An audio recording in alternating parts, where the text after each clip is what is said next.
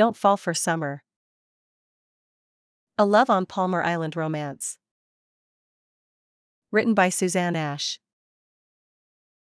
Chapter 1. The sun blazed relentlessly on the dark roof.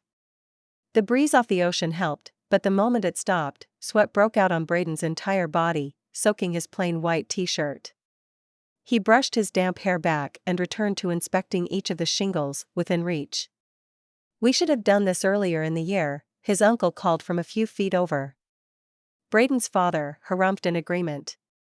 All three of them were sweating, and it was barely 11 in the morning.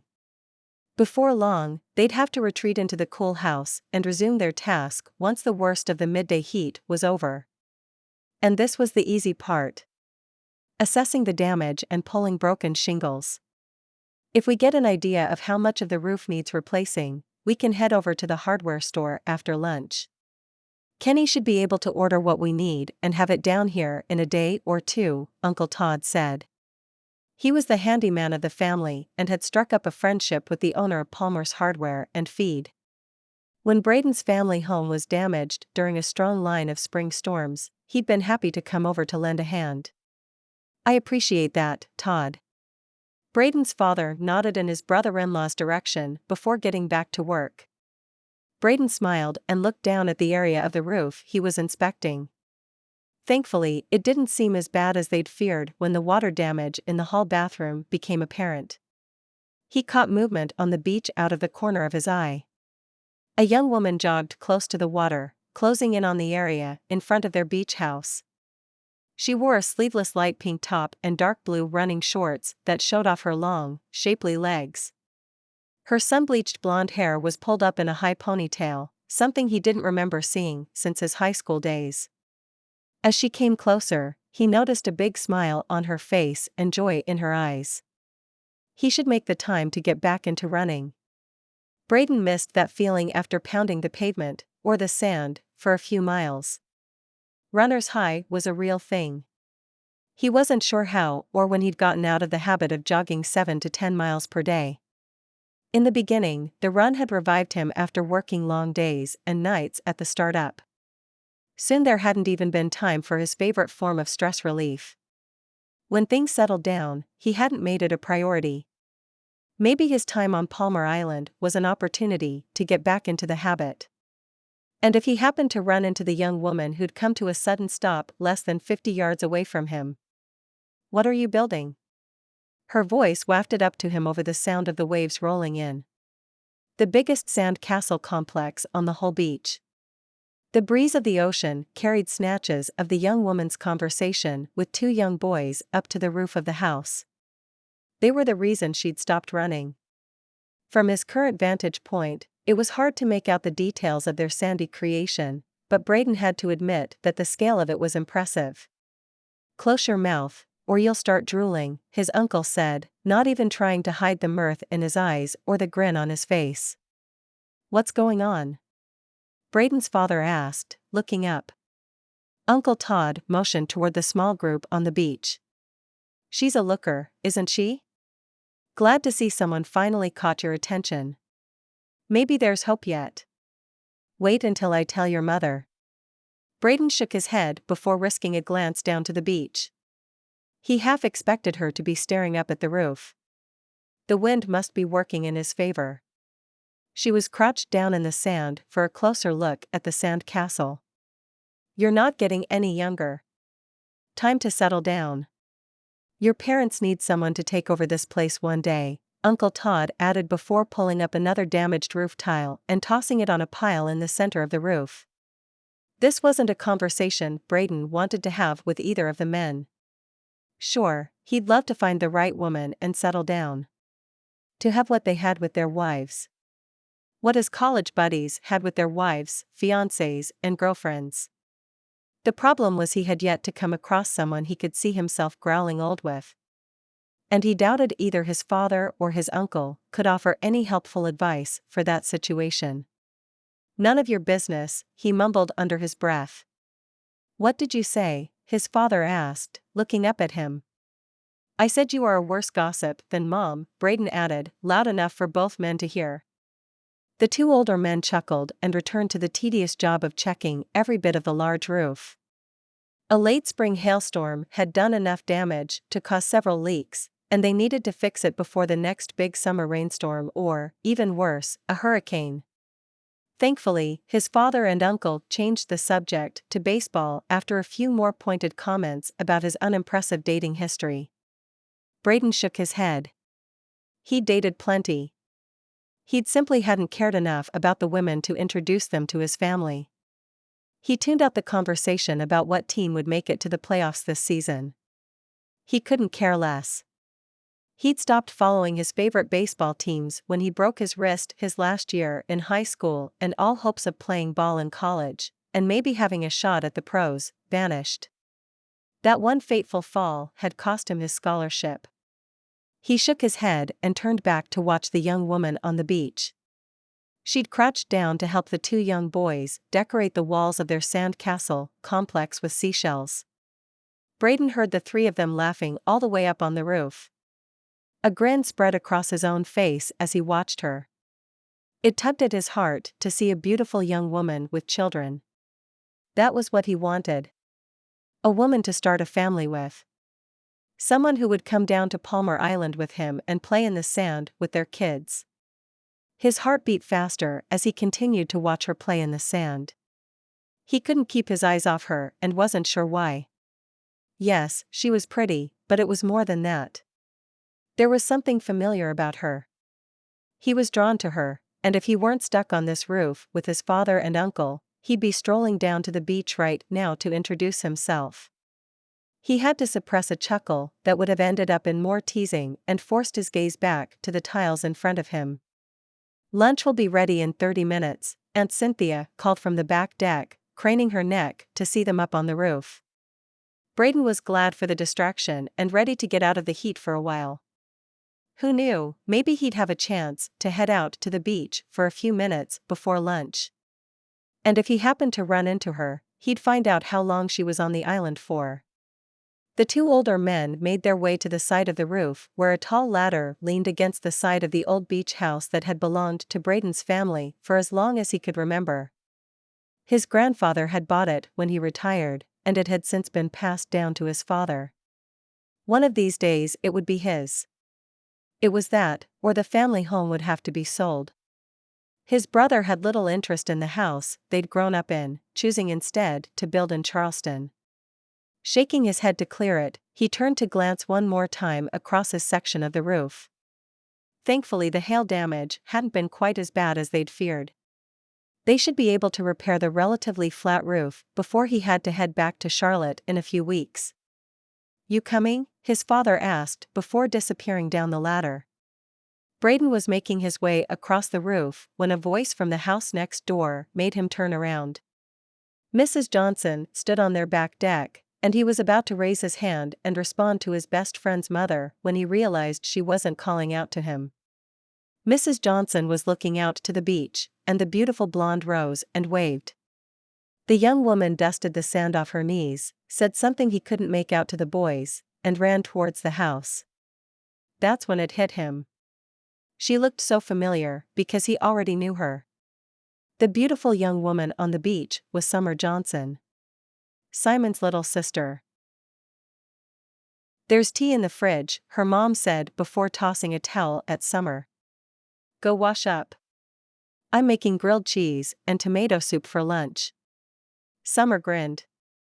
The simple dish was her favorite.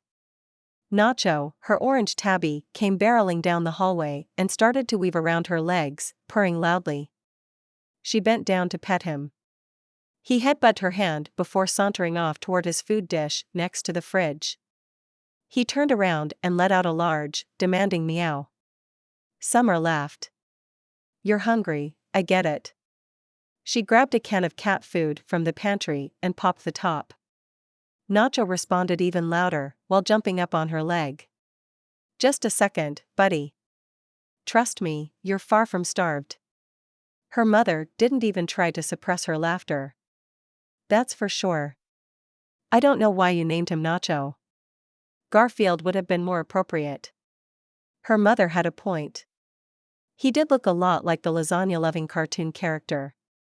Don't forget to brush him and try to keep him in your room tonight. He snuck into your father's study again last night. Summer sighed. You're not allowed in there. She turned to look at her mother. Let me guess. Nacho slept in Daddy's chair? Jane nodded. Bringing her stray cat home had added to the tension between Summer and her father. Clive Johnson hadn't missed a day of work in his life and had a hard time understanding how it could be so difficult for his daughter to find a position right out of college. Even with a master's. She finished feeding Nacho before heading to the hall bathroom. The walls were the same bright yellow they'd been for as long as she could remember, and the shower curtain featured yellow ducks. Several little plastic ducks lined the side of the tub. She shook her head. Not much had changed in the house since she'd left for college 6 years ago. She couldn't wait to get back out of Palmar Island. Summer took a quick rinse to cool down and wash the sand and salt off her skin. The run had done her good. She felt more centered and relaxed than she had since she'd arrived a few days ago. Her mom's lunch plans meant her father wasn't coming home. Probably out with clients, she guessed. With tax season well behind them, her CPA father now had time to court new corporate clients and show them what he could have saved them through his creative accounting strategies. Summer giggled. That made it sound like he was some sort of criminal. Her dad was one of the most straight-laced, anal-retentive people she knew. The complete opposite of her. She loved the man, but they constantly butted heads. And he did not approve of tomato soup and grilled cheese for lunch. Or for dinner, for that matter. In Clyde Johnson's mind, soup was something you ate when you were sick. And maybe as a first course at a dinner party. Summer's hair was still wet when she walked back into the sunny kitchen. It had always been her favorite part of the house. A big bowl of soup already sat at the bar that divided the kitchen into a cooking and dining area. Go dry your hair, or you'll get a sore throat. I'll keep your sandwich warm. Jane lowered the flame on the gas stove to the lowest setting before turning around to give her daughter an admonishing look. My hair is fine. I've been air drying it for years. We've talked about this. Summer shook her head. It was practically dry already. She sat in the middle of the 3 bar stools lined up in a row. The stove was relatively new, as was the large stainless steel refrigerator. But the stools had been there for as long as she could remember. One of her favorite childhood memories was sitting there with her brother and mother while the 3 of them watched her father make pancakes.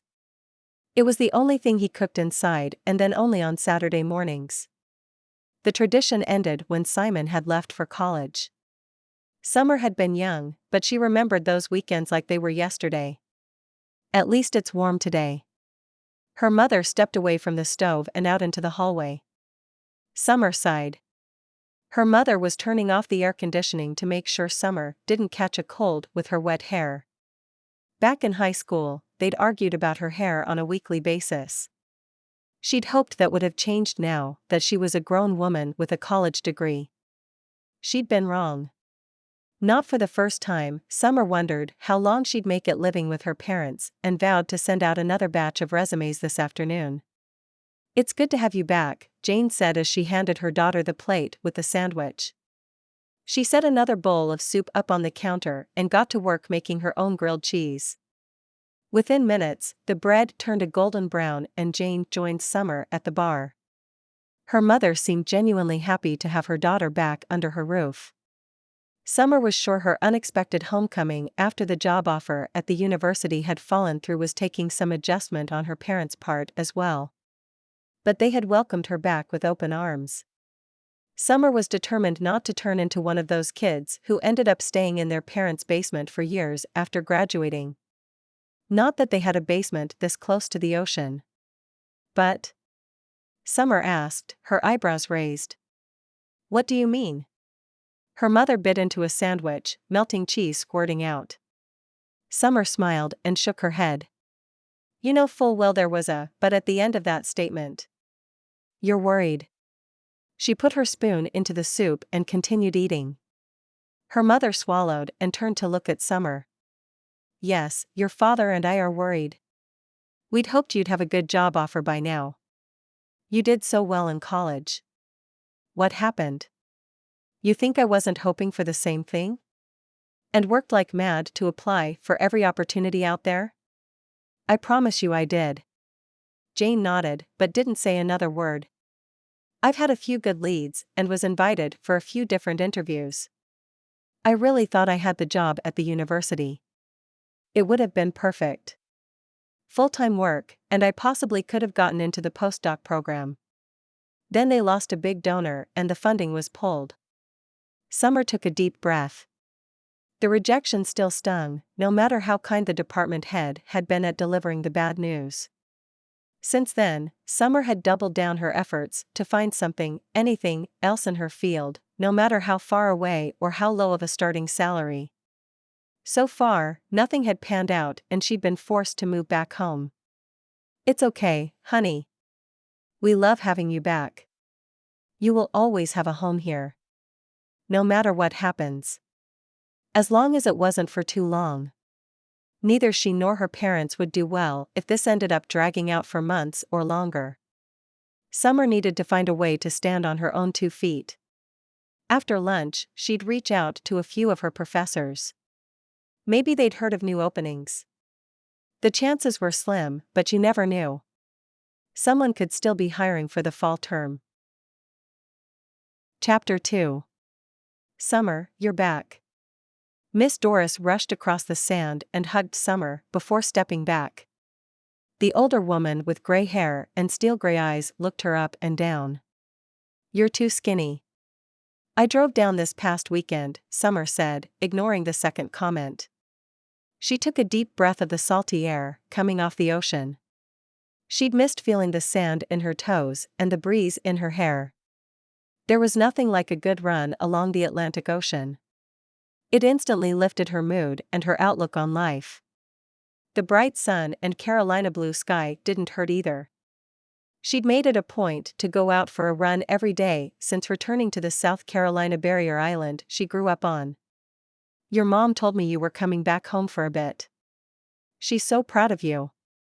Come by the house once you're settled in. If you call ahead, I'll make a coconut cream pie.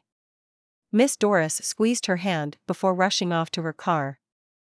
The widow and resident busybody who had been good friends with Summer's grandmother for as long as anyone could remember, still drove the same Oldsmobile. I will, Summer called after her before setting off to run her favorite part of the island. Miss Doris's coconut pie was legendary and well worth however many miles she'd have to put in to work off the calories. The sand was warm already and it wasn't even lunchtime. It had taken her a good 30 minutes to run to the south end of the island. It was peaceful down where the land came to a point and the intercoastal waterway spilled out into the Atlantic Ocean. The point was nothing but a wide stretch of sand with a few tufts of beach grass sticking out here and there. This part of the beach changed with the seasons, and from what she'd heard, the last hurricane had done quite a number on it. Since then, the state had come in and replenished much of the sand. Without it, the beautiful spot would have melted into much of nothing. The strong ocean current and the wind constantly picked away at this little piece of paradise. Making the turn, the marina full of private yachts and a few commercial fishing boats came into view. In high school, partying on one of the yachts had been the in thing to do. Kids whose parents owned one had a straight shot up the popularity charts. She shook her head, thinking back on how shallow they'd all been back then. And then there was Braydon. Her next-door neighbor and big brother's best friend. She couldn't remember a time when she hadn't had a crush on him, especially after the boys left for college together. Over the years, she'd only caught glimpses of Braydon here and there when he was staying with his parents. But she'd never forgotten him. And if she was perfectly honest, she measured everyone she dated against her first real crush, and none of them had measured up. Probably because she'd made him out to be more perfect than he really was. Summer smiled at the realization. Maybe she'd run into him now that she'd moved back home. And maybe talking to him would help her realize that he wasn't the perfect, or the only, man for her. Maybe something good would come from being back on Palmar Island for the summer. Determined to make the best of the situation, she picked up the pace, and it wasn't long before the steps and walkway leading up to her parents' home were in sight. A hunk of a guy made his way out of the breakers and onto the shore. Wet hair covered his face, but there was something familiar about him. Summer forced her gaze back to the sand. Staring wasn't polite. Her mama had raised her better than that. Ouch.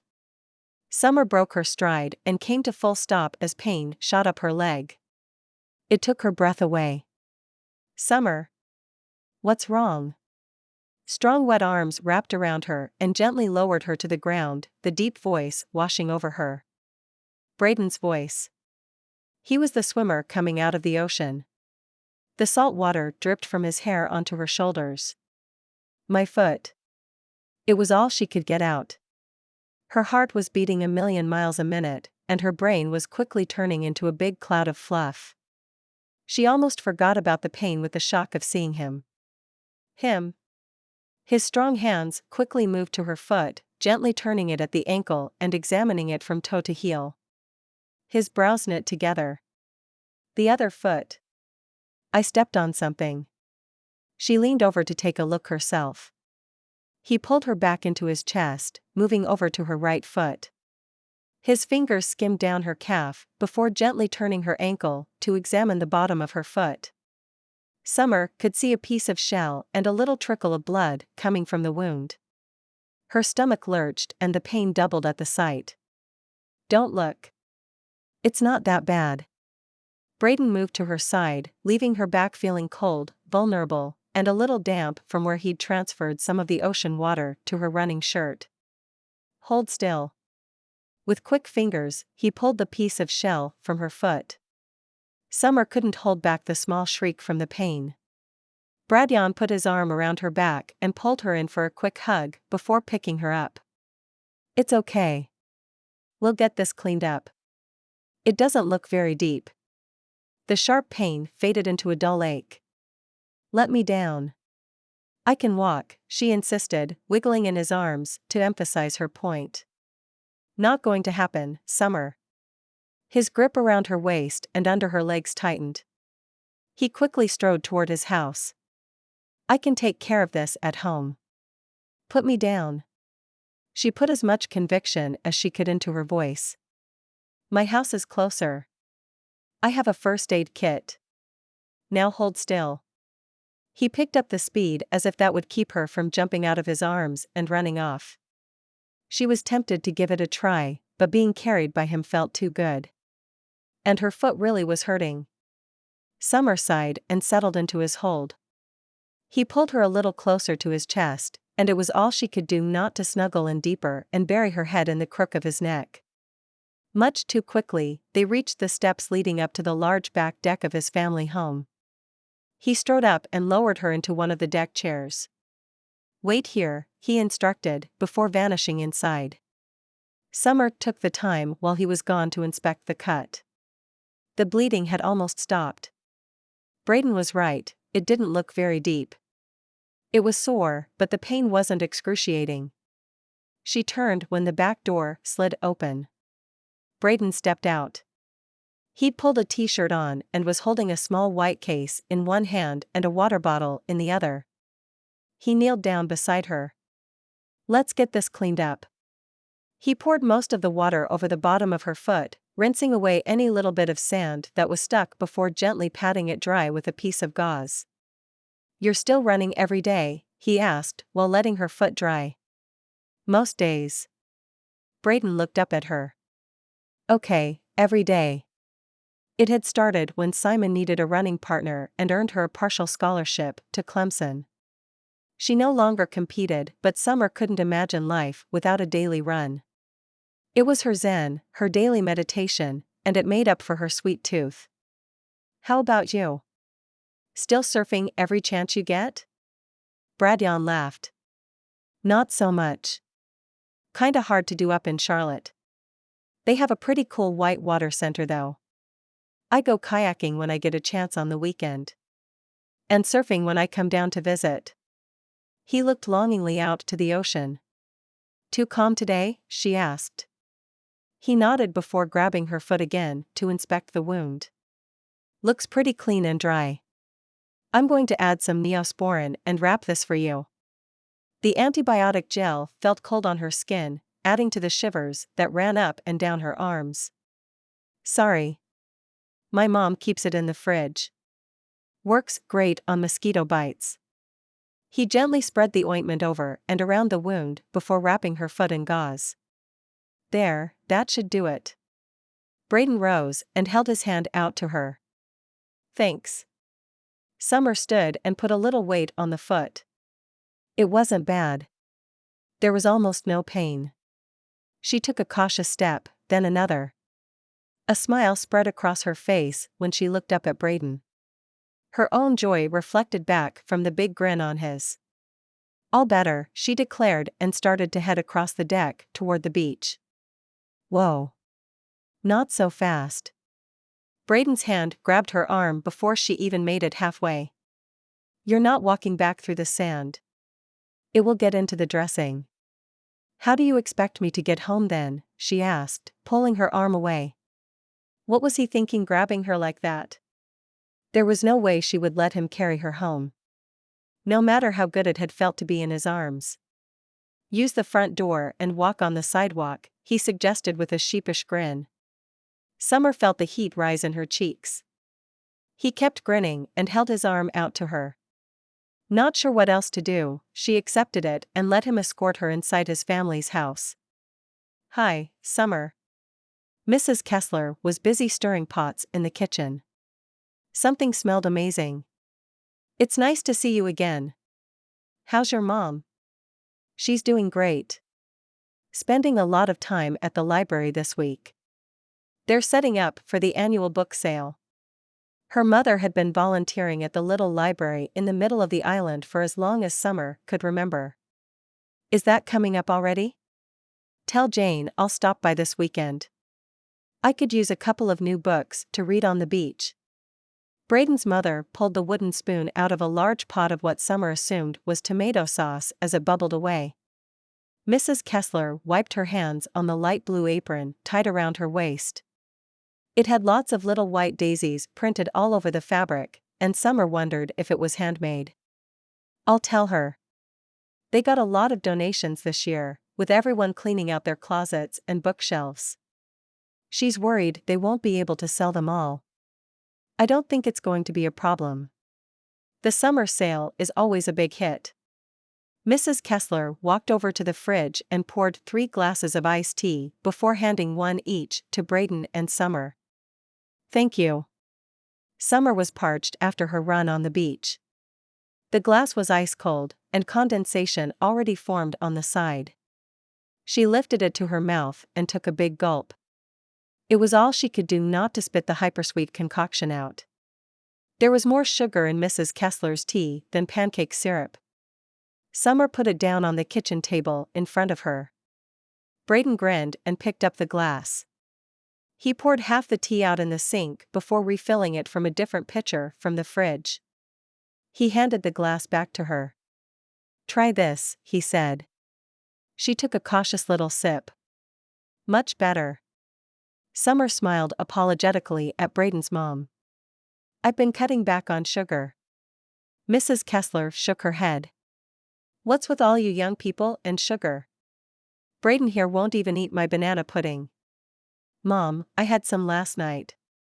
Barely a spoonful. I remember when you and your brother would finish up the whole thing in one night. Summer, would you like some? She turned around to open a cabinet, taking a bowl out. No, thank you. I don't usually eat until late afternoon. If? Braydon asked. Summer nodded. If? Mrs. Kessler had a confused look on her face. Intermittent fasting, Summer explained. Mrs. Kessler's eyes grew wide. Say what? Intermittent fasting, Mom. You only eat for a few hours per day. Braydon smiled at his mother, and it melted Summer's heart just a little. Ah, skipping breakfast. Braydon does that too. I haven't been able to get him to eat anything before lunch since middle school. It's a little different. He laughed, and the rich sound reverberated through the kitchen and every part of Summer's body. She'd forgotten what a great laugh he had. Most people don't eat for 16 hours at a time. Oh, I could never do that. It's not so bad, Summer said. I usually stop eating around 7 at night. When I get up in the morning, I'm through the biggest part of my fasting window already. Mrs. Kessler looked interested. That doesn't sound so bad. By 7 in the morning, you're already 12 hours into it. So, by 11 you can eat? Summer nodded. I could do that. I already do that on Saturdays when we have brunch. And on Sundays when I'm running late for church. She smiled at Summer. You should give it a try. There are all sorts of health benefits. I can email you some articles. That would be lovely, Summer. She glanced up at the clock in the kitchen. It's almost 11. Why don't you stay for lunch? We're having spaghetti and meatballs. I thought that was dinner, Braydon said. His mom snagged the dish towel off the hook by the sink and snapped it at her son. Braydon. Thanks so much for the offer, but I should be getting back. I have a big salad waiting for me at home. Thanks again for the first aid, Summer said and started to walk toward the door. First aid? Are you hurt, Summer? Braydon, why didn't you say something? Sit down. Mrs. Kessler rushed out from behind the kitchen counter and intercepted her. I stepped on a shell. Braydon cleaned the cut and wrapped it up for me. I'm fine. I promise. It's a small cut. Nothing to worry about. Braydon stepped closer and put his hand on the small of her back. I'll walk you out. Thanks again for your help with this. Summer wiggled her foot. You're very welcome. I'll walk with you to make sure you're okay. It's what? 25 yards. I think I can make it. Plus, the last thing she needed was showing up at her house escorted by Braydon. Her mother would get all sorts of ideas. Summer waved goodbye to Braydon and strode down the road to the house she grew up in. Not much had changed in the 6 years she'd been gone. The large palmetto tree in the front was gone, the top torn out in a large hurricane a few years back. There was a new flower bed in its place.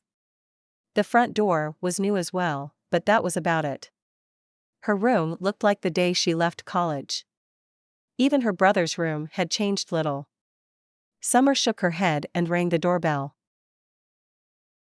You and Summer looked cozy, Tessa Kessler said before heading to the pantry. She grabbed a loaf of bread and set it on the counter before turning to the fridge. Ham and cheese sandwich for lunch, she asked. What happened to spaghetti and meatballs, he asked. That's dinner, his mom said, rummaging around in the fridge. Stop changing the subject. She's Simon's little sister. What was I supposed to do? Leave her bleeding on the beach, he said. Oh, don't sound so dramatic. I'm sure it was a tiny cut. She was walking on it just fine. Tessa spread mayonnaise on 2 slices of Wonder Bread, before topping it with sliced ham and American cheese. It took Braydon back to his high school years when he'd come home from baseball practice, and his mom would make him a sandwich so he could make it until dinner an hour later. He took the finished sandwich his mother held out to him. She made a second sandwich for herself and sat down across from him at the kitchen table. This is nice. We haven't had a chance to sit and talk since you came home. She was right. This was the first quiet moment they'd had together. His aunt had stayed home and his dad and uncle were off shopping at the hardware store. He'd gone for a quick swim after a full day of crawling all over the hot roof yesterday to assess the damage. I should grab a shower before Dad gets back. Braydon set his sandwich down and started to get up, suddenly aware of his nearly dry swim trunks and the salt and sand on his skin. Finish your sandwich, his mother said, putting a hand on his arm. He sat back down and took another bite. Tell me about how everything is going in Charlotte. How are things with Simon? His mother looked at him. Tessa wanted to talk, and there wasn't anything he could do to get out of this conversation. She looked concerned, which surprised him. He's still dating Megan. They seem happy. He heard it. The longing in his voice. The company is going well. We're in our most profitable quarter yet. That's nice. She paused and turned to the sink to clean up. Are you dating anyone? He should have known. His mother wouldn't be distracted by something as insignificant as one of the top mobile graphic design apps. Not really. He took another big bite of his sandwich. The sooner he could finish lunch, the sooner he could take off to grab a shower. You need to put yourself out there. You're not getting any younger. Your brother. I'm not Jackson. Braydon was tired of constantly being compared to his older brother. The one with the steady corporate job, the wife, and now the baby. I know that, honey. All I want is for you to be happy. And it doesn't seem like you're very happy right now. Am I wrong? No, she wasn't. For the past year, he'd had this nagging feeling that something was missing in his life. There's nothing wrong with my life. I love the company, and I enjoy working with Simon. We're doing better than ever. Life is good, but work and friendship aren't everything. Tessa took his hand and squeezed it. I watch Simon and Megan.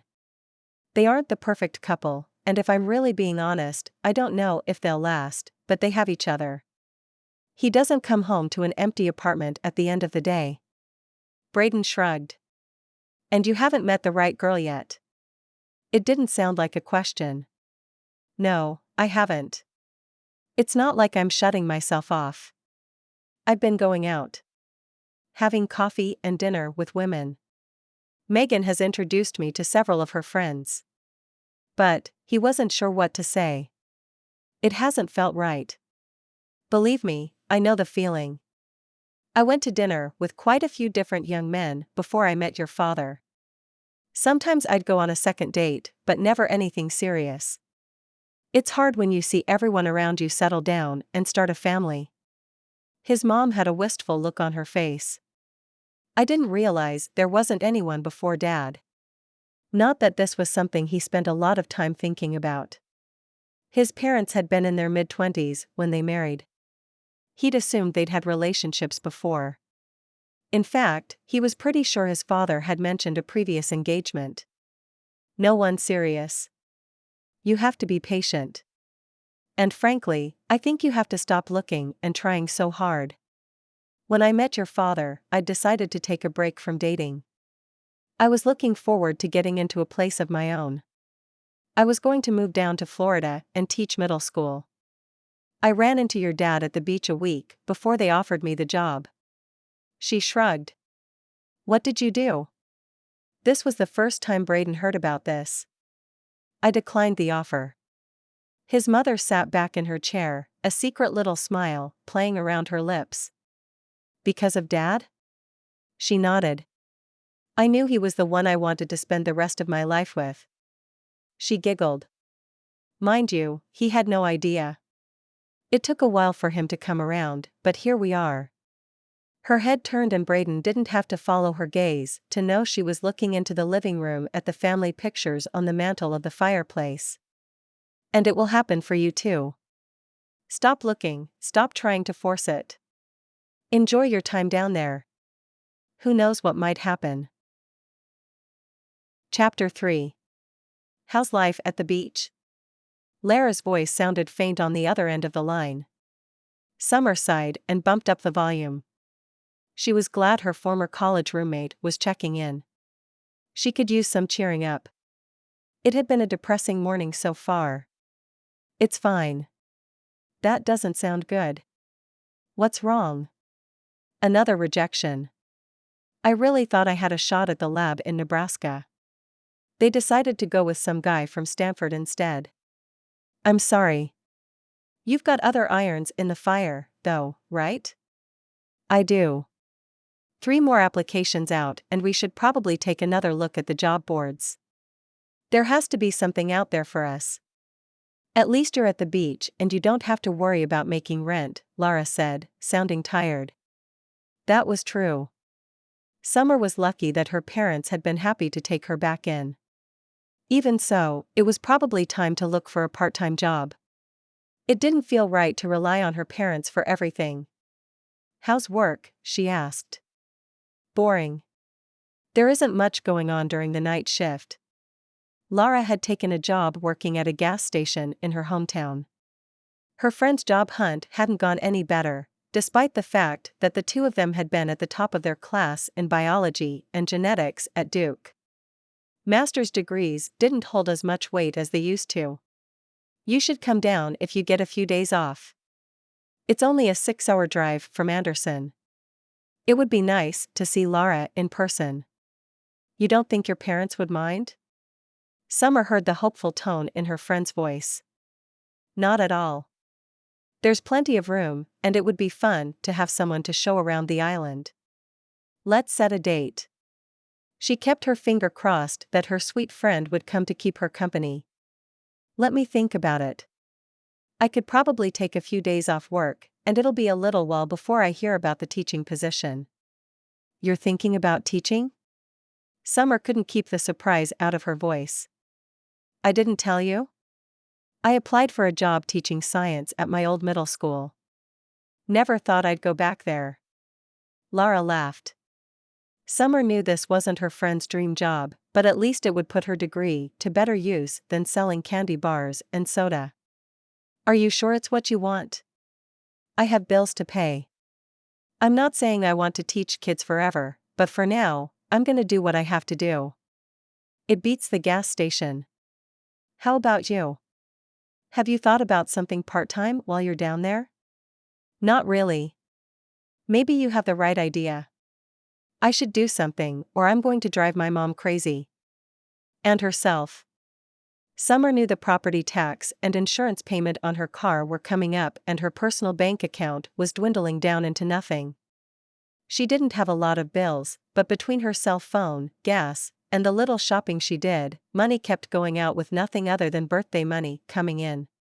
Sure, she could ask her parents for a loan until a serious job offer came in, but that would be pathetic. It was bad enough she'd moved back in. "I think I'll start looking for a part-time job." "Whatever you do, don't work at a gas station," Lara said. "Tell me something good. I could use some positive vibes." "I ran into Braydon." "Who's Braydon?" "My brother's best friend and business partner." Summer sighed. Why did she have to fall for him? It made her life so much more complicated. A crush from back in the day? Lara's voice went up an octave. "Spill it." "I ran into him on the beach. We talked. After he carried me to his house, because I hurt my foot." "Nicely played. Did you kiss? Did he ask you on a date?" "I need details." "Did you hear the part where he's my brother's best friend?" "Nothing happened between us when I was in high school, and chances are nothing will happen now." No matter how much she would like it. Nothing serious, but a little summer fling with Braydon Kessler would make her time on Palmar Island that much more interesting. "You can't fool me. You two have a history. What happened between you guys back then?" Summer could imagine her best friend getting comfortable, ready for some gossip. "During my junior year in high school, he and Simon came back for spring break. They were throwing a party on my dad's boat. I begged Simon to let me come. Of course he said no. Not only that, he'd laughed at the idea of letting his kid sister hang out with his college buddies. I take it that didn't stop you?" Lara knew her too well. Summer laughed. "No, it didn't.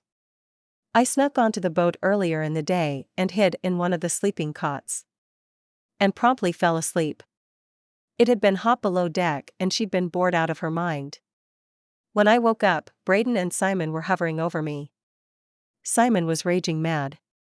He insisted on taking me home right away."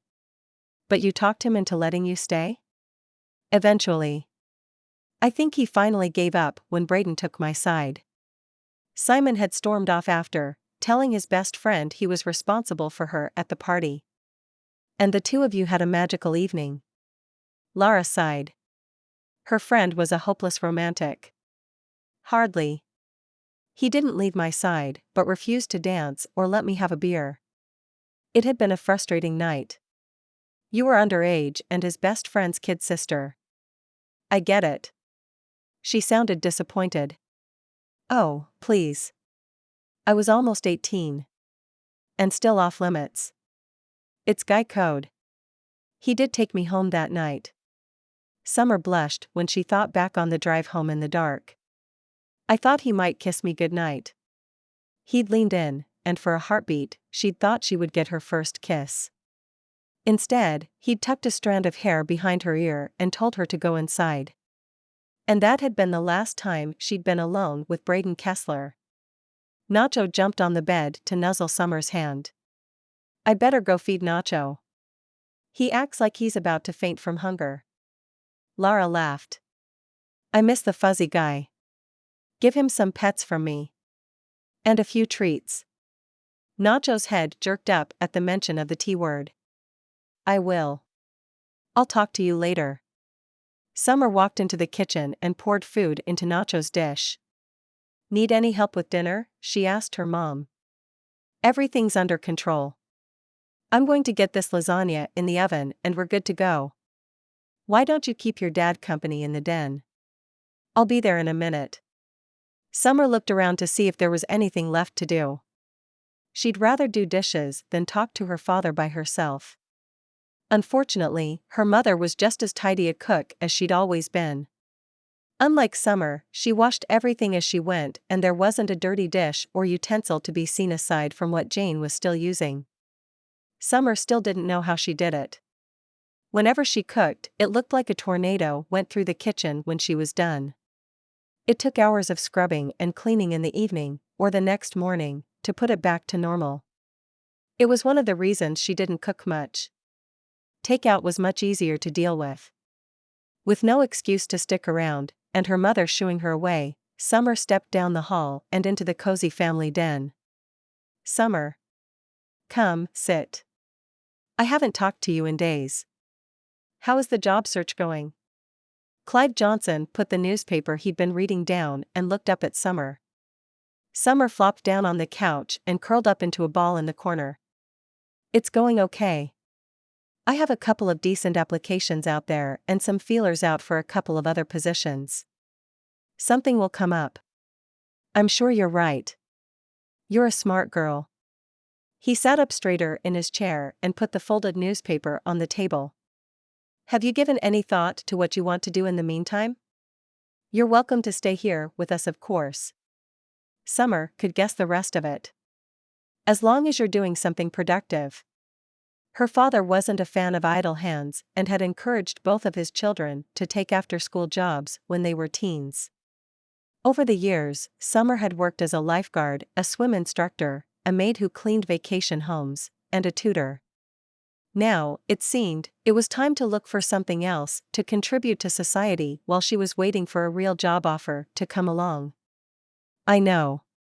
I should start doing something with all this extra time on my hands. And I should pull my weight and help out around here. I'll find something. Good. Let me know if you want me to put some feelers out with my clients. I'll ask Lottie if she could use help in the office too. That's okay. I'm sure I can find something on my own. The last thing Summer wanted was to be stuck in a boring office job, and that's exactly what her father would find her. Something that involved mindless filing and answering the phone all day. Stuck behind a desk. Not her idea of a fun job. All right. Let me know when you change your mind. He picked his paper back up. Summer had to bite her tongue. Why was she surprised her father didn't trust in her abilities? It had always been that way. She'd never quite measured up to her father's high standards. Simon had done better, but even he often fell short.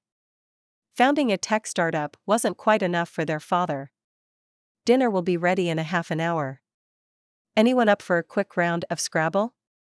Jane walked in, bringing the delicious smell of homemade lasagna with her from the kitchen. She grabbed the board game from the built-in shelves and set it out on the large coffee table before Summer and her father had a chance to reply. She set up the board and handed them each a tile holder. "Draw your tiles." Jane held out the small cloth bag full of tiles with letters painted on them.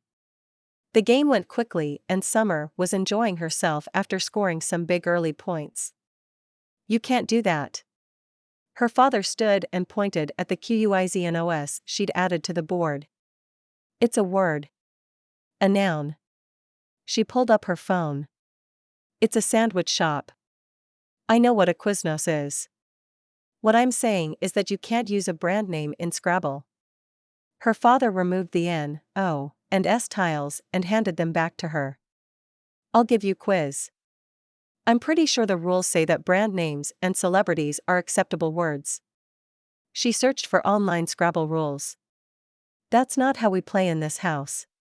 Her father's lips were pressed together tightly as he hovered over the board. The oven timer beeped. "We'll call it a draw. Go wash up and let's eat." Jane rushed off to the kitchen. When Summer and her father joined her, she'd arranged a salad and was plating the lasagna. "This smells amazing." Summer's stomach growled. There was something about her mother's cooking. She'd forgotten how much she'd missed real, home-cooked meals. Once they were all sitting at the table, the phone rang. "No calls during dinner," Clive said when Summer started to get up. She sat back down, trying hard not to roll her eyes. Her parents were one of the few people she knew who still owned a landline phone. The answering machine in the kitchen picked up the call. "Clive, are you there? Please pick up. It's about Mom." Summer watched her father race into his office to pick up the phone. She started to rise, intent on figuring out what was going on with Grandma Wendy. Jane put a hand on her arm to stop her. "Let him deal with this. He'll tell you about your grandmother when he's done." Summer sat back down and looked at her mom.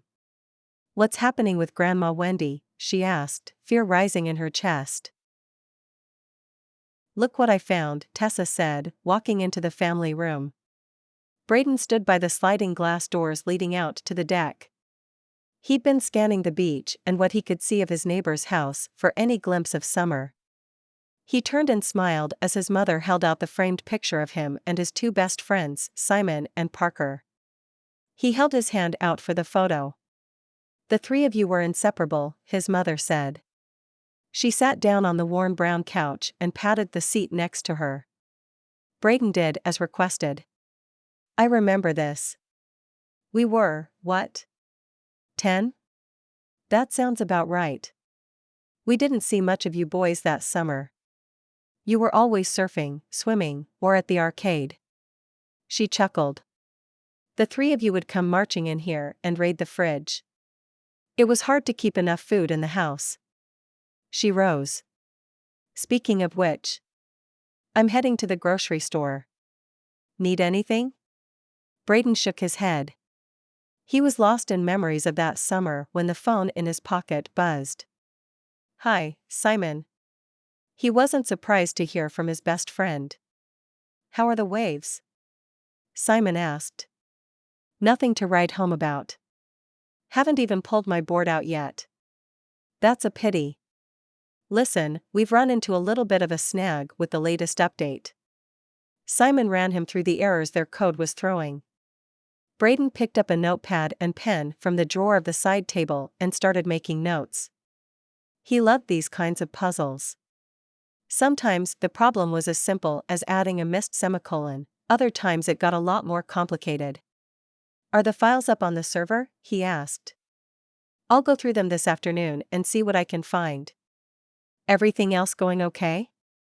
As they chatted about business, marketing, and a potential collaboration between their app and one of the larger stock photo sites around. "This could be a game changer. If we can use their entire library of photo and video content." Simon started talking faster, excitement coming through in his voice. And he was right. It was a huge selling point that would make their image editing app even more valuable. Not only would their customers be able to edit their own photos and videos on the fly, they'd be able to create catchy graphics and memes for social media using a vast library of graphics. It would give them a huge leg up on their competition and allow them to tap into an entirely new market. When do we expect their final decision? Braydon asked. In another week or two. They are running it by their legal team. Simon paused. Any idea when you may be coming back? Braydon suppressed a sigh and rose to look out the window. Still no sign of Summer on the beach off the back deck of the Johnson house. If Simon knew he was hoping to run into his little sister, he'd get an earful. He could be a bit of a protective older brother. And the last thing Braydon needed was Simon mad at him. Not during these negotiations. He hadn't been sure about approaching the larger corporation, but Simon was ambitious and their hard work from the past few months was paying off. I'm not sure yet. The damage to the roof isn't bad, but it'll take a little while to replace all those shingles.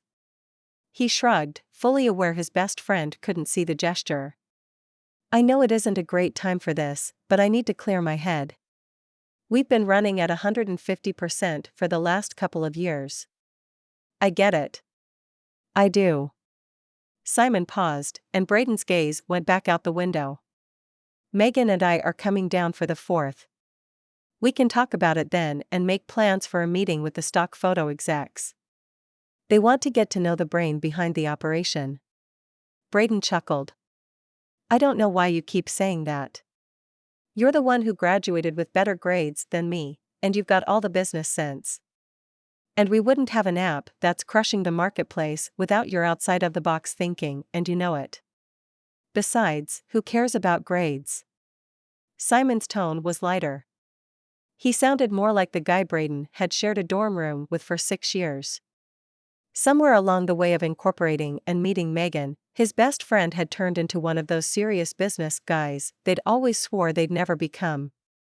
The main reason for the app had been to avoid the corporate 9-to-5. Great. Let's take the boards out. I have a place in mind that should have some decent waves. I'll try to scope it out before you get here. Sounds good. As long as we don't have to scale any fences and risk getting arrested for trespassing. Simon's voice was full of mirth.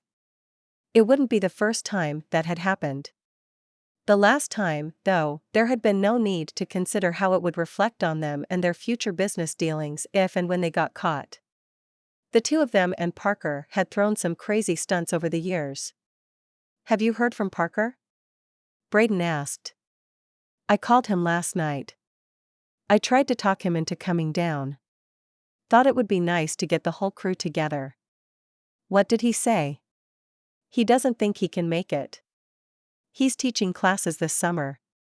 He said he could get us tickets to a Clemson game this fall though. I figure we'll take a road trip up there. It's not too bad of a drive from Charlotte. Let's do it, Braydon said. It would be good to see Parker. His eyes drifted to the picture he'd set down on the coffee table in front of him. 3 young boys with tan bodies and sun-bleached hair grinned back at him. They weren't worried about anything other than catching the perfect wave and coming up with enough cash to play arcade games for a few hours. He missed being carefree, happy, and feeling like he belonged. Chapter 4. Hey, Summer, wait up. Braydon jogged up the street, trying to catch up with the young woman. He hadn't seen her all day. Of course she had to step out when he was getting out of the shower. He'd quickly thrown on a pair of shorts and a random t-shirt. His hair was still dripping when he caught up with his best friend's little sister. Braydon. A huge grin spread across her face. It took his breath away. He remembered seeing that smile growing up. The last time he'd seen it was when he and Simon had come down for spring break. They'd thrown a party on Simon's father's boat and found Summer hiding below deck. He'd earned the smile when he talked her brother into letting her stay. And then he'd almost kissed her when he drove her home. Simon would have never forgiven him for that. He'd done his best to forget her, and it had worked. Until he'd seen her running on the beach the other day. "What are you up to?" he asked, wiping water off his ear. "Grabbing some food for Nacho." She continued walking, and he fell into step next to her. "What about you?" Braydon's mind went blank. "Nacho?" he asked in order to buy time to think. "My cat. He gets grumpy when we run out of food. Maybe he has blood sugar issues." She shrugged. "I'm hoping the convenience store down on Main Street carries his brand of food." "What'll you do if they don't have it?" Braydon asked. "Hope he'll forgive me for a different brand. If all else fails, I'll get a can of tuna and head to the mainland to some of the big box stores." Braydon could tell she was hoping she wouldn't have to make the drive all the way up into Myrtle Beach.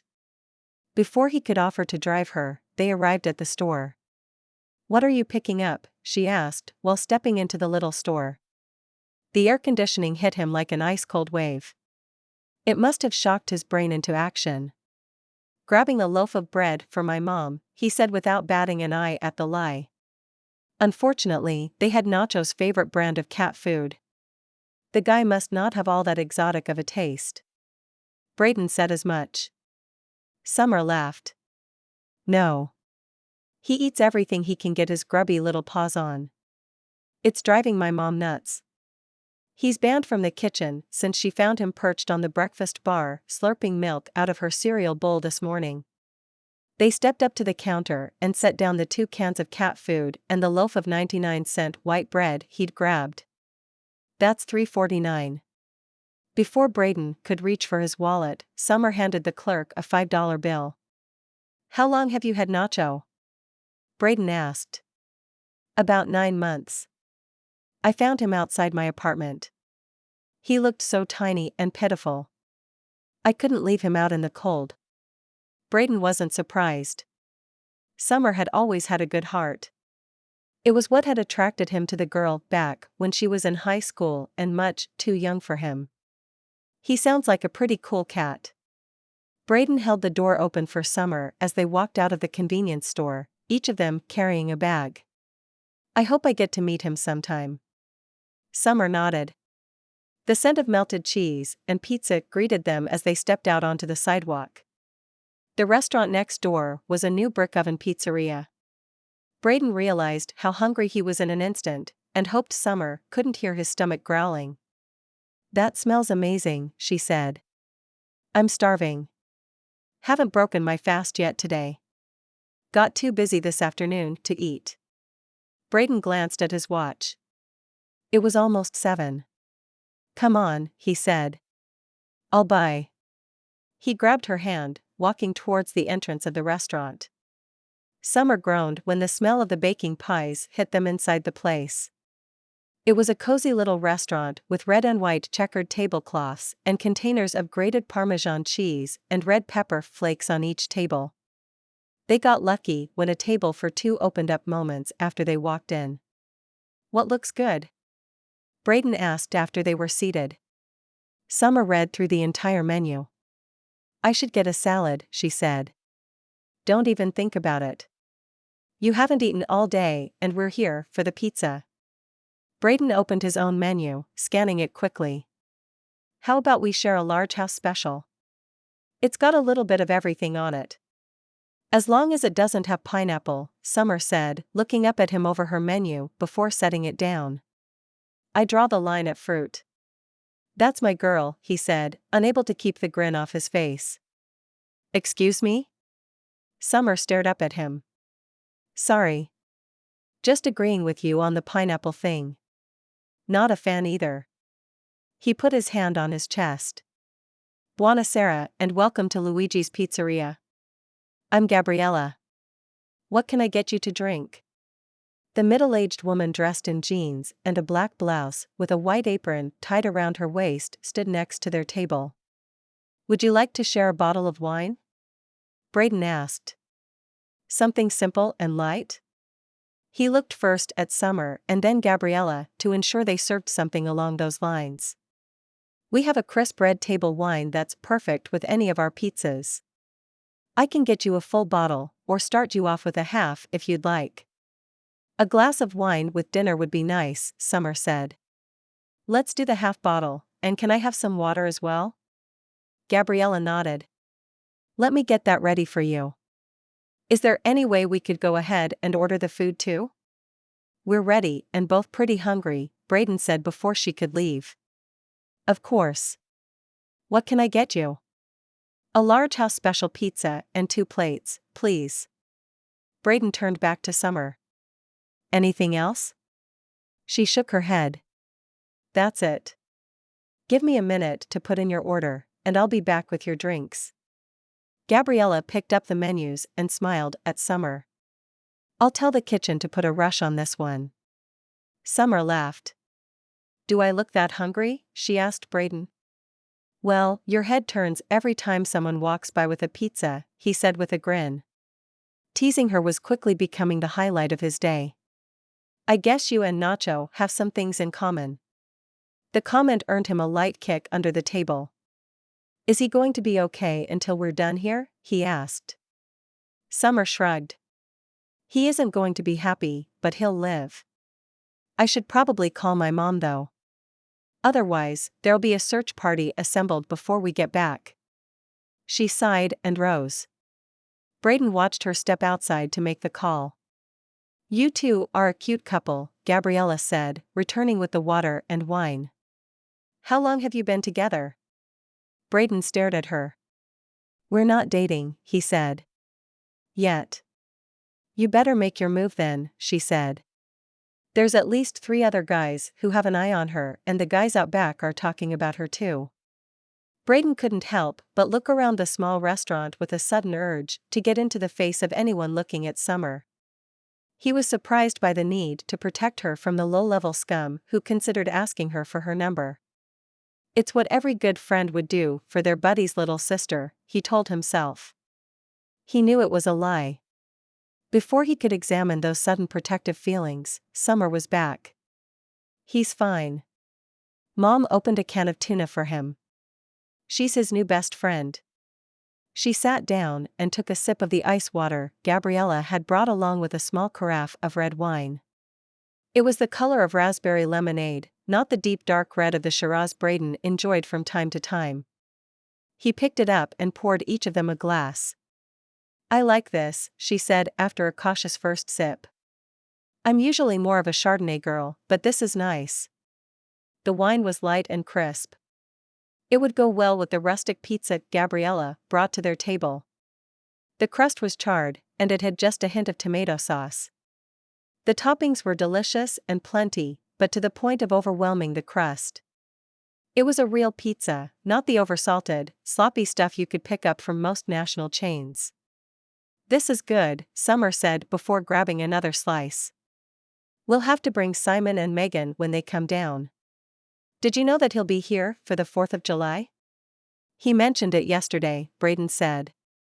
He wasn't sure he was ready to go on a double date with his best friend but liked the idea of taking Summer back out to dinner.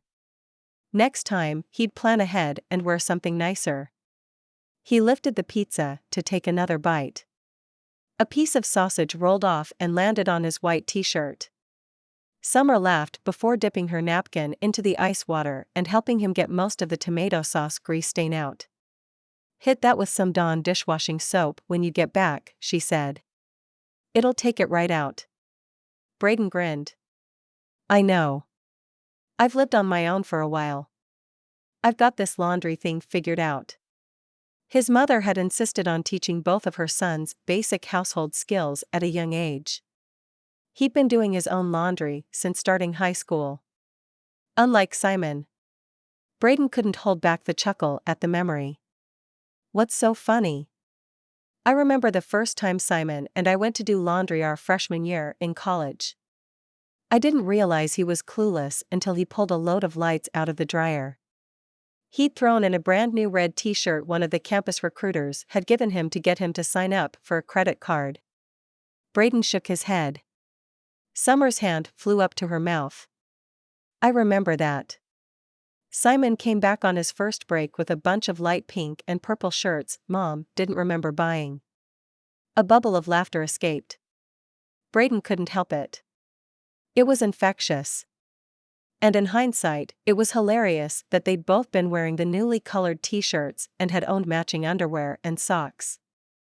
At the time, he'd been fuming before sitting Simon down and going over the basics of doing laundry. "I can't wait to tease him about pink shirts." Summer had a dangerous glimmer in her eye. "Don't you dare." Braydon tried to look stern. It would be easier if she didn't look so adorable sitting across from him in her pink unicorn shirt, holding another slice of pizza. "He swore me to secrecy." "Did he now?" Summer popped the last bite of pizza crust into her mouth, picked up her wine glass, and leaned back. "What's it worth to you for me to keep my mouth shut about this little secret you spilled?" She was such a little brat. "I don't know." "You tell me." He mirrored her posture and drank the last bit of red wine in his glass. Summer looked at him over her wine. "What do I want? Gotta make this good." "I know. If you take me horseback riding on the beach, I won't say a thing to Simon." "I can do that. My uncle knows someone who leads beach rides. I'm pretty sure it'll have to be early in the morning this time of year though. The beaches would be crowded after 10, making it impossible and dangerous to ride even down here on Palmar Island during the main tourist season." "A sunrise ride. Perfect. When do you want to go?" She sat up, looking like the excited teenager he'd known her to be all those years ago. "Let me make some calls and I'll let you know." "Ready to go?" She nodded. He signaled Gabriella to bring the bill and reached for his wallet. His hand came back empty. Summer glanced up at him. He rose, digging through his pockets, hoping to find a couple of 20s. "Let me guess, you forgot your wallet?" Summer chuckled. "Classy." He sat back down and glanced across the table. She didn't look upset, more amused as she dug her wallet out of her purse. "Good thing I insisted on paying for that loaf of bread earlier." She tucked her debit card into the dark leather folder. "I'll pay you back," he said, trying to glance at the total when Gabriella returned. Summer pulled the last of her bills out of her wallet. Braydon wondered why she didn't add the tip to their total. "Thank you. I needed this," Summer said as he walked her back to her parents' house. The joy from earlier was gone, concern and worry replacing the expression on her face. "Everything okay?" he asked. It was hard to resist the urge to pull her to his side or at least grab her hand. "It's my grandma. Grandma Wendy." Braydon had heard much about the courageous woman who'd raised Summer and Simon's father and his siblings. Her husband had died from a heart attack a few years ago, if he remembered correctly. He waited patiently for her to continue as they walked. "She's been more forgetful lately." Aunt Joyce was getting concerned and took her in to see the doctor. Braydon grabbed her hand and squeezed it. "Bad news?" he asked gently. Summer nodded. He watched the tears pool in the corner of her eye.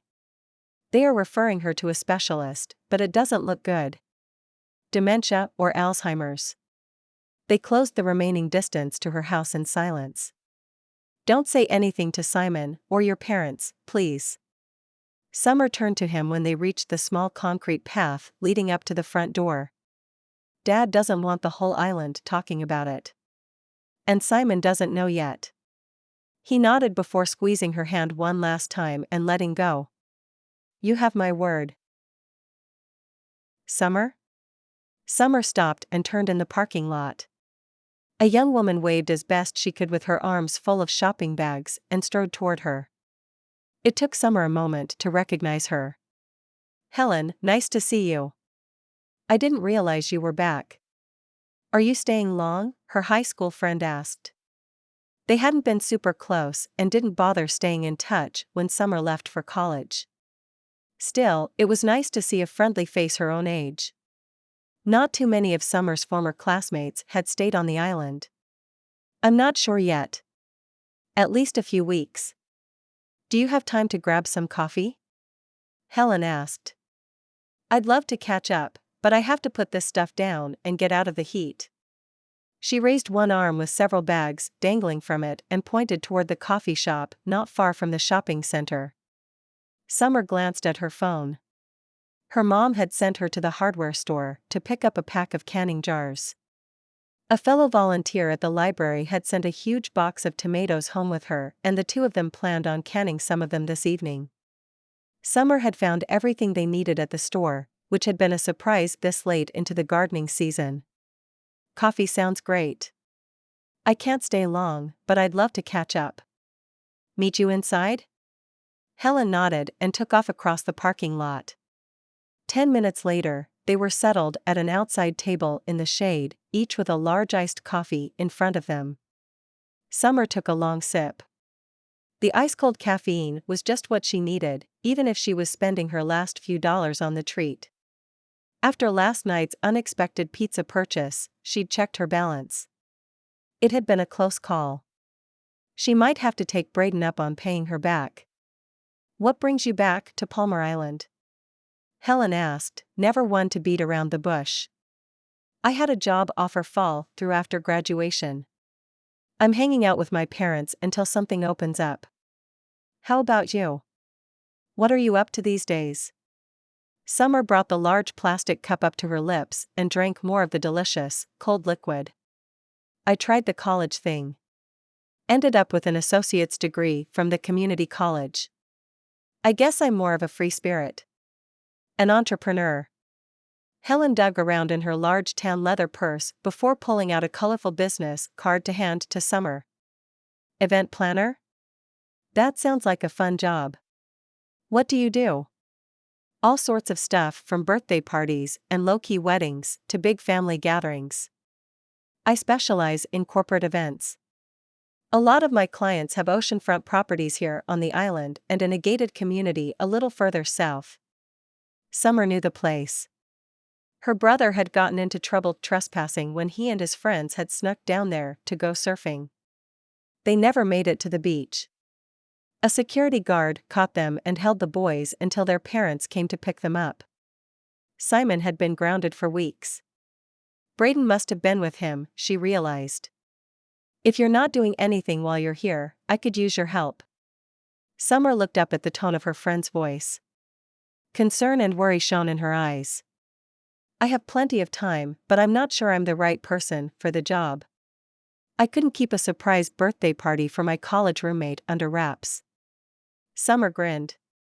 In hindsight, it was funny that Laura figured out what was going on 3 days before the party, but at the time, it had been devastating. You did a great job at prom though. You've always had an eye for design. Mostly, I could use some help making calls, staying organized, getting food and props in place. All the time-consuming little detail stuff. Summer laughed.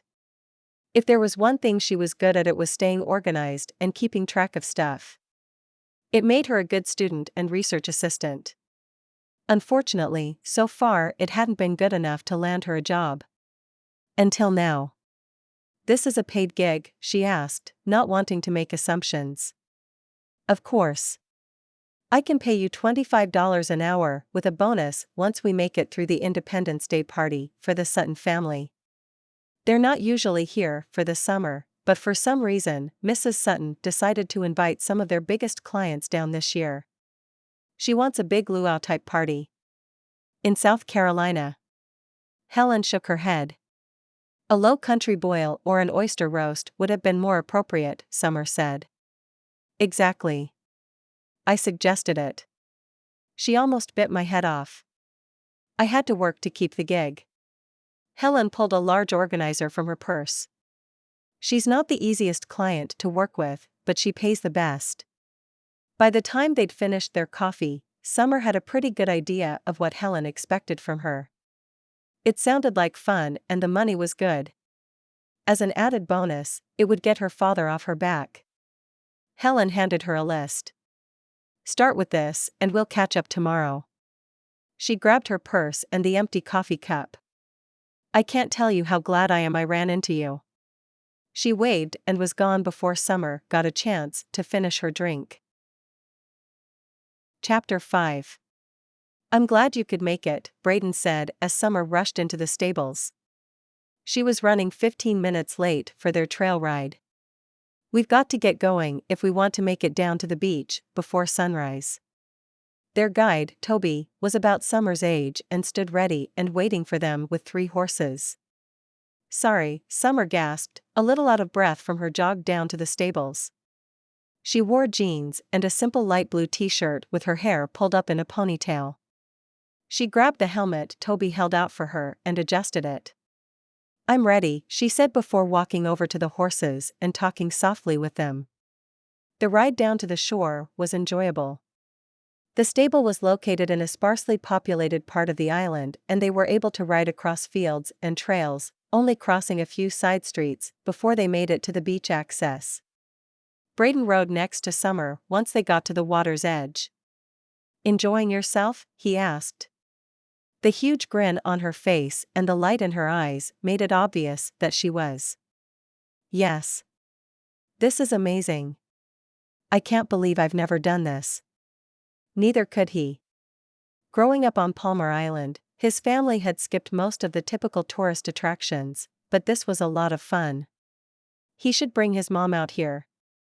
She'd been an avid rider as a teenager and still had quite a few pictures of her favorite horses stashed away in a drawer.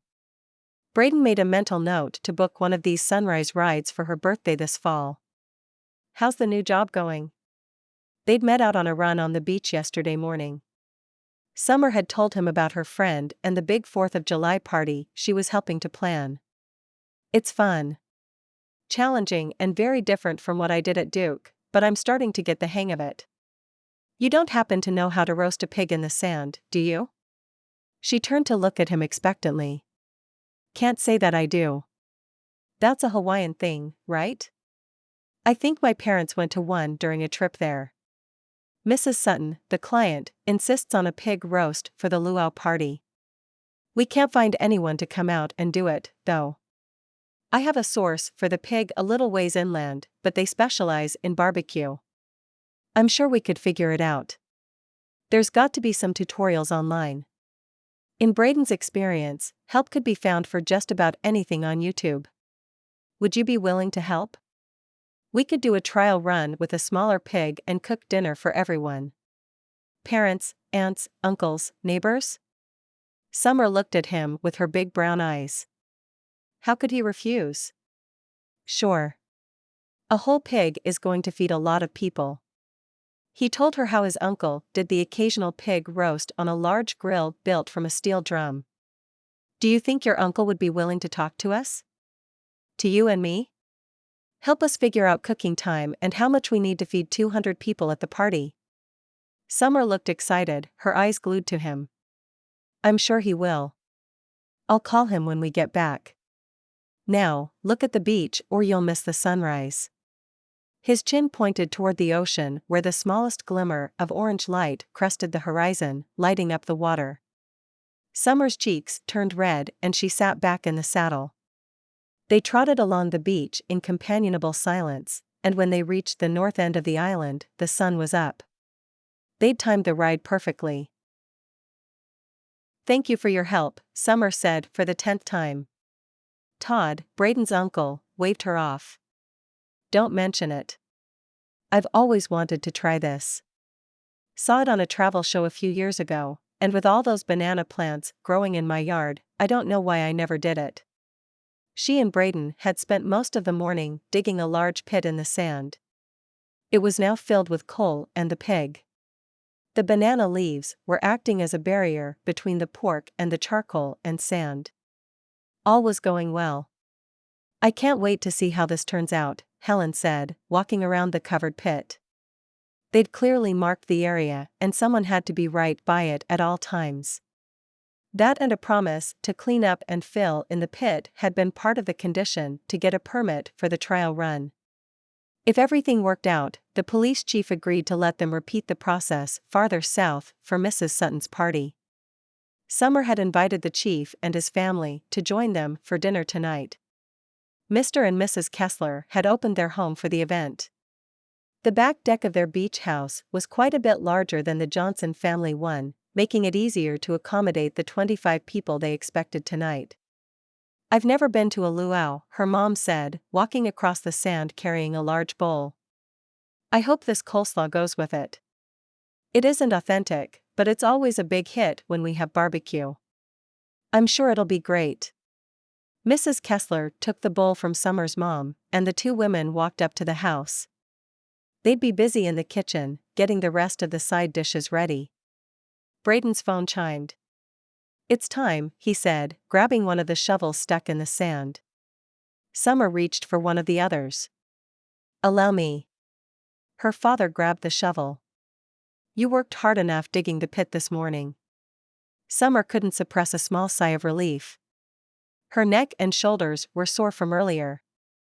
"Are you sure?" She looked at Braydon and her father.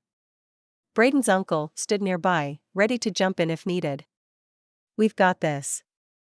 You could grab the thermometer from the kitchen. I want to make sure our timing is right and the meat is done." Summer nodded. When she got back, they'd removed most of the hot sand. The burlap sacks they'd draped over the top layer of banana leaves were visible. She stood next to Helen while the men carefully started to pull them off before scooping up the leaves. The smell of the cooked pork was heavy in the air, and it was mouth-watering. "If this tastes half as good as it smells, I'll have a happy client," Helen said.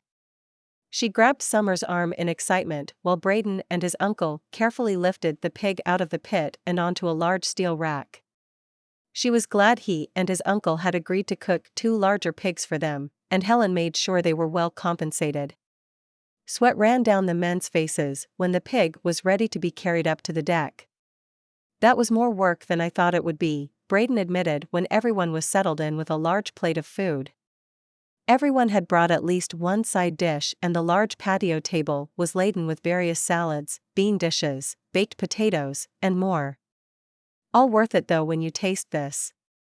Uncle Todd pulled a chunk of meat off and popped it in his mouth. "I didn't think there'd be anything I'd like better than some slow-cooked barbecue. I may have to make me a sand pit in the backyard." His wife shot him a look that made Summer doubt it was going to happen. She took a cautious bite of her own. The meat was tender and flavorful. Cooked to perfection. "I can't believe we pulled this off." Braydon nodded in agreement, his mouth too full to answer. "Would you like to go for a walk?" he asked when they'd finished their second plates of food. Most of the guests had started to leave, and both of their mothers were finishing up the dishes inside. Summer and Braydon offered to help, but were told to relax a little. The hard work of shoveling out the coals and disposing of them was still ahead. It would have to wait until the morning when they'd had a chance to cool down. "A walk would be nice," Summer said, and they took off along the beach toward the pier in the distance. The wind gently blew through her hair, making it a nice change from the sweltering heat around the sandpit. Braydon made a mental note to make sure they set up far enough from the pavilion for the big party. "Thank you for helping with the pigs." "I couldn't have done it without you," she said. "You're welcome. I had a lot of fun. I have some ideas for making the job easier next weekend. Uncle Todd and I are going to build a bigger chimney to get all those coals heated up, and we are going to put some handles on that wire rack." Pulling the cooked pig out of the pit had been the most challenging part of the whole operation. He didn't want to risk dumping one in the sand during the big event. Summer slowed down and then stopped. He followed suit. Her face looked concerned. "We'll pull this off. Don't worry," he said. "That's not it. I know you will. Helen has a request." She paused and turned to look out over the ocean. The sun setting behind them bathed everything in an orange light. It reminded him of their sunrise ride a few days ago. "What's the request?" he asked when Summer didn't continue. "She wants you and your uncle to wear these grass skirts," she ordered. Summer huffed. "Not going to happen." Helping was one thing, but there was no way he was playing dress up. "I didn't think so." Summer turned around and looked at him. To his relief, she didn't look disappointed. "I told Helen it was ridiculous, but she made me promise I'd ask." "And you did?" You can tell her if she wants those pigs cooked, she needs to forget about skirts. He shook his head. Grass skirts. What else? Did she expect us to rub our chests down with oil? Now you're talking, Summer laughed. Can you imagine your uncle like that? Not really. He'd wear his baseball cap, no matter what. Braydon couldn't remember the last time he'd seen his uncle without one of his favorite hats. And he'd insist on steel-toe boots. Safety first. They laughed and resumed their stroll. Can I buy you an ice cream? Braydon asked when they reached the pier. Any other time I'd take you up on that offer, but I'm too full. She rubbed her flat stomach. I'll take a rain check then, he said. The stroll back to their houses went faster than he'd liked. Several times during their walk their hands brushed against each other. Each time, he resisted the urge to grab her and pull her close. Throwing caution to the wind, he took her hand, acting as if it was the most natural thing in the world. Summer didn't pull away. The light was quickly fading, making it harder to dodge the small holes in the sand that children had dug while playing on the beach. The need to rope off their cooking pit became more apparent, and he was glad the police chief had brought them a roll of caution tape. With their houses quickly coming into view, Brandon stopped and pulled her closer. The warm breeze off the ocean blue tendrils of her light hair around her face. He raised his hand and brushed one of them behind her ear. It was soft and silky. For days he'd wondered how it would feel. It was better than he'd imagined. He moved his hand to cradle the back of her head. Summer was close enough for him to feel her breath wash over his face. It came faster and her eyes drifted close. He lowered his head, eager to taste those strawberry-red lips of hers. They'd be even softer than her hair. Simon's image popped in his head. His best friend wouldn't like this. This was his baby sister standing in front of Braydon here on the beach. He closed his own eyes and slowly removed his hand. He took a step back and then a deep breath. We shouldn't do this, he said before taking her hand back in his. Chapter 6. I'm glad you finally got a chance to come see me, Miss Doris said, placing a massive slice of coconut cream pie on the plate in front of Summer. A large cup of steaming hot coffee was already sitting on the table. The sound of raindrops hitting the steel roof of Miss Doris's beach house added to the cozy feel of the older woman's kitchen. It had been a long time since Summer had been in this house. I'm sorry. I've been busy. So I've heard. Miss Doris served herself an equally sizable slice of pie before taking the chair across the table from the bench seat where Summer sat. I remember baking with you and Grandma Wendy, she said, looking over at the old kitchen stove. She had knelt on this bench, stirring muffin batter and licking the spoon. And I remember the mess she made with the eggs. Poor Wendy was beside herself that her 6-year-old granddaughter had never cracked an egg. The gray curls bounced and the steel-gray eyes of her grandmother's friend danced with amusement. She taught me to cook and bake all sorts of stuff after that. I was the best prepared college student in my dorm when I left for Duke. And now you're back and working with Helen, Miss Doris said. How's that going? So much for trying to change the subject. Summer should have known better. Miss Doris was too much like Grandma Wendy. Nothing got by either woman. It's going well. I'm having more fun than I thought I would, and the pay is great. Did you hear about the pig roast? Summer took a bite of the pie and had to hold back a groan. It was beyond delicious. She didn't know how the woman did it. Her baking skills were legendary. She won the annual Palmar Island bake-off every year for as long as anyone could remember. Of course I did. I can't believe you didn't invite me. Or your grandmother. The kindness in her face softened the harshness of her words. It was supposed to be a small little trial run with just my family and Braydon's. I know, honey. I'm just teasing. I'd love to be invited to the next one though. You'll have to talk to your neighbor, then. His mother is the client we're organizing the luau for. After the words left her mouth, Summer wondered if that was information she shouldn't be sharing. It was a private party, after all. Miss Doris laughed. I'm sure Brad would extend me an invitation, but I think I'll pass. If you and Braydon ever do this again though, give me a call. She rose and poured them each more coffee. I will do that. You might have to bring one of these pies though. Braydon would love it. She'd spent enough time with him the past few weeks to notice his sweet tooth, especially when it came to baked goods. Take him a slice. I'll wrap it up for you. Miss Doris rose, dug around in a few drawers, and returned with a thick paper plate and a roll of aluminum foil. After cutting a generous slice, she carefully placed it on the plate and wrapped it with a piece of the foil. The two of you have been getting pretty cozy, from what I hear. Miss Doris pushed the plate next to Summer and sat back down. We're friends. I've known Braydon for as long as I can remember. And if I remember correctly, you had a pretty big crush on him before you left for college. Miss Doris smiled at her over her coffee cup. I did, but it never worked out. Summer shrugged. And now? I'm not sure. The beginning of a new relationship is always confusing. It's so easy to misunderstand each other. I've seen it again and again. Summer wasn't surprised. Miss Doris was known as a bit of a matchmaker on the island. She rented out her guest cottage and a few of the rooms in her house to vacationers and had made more than a few matches over the years. Maybe there was something to her reputation. I thought we might become more than friends, but then. What happened? Sometimes it helps to get an outside perspective. Miss Doris reached across the table and squeezed Summer's hand. We took a walk after the cookout. He stopped and pulled me close. I was so sure he was going to kiss me. She took a deep breath.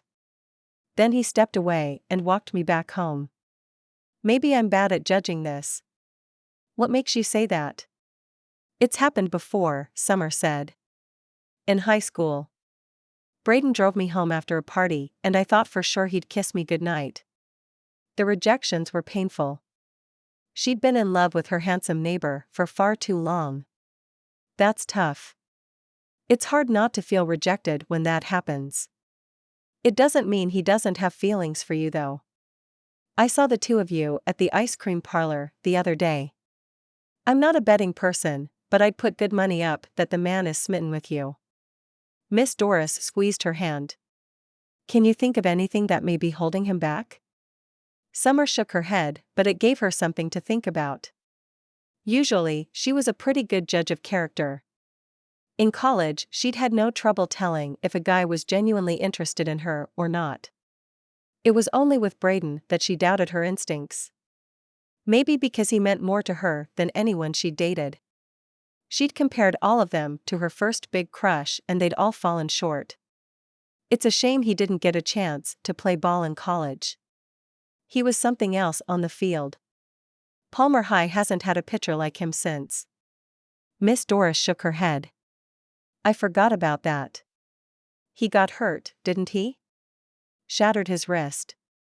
They weren't sure he'd ever get full use of it again. He tried his hardest for Coach Foster. Eventually, the doctors told him there was only so much rehab he could do. I remember Braydon sitting right here at this table. Miss Doris looked off in the distance. I'd invited a couple of boys from the team over for supper. At that age, they can always use a good home-cooked meal. It reminded me of when my boys were young and eating me out of house and home. She smiled. What did he do? After the news? Summer asked quietly. He did what all the Kessler men do.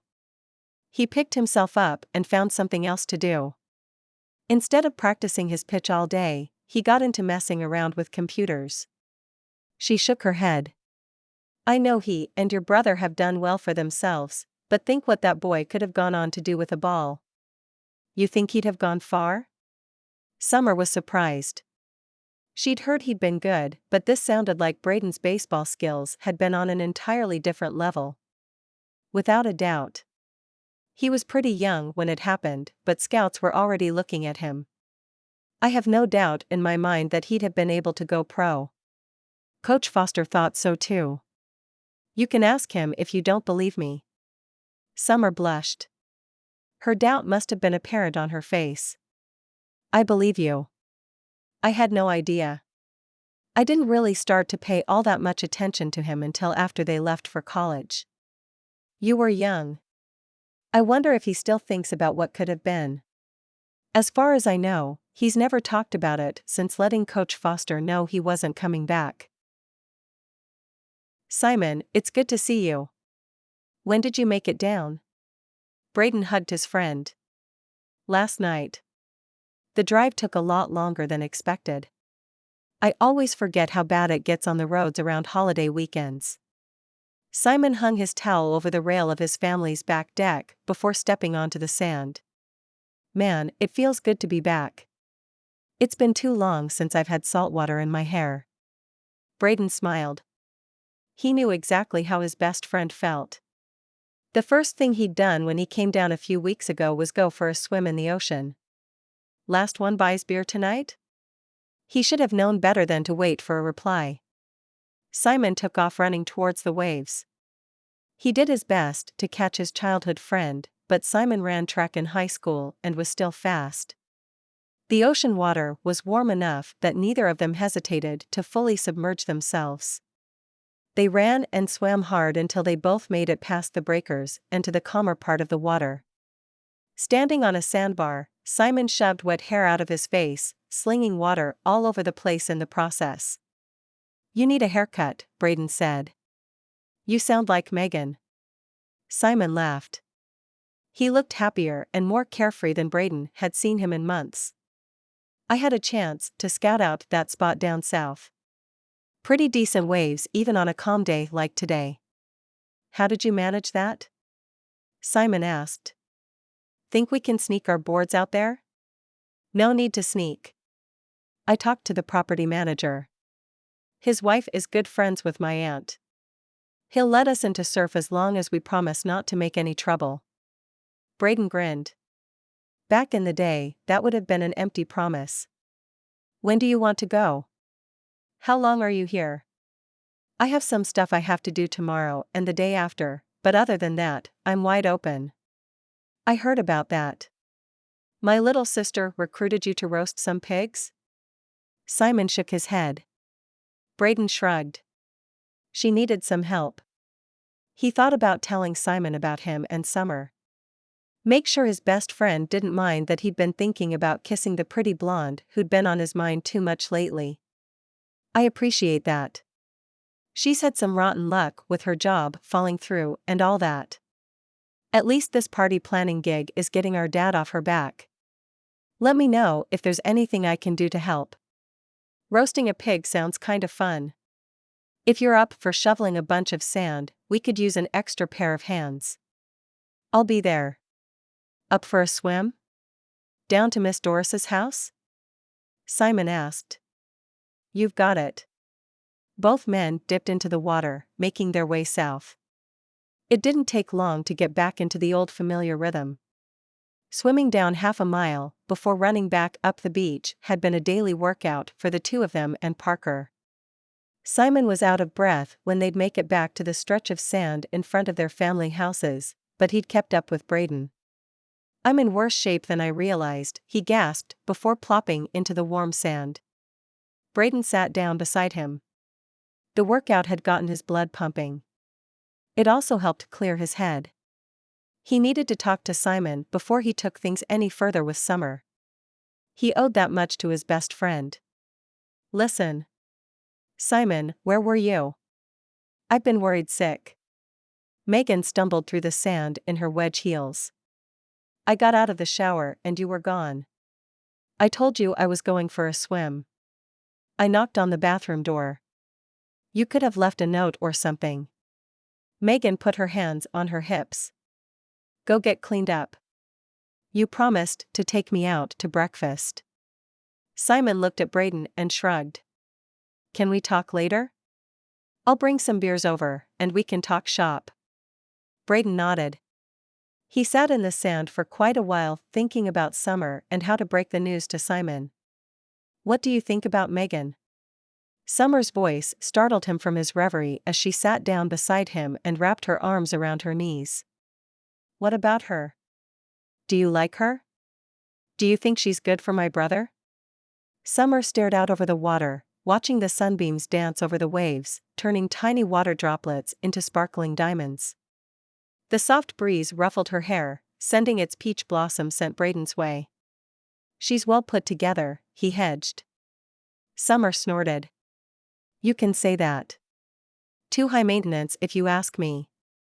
She was hogging the bathroom for an hour and a half this morning. You don't like her? It wasn't a question. No. I think she's all wrong for Simon. He doesn't seem very happy. I don't know why they're still together. Neither did he, but this wasn't a conversation he wanted to have. What's on the agenda for today? He asked. Making sure the portable restrooms and tables are set up down at the beach gazebo. Double-checking that everything else is on track for tomorrow. She took a deep breath. Anything I can help with? Nope. Helen and I have it under control. You enjoy your day off, and I'll see you bright and early tomorrow morning to dig 3 sandpits. If by day off you mean slaving on a hot roof replacing shingles, he rose and held his hand out for her. Summer grabbed it and he pulled her up. She was close enough for a kiss.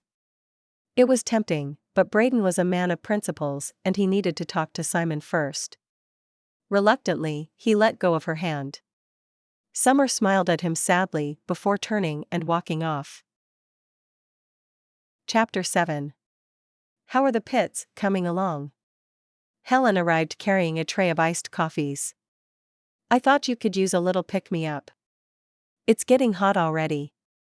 Thanks. Summer took 2 cups and handed them to Braydon and Simon. We're almost ready to add the coals. Everything's on track. Oh good. Mrs. Sutton has been blowing up my phone requesting updates. Do you have time to check on the caterer? They're about to set up the mobile kitchen for tonight. We've got this, Braydon said and handed her the empty coffee cup. Summer made a mental note to send a case of bottled water down for the guys. Great. Helen grabbed Summer's arm and pulled her toward the large gazebo just off the beach. It would easily hold Mrs. Sutton's guests. Help me make sure everything is set up before Mrs. Sutton's assistant comes back. Timothy will catch anything out of order. The guy is better than you when it comes to all the little details. Summer shook her head. She didn't understand how Helen could run a successful party planning business with her slightly scatterbrained approach. Yet, somehow, everything came together at the last minute and her clients loved her. Sure. Let me grab my list. Summer dug the planner out of her purse. She had ordered it online the day Helen had offered her the job. I need to check that the water's running in the mobile restrooms, she said, glancing over the long list. Thankfully, most of the tasks had been checked off already. It's working, Helen said. I used them a few minutes ago. Those are impressive, by the way. Potpourri and scented soap in the ladies' room. Where in the world did you find them?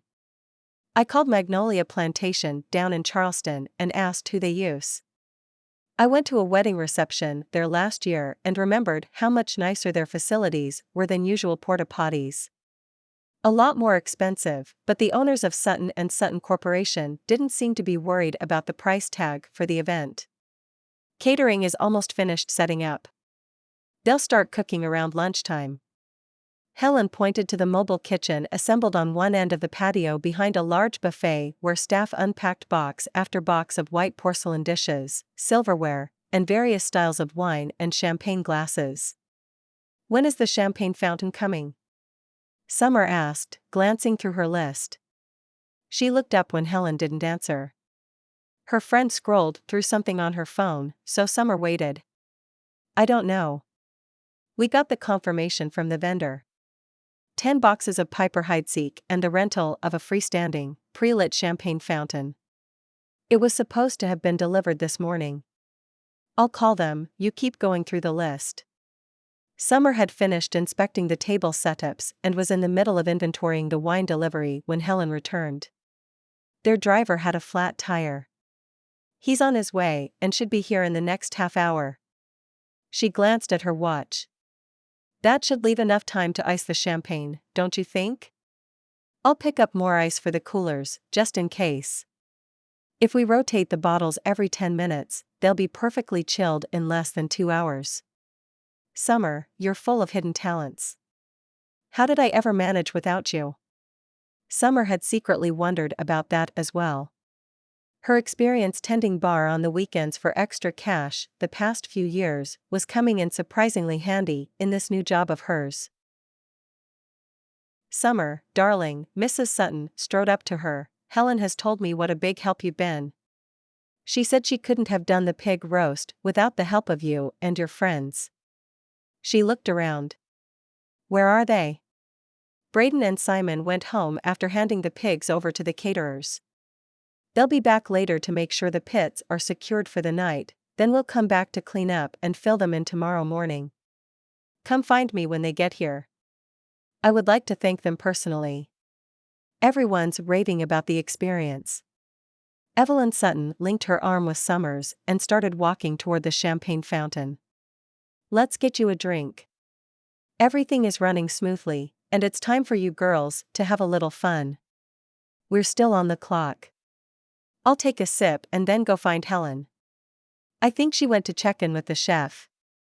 Summer accepted the glass Evelyn handed her. The expensive champagne was crisp with just the right amount of sweetness. A night and day difference from the stuff she'd drank in college. Don't worry. I won't tell. Mrs. Sutton smiled and pointed her chin towards Timothy, her personal assistant. Summer laughed. He is a bit of a stickler for the rules, isn't he? She'd gotten to know Timothy quite well over the past 48 hours since he and his boss arrived on Palmar Island. He was the most detail-oriented person Summer knew, putting her own efforts of staying on track and organized to shame. Before I forget, I want to take you and Helen around to meet some people. The two of you are doing such a great job. I'm sure your services will be in high demand in the coming weeks. I'll introduce you to a few of my friends who are worth working with. Not everyone is from around here, of course. Do you mind traveling out west to coordinate events? You'd have to ask Helen. I'm only doing this part-time until I find a position in my field. Interesting. What do you do? Mrs. Sutton took a sip of her champagne and looked across the large pavilion and adjoining beach. She waved at a couple in the distance. I'm a biochemist. I'm applying for several lab positions. Then there's someone you must meet. Come with me. Mrs. Sutton took a moment to scan the crowd before walking through the pavilion to a seating area overlooking the beach and ocean. Summer followed behind. A member of the catering staff, Pia, if Summer remembered correctly, walked toward her. Miss Summer. We're going to need more light in the kitchen area. Is there any way we can plug into another outlet somewhere? Mrs. Sutton stopped at those words and turned around. Timothy. She waved her hand toward her personal assistant, who always seemed to be within shouting distance from his employer. Can you help this young lady, please? She motioned for Summer to follow her. Summer smiled apologetically at Pia and strode off to catch up with Mrs. Evelyn Sutton. The older woman stopped to join a group of 3 couples who stood together around one of the tall bar tables Helen had rented and scattered around the pavilion to give people a place to gather and set down their drinks. Summer had spent a good hour earlier this evening stocking each table with hurricane candles and small containers of a gourmet nut mix for snacking. Summer, I would like you to meet my friend Anne-Marie and her husband, Tony. Anne-Marie is a fellow real estate investor. It's nice to meet both of you, Summer said. The couple smiled at her warmly. Anne-Marie, I was hoping I could borrow you for a minute. Tony, Summer is a fellow scientist. I'm sure the two of you can find something to talk about. Mrs. Sutton took the other woman's arm and walked off, discussing the prospects of a condominium deal in Phoenix, Arizona. Evelyn isn't very subtle, Tony said, an apologetic smile on his face. Let's figure out why she threw you my way. You're a science major? Summer knew she looked too young, but it still stung when people assumed she was an undergraduate. I graduated from Duke with my master's in biochemistry this year. Congratulations. Duke has a great program. Any plans for the future? He took her statement in stride. I did, Summer admitted. I had a job lined up at Duke in the lab. I was planning on working full-time and starting my postdoc after the summer. It fell through thanks to budget cuts. Let me guess, top of your class? Professor Heimlein does not offer that position to just anyone. Tony looked impressed. You know him? Summer was surprised. I'm head of the biochemistry department at Colorado State University and a former student of Professor Heimlein. We've kept in touch over the years and see each other once or twice a year at conferences. He held out his hand. Professor Tony Adams. Nice to meet you, Summer. Summer Johnson. It's nice to meet you as well, Professor Adams. It was Summer's turn to be surprised. Call me Tony. I know what you're thinking. What is a college professor from Colorado doing down here at this shindig? My wife works with Sutton & Sutton negotiating residential and commercial real estate deals. She does a good bit of traveling all over the country for business. I join her when I can. Like during summer break, Summer guessed. He nodded. Professor Adams asked her about her courses and her master's thesis. It was nice to talk about something interesting for a change. Summer hadn't realized how much she missed it. She promised herself to double her efforts to find a position anywhere in a lab as soon as they wrapped up this event. Good luck with the job search. The first one is always the hardest. Once you have a foot in the door, it gets easier. He reached into his jacket and pulled out a business card. Give me a call in a week or two. We might have a position open up in my department.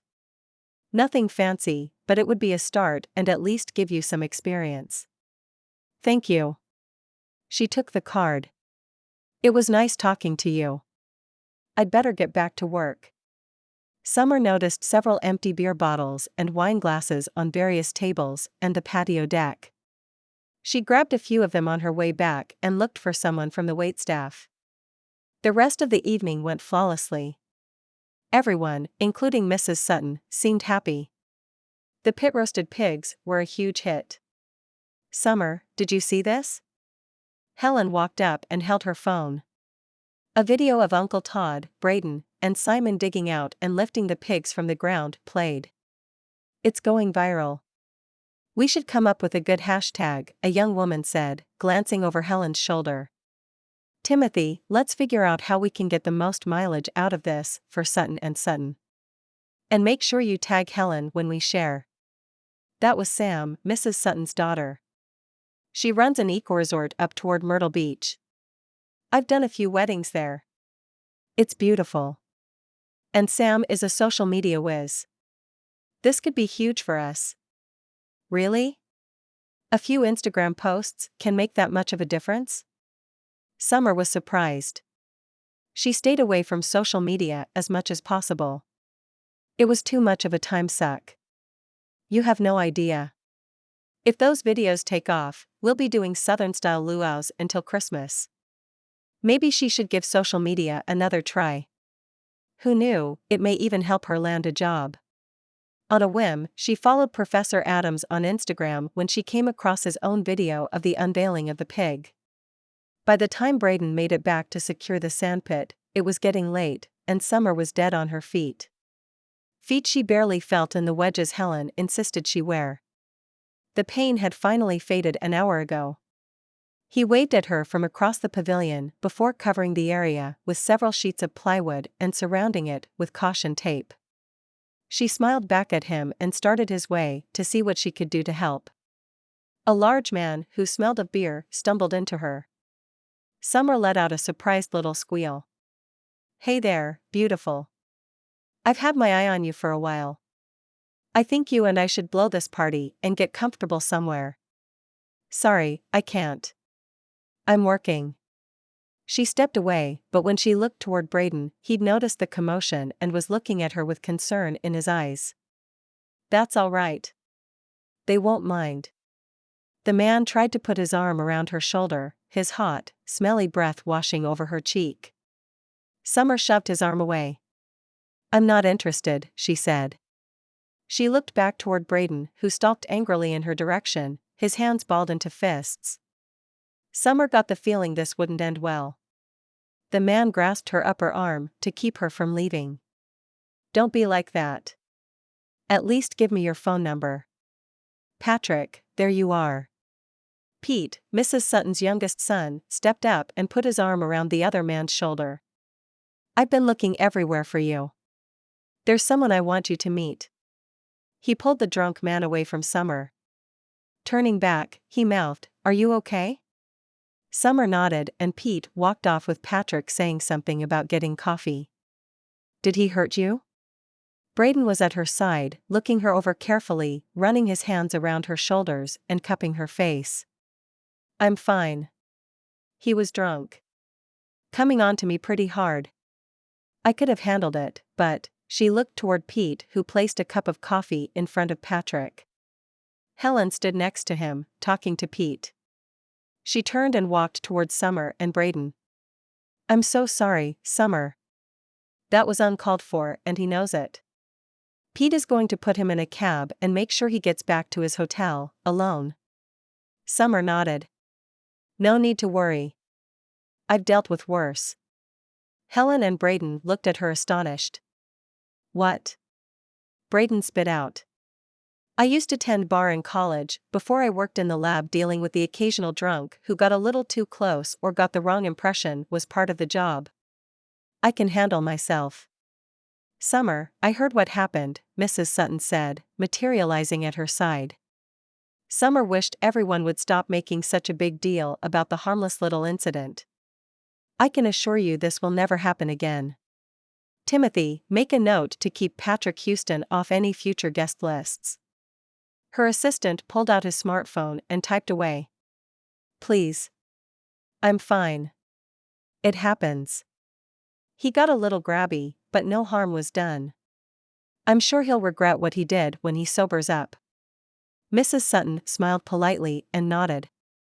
Very well. Regardless, I think it's time we closed the bar. That'll start to clear everyone out. I don't know about you girls, but I've had enough of this party. Helen started to say something, but Mrs. Sutton waved her off. This wasn't your fault either, and the party was a huge success. I'm very happy with the job you've done and will be glad to use you again in the future. She turned to Braydon. Young man, would you escort Summer home, please? I'd be happy to. He turned to Summer. Give me a few minutes to finish securing the pit and we'll go. Summer shook her head. I'm going to stick around and make sure the caterers clean up. My car is parked just up the street. I'll be fine. Braydon didn't look pleased.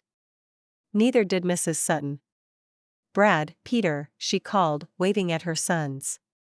Would you mind lending Braydon a hand with the pig pits? The three men walked off. Summer and Helen checked in with the caterers and made sure the bar was closed. The guests had started to leave, and the property manager, who had been invited, assured them that the rest of the cleanup could wait until the morning.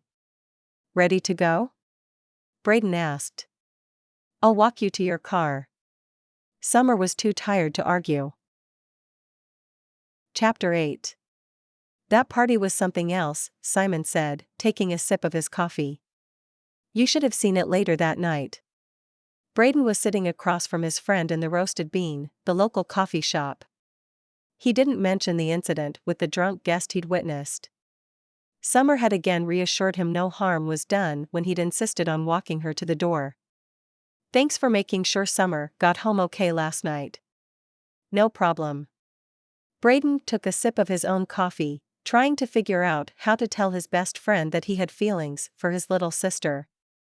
I heard from the stock photo guys before I left the office, Simon said. Braydon had missed his chance. Part of him was relieved he didn't yet have to bring it up. Any news? Everything's going smoothly. They have a few questions for you. I told them you'd get in touch before the meeting so they can run things by their technical team. I'll get you the contact info. Braydon nodded. They probably wanted to know how their software would handle compression and rendering. I'll call this afternoon. The meeting is still set for the 20th? Yes. Do you think you'll be ready to come back full-time to the office by then? I'll be there for the meeting. Braydon knew it was a crappy thing to do, but it was as far as he was willing to commit right now. I'm not sure I'm ready to be stuck in the office all day. I've been thinking about that, Simon said. I know you haven't been happy since we made the move downtown. I get it, but it makes us look more legit to business partners and large clients. Braydon knew his friend was right. That didn't mean he didn't miss the days when the two of them were working first out of their dorm room and then a crappy little townhouse they'd rented off campus. That said, there's no need for you to be there on a daily basis. Most of your work can be done remotely, and you can come in for meetings as needed. We'll keep your corner office, of course, for appearances, but I don't have a problem with you working from wherever you're most comfortable and creative. I appreciate that. It was a huge step for Simon, and Braydon knew it. In the long run, it might make sense for most of our staff to work remotely. I think we can tap into a lot more talent if we're not limited to the Charlotte metro area, Simon continued. That's a good point. There are some very talented people out there. We could go back to utilizing more independent contractors too. Simon nodded. I'll talk to my dad and see how we could start to make that transition. We are locked into the lease of the office for another 6 months. After that, it might make sense to scale back and outsource instead of hiring people to work in-house. Sounds like a solid plan. Video meeting software has come a long way since we started a few years ago. I think we can get away with a lot less face-to-face time. And most of the technical staff he worked with on a daily basis would prefer to work on from home. Several of his team members were thinking about going back to school or starting families. When they'd finished their coffee and discussion, he felt much better about the direction they were going in. There was a lot he loved about their company. Office work and corporate meetings weren't part of it. Simon leaned back in his seat. You and Summer seem cozy. Anything going on I should know about? Braydon should have guessed his best friend would pick up on this. Simon had always been too observant. It's what made him a good CEO. We've been hanging out, Braydon said. Nothing's happened. But, Simon prompted. He didn't look pissed off. I like her. She's fun to be around. Braydon took a deep breath. And if it's okay with you, I wouldn't mind dating her. See where it goes. Simon laughed. Is that a question? You're asking the wrong Johnson sibling. Braydon grinned, relieved his friend was taking this better than expected. I wasn't sure if it was something you'd be okay with. We've been friends for too long for me not to check in with you first. You've always seemed a little protective of Summer. I have, and I am. Part of being a big brother, I guess. He looked up. Ready to head out? Simon rose and returned his empty mug to the counter. Braydon followed suit and the two men walked out to Simon's car. About Summer, Braydon said when they turned onto the street their parents' houses were on. I'm fine with you dating Summer. If it makes both of you happy, go for it. Treat her well and you'll never have a problem with me, Simon said. One of us should be happy. Braydon looked up at his friend. He looked tired and his shoulders were slumped. Everything okay with you and Megan? He asked. He'd gotten the feeling over the past 6 months that the couple was going through a rough patch, but had thought they'd patched things up since Simon brought her down to spend time with the family. I don't know. Megan is pushing hard to get married and have kids. I'm not sure I'm ready for that. She insisted on moving into my condo last year. She's redone the whole thing, top to bottom. It looks different, Braydon hedged. Simon barked out a dry laugh. It looks like something out of Architect's Digest. I'm afraid I'll spill something on those white rugs, and don't even get me started on the couch. It's impossible to spend more than 30 minutes on that thing. Your place definitely isn't as comfortable as it used to be. He fondly remembered coming over to Simon's to watch the ball game on Sundays. He'd had a large couch and a big screen TV, both of which were gone now, replaced with a fireplace and some designer pieces of furniture that were more art than function. It doesn't feel like a home anymore, Simon admitted. And now she wants us to buy a house together. She says the condo isn't suitable for entertaining. Who wants to have a bunch of people over for dinner parties or brunch? Apparently, Megan did. You think you'll work it out? Braydon asked. I'm not sure I want to anymore. I tried, but the woman isn't willing to give an inch. Do you love her? Simon was quiet until he pulled into the driveway. No, he said after turning off the engine. I don't think I ever did. Summer, let's go. Simon yelled from the bottom of the stairs. Summer grabbed her sweater and purse. Coming, she shouted before banging her door shut. Summer. Her mother looked at her sternly as she ran down the stairs. Sorry, Summer mumbled, suddenly feeling like a teenager who was perpetually in trouble with her parents. This is your grandmother's. Her mother handed her a casserole dish with flowers painted on the inside. It looked well-worn and a bit old-fashioned. Are you sure you don't want me to go? Megan asked. She stepped up and fixed the collar on his shirt. I wish you'd at least wear the shirt I bought you. This is hardly appropriate. Not today, and my shirt is fine, Simon said. We've talked about this. Her memory isn't the best and I don't want to confuse her. Maybe you can meet her next time. What was that all about? Summer asked when they were settled in the car. I didn't think it was a good idea to introduce Megan to Grandma today, that's all. Summer was pretty sure there was more to it than that, but if her brother didn't want to talk about it, she wasn't one to push. Do you think she'll be different? Summer asked. Their father had shared the news that Grandma Wendy had been diagnosed with dementia a few nights ago. Summer still couldn't quite wrap her head around it. We saw her on Easter and she seemed fine. Simon smiled at her reassuringly before turning onto the main highway that would take them to the south end of the island and his grandmother's house. His grandfather had built it for his young family almost 60 years ago. She's about to turn 80. It might be an age thing and they're blowing it out of proportion. Grandma's experienced so much, she's bound to forget some stuff. You're right. Let's hope for the best. She's still Grandma Wendy. Their grandmother was working in the front yard when they pulled up.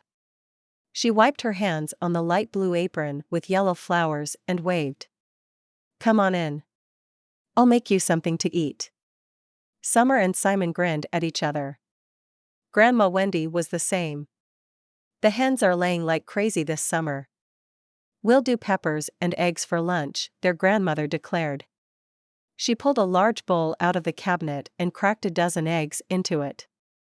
Grandma Wendy didn't play small when she fixed food. She was ready to feed a small army at the drop of a hat, and expected everyone to have seconds. Even still, there was usually enough left to send home leftovers. Summer, do you see the bread over there? Her grandmother pointed to a loaf on a cooling rack on the counter. Cut us some slices. It's still warm from the oven. The loaf looked a little burnt, but otherwise just like the homemade bread that had always been a staple in the house. Summer couldn't remember ever seeing store-bought bread within her grandmother's walls. I'll get the butter out, Simon offered. Once the peppers and eggs were cooking in the pan and the bread was buttered, Grandma Wendy hugged them each. Let me take a good look at you too. Are you happy? Eating enough? They both nodded. Not that it mattered. Grandma Wendy would do her best to fatten them up while they were under her roof. Summer sniffed. Something smelled burnt. The eggs. She rushed to the stove and pulled the pan off the burner and carefully lifted the mixture. The bottom was charcoal black. Summer tried her best to scoop some of it out, but it was a lost cause. Grandma Wendy dropped in a chair. I could have sworn I turned that down. Her shoulders slumped and tears pooled in her eyes. Simon sat down next to her and took her hand. Don't worry about it, Grandma. Happens to the best of us. I scorched a pot last week boiling pasta, Summer added. Her mother had been upset and it had been a pain to clean, but she'd managed to save it after a lot of elbow grease. Don't tell your Aunt Joyce, Grandma Wendy said. We won't, they said in unison. Grandma Wendy nodded.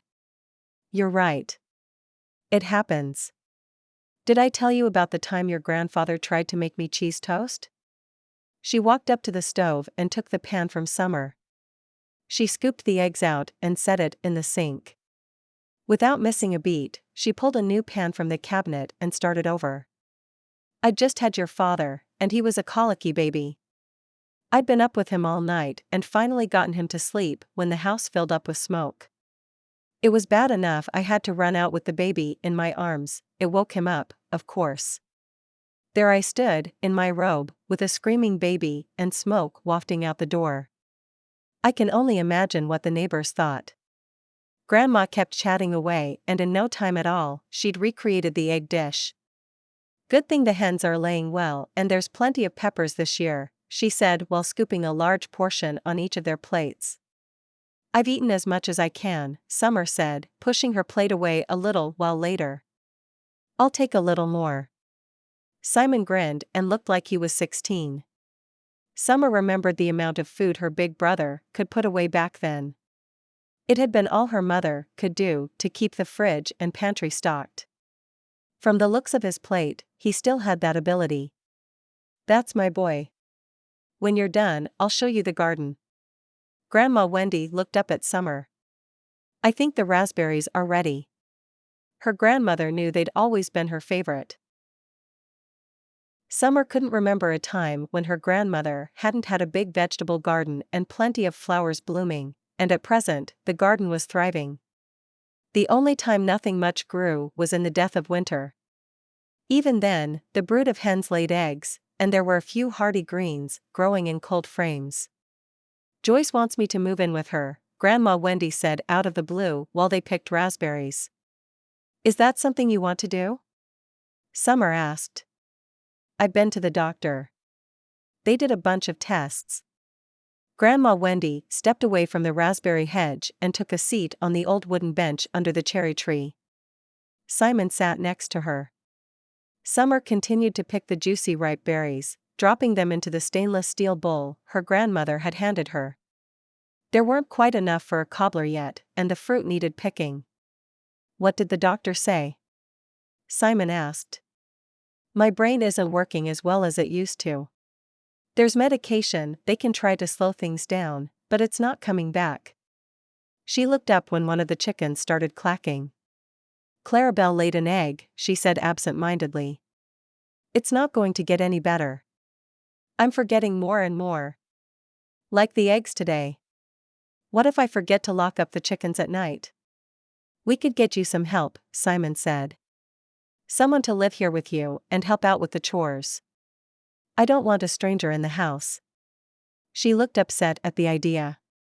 With Joyce, at least I'd know I'd be well taken care of. She has the room now that your cousins have moved out, and she says she wants me there. What do you want, Grandma? Summer asked. The bowl was full, so she set it down next to the bench and stretched out in the grass. I'm not sure. I do know that I want this garden to keep going. Your grandfather spent so much time putting these beds in. He planted the cherry tree and built this bench. It'd be a shame to see it all go to waste. You're right. Simon's voice had that tone that said he was up to something. Summer knew better than to pry before he was ready to share, though. For now, I'm going to stay here as long as I can. Joyce is coming by once a day, and your father checks in. Maybe those pills the doctor gave me will help. Grandma Wendy knocked on her head. Let's go make that cobbler before the two of you have to leave. I'm sure you have better things to do than spend all day with your old grandmother. You know better than that, Grandma, Summer said. Chapter 9. I'm glad that's done, Jack Kessler said, pulling his favorite baseball cap back on. Braydon couldn't remember a time other than church when his father wasn't wearing one, same as Uncle Todd. The men sat around the fire Braydon had built in the handmade steel fire bowl on the back deck. Took long enough to get those shingles in, Uncle Todd said. I can't believe Kenny had such a hard time getting them back in stock. He shook his head and took a sip of beer. Braydon grabbed a bottle for himself from the cooler and plopped into one of the remaining Adirondack chairs scattered around the pit. He was worn out, and his shoulders were sore. Between digging sandpits for the pig roasts and nailing in hundreds of new shingles, it was no wonder his muscles protested. This had been more of a workout than back in high school during spring training. Uncle Todd held his own bottle up in a silent salute. Good work today. You too. I couldn't have done this without either of you, Braydon's father said. All three of them went quiet for a moment. It had been hard work, but it felt good to know that his parents had a solid roof over their heads again. When are you going to ask that Johnson girl out? Uncle Todd probed. Don't wait too long. She's a pretty girl. Someone else would be glad to show her a good time. The sliding glass door opened, and his mom and aunt stepped outside carrying several bowls and plates. I'm working on it, Braydon said. Who's ready for dessert? His aunt asked. What are you working on, honey? His mother handed him a bowl of jumbo marshmallows. Pass those around. We're making s'mores. Braydon's father rose and got the roasting sticks out of the small utility shed off the porch. He's working on getting up the courage to ask Summer out on a date. That's not it. We've been out for coffee and pizza. Braydon grabbed a fork and stuck the marshmallow on it. It's just. What? His mother and aunt asked in unison. I asked her yesterday if she wanted to go out to dinner.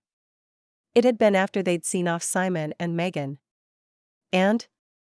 His mother's tone was becoming impatient. She said I should come up with something a little more creative. Then she'd walked off and he'd been stumped about what to do ever since. That shouldn't be too hard, his aunt said. She handed him graham crackers and chocolate to finish his s'more. Let's see. Todd, what were some fun dates we went on? Both older couples reminisced about their own dating histories. It involved going to the drive-in, dancing at the old pavilion that had long been torn down, and sharing burgers and fries at the local diner. What about miniature golf? His mother exclaimed out of the blue. What about it? You're not seriously thinking about that for a date. Jack Kessler looked at his wife in disbelief. Why not? Because that's something you do with your grandchildren, not with someone new. He focused on roasting his marshmallow. It's a perfectly appropriate dating activity. It's fun, it's casual, and there's lots of time to talk. His mother sat up, her expression serious. You have a point. It could be cute. Aunt Cynthia smiled at Braydon. You could help her line up her shot. Lots of opportunities to get close. Exactly. I read this story where the male character took the young woman to play putt-putt and ended up proposing to her before they finished the round. Please tell me this idea didn't come from a romance novel, Braydon groaned. Ready? Braydon handed her one of the little golf clubs. Summer laughed. I hope you realize I haven't done this in years. Did I mention I wasn't any good at putt-putt? She put the little white ball on the mark and pulled back for her first swing. Whoa, Braydon said when her club hit the ball with more force than she'd intended. It shot across the little enclosed green, jumped the brick wall, bounced on the concrete path, and rolled down the 3 steps that led to the lower part of that particular hole. Bouncing again, it jumped back on the green, rolled toward the end, and slowed down just before dropping into the hole. Summer hooped and did a little victory dance. No way. That did not just happen. Braydon shook his head. He strolled down to the lower section of the hole and stared at the white ball. She ran down to see for herself. Picking up the ball, she raised it in victory. Summer turned and glared at Braydon, aware of the challenge in her eyes and voice. "Beat that. There's no use even trying," he said before grabbing both of their clubs. "You win." "What?" She looked at Braydon expectantly. "What?" His eyebrows crinkled when he stared back at her. "Yes, what? What do I win?" Summer grinned at Braydon, excitement and adrenaline over the wild hole-in-one rushed through her. He pulled her into a hug that took Summer by surprise. "I think this deserves an ice cream." "Still a fan of strawberry? You remember that?" "Of course. You were crazy about strawberry everything. I don't think you had a meal without it when we were growing up. You even had one of those old dolls that smelled like strawberry. Plus, I'm pretty sure I owe you some ice cream from the other day." He grinned. She couldn't believe he'd picked this as their first official date. When he'd shown up with flowers, she'd grilled him until he finally admitted that he'd gotten her brother's permission to date her. Not that she thought he needed it, but it did explain some of his behavior. She shook her head. "All right. Let's get ice cream. I need to get out of the sun for a bit anyway." Braydon glanced down at his watch. "I don't think you'll have to worry about that too much longer. We're not that far from sunset." "Seriously?" Summer pulled her phone out of her purse and looked at the time. Sure enough, it was nearly 7. Though she'd run a little late working on plans for another event with Helen, Braydon hadn't minded the delay. They'd gone for a drive up to Myrtle Beach and spent a good bit of time people watching before starting their game. Still, it was hard to believe the sun was about to set. "Seriously? Are you still up for ice cream, or would you rather go grab a burger or something?" Braydon asked. "How about both? Burgers at Mary's and then ice cream down by the pier?" Summer smiled and crossed her fingers. "Deal. I'm starving." Braydon returned the clubs and grabbed her hand, pulling her along to the exit and his truck. "Did you and Simon come here back when you were in high school?" Summer asked when they were seated in one of the booths at Mary's diner. She and her girlfriends had spent plenty of afternoons sipping milkshakes, sharing a basket of fries, and gossiping about boys back in the day. "We did," Braydon said. He turned and pointed at a picture hanging on the back wall. "My team would come here after every home game. Mary insisted on making us all something to eat on the house."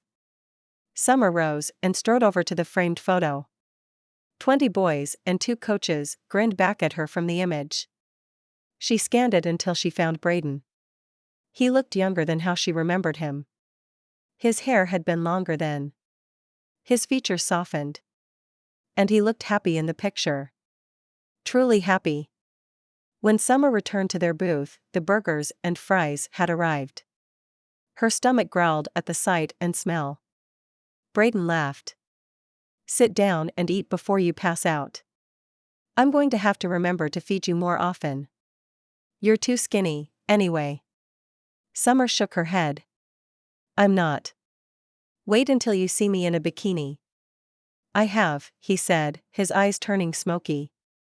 "And your running outfit doesn't hide anything either. You are stunning." Summer didn't know what to say about that. She'd never been good with compliments. As a teenager, the kids at school had called her string bean. "Do you miss it?" she asked after a sip of Coke. "Miss what?" "Playing baseball. You looked happy in that picture. Made me wonder if you miss playing." She popped one of the sweet potato fries in her mouth. "I used to miss it a lot," he said after a moment. "I'd hoped for a college scholarship. I'm pretty sure I could have played for Coastal. After that, who knows? I'd like to think I was good enough to play professionally. I wish I could have watched you play."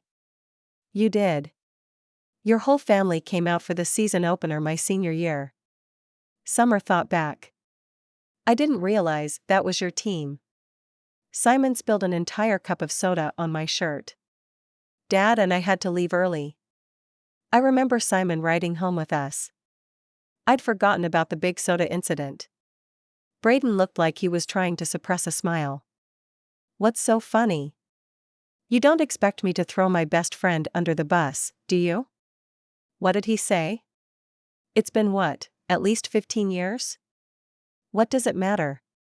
If you remember it over a decade later, it matters. Spit it out. What did Simon say? Summer wasn't going to let this go, and she was pretty sure she and her big brother would have words the next time she saw him. He said you threw a major tantrum and that your dad had to carry you out of the stadium. That is not true. I was upset. It was sticky, and there were wasps. And I was 10. I believe you. Braydon reached across the table and took her hand in his.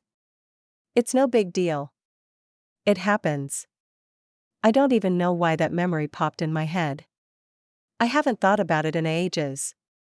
Promise. I forgive you, she said, squeezing his hand in return. I can't believe Simon told you that. Ready to get out of here? Braydon asked after Summer finished the last of her sweet potato fries. Can I get y'all some dessert? A piece of pie to split? Cindy, the waitress who had taken their order, asked. Summer shook her head. Another time. Just the check. Braydon left a generous tip before walking around the table and holding his hand out for hers. They walked the short distance to the pier hand in hand. The air felt noticeably cooler once the sun had begun to set, and a cool breeze came in off the ocean. Ready for that strawberry ice cream? Braydon asked when they got to the pier. There's always room for ice cream, Summer laughed and walked into the small store. What can I get you? The teenager behind the counter asked. 2 scoops of strawberry ice cream with whipped cream, Summer requested.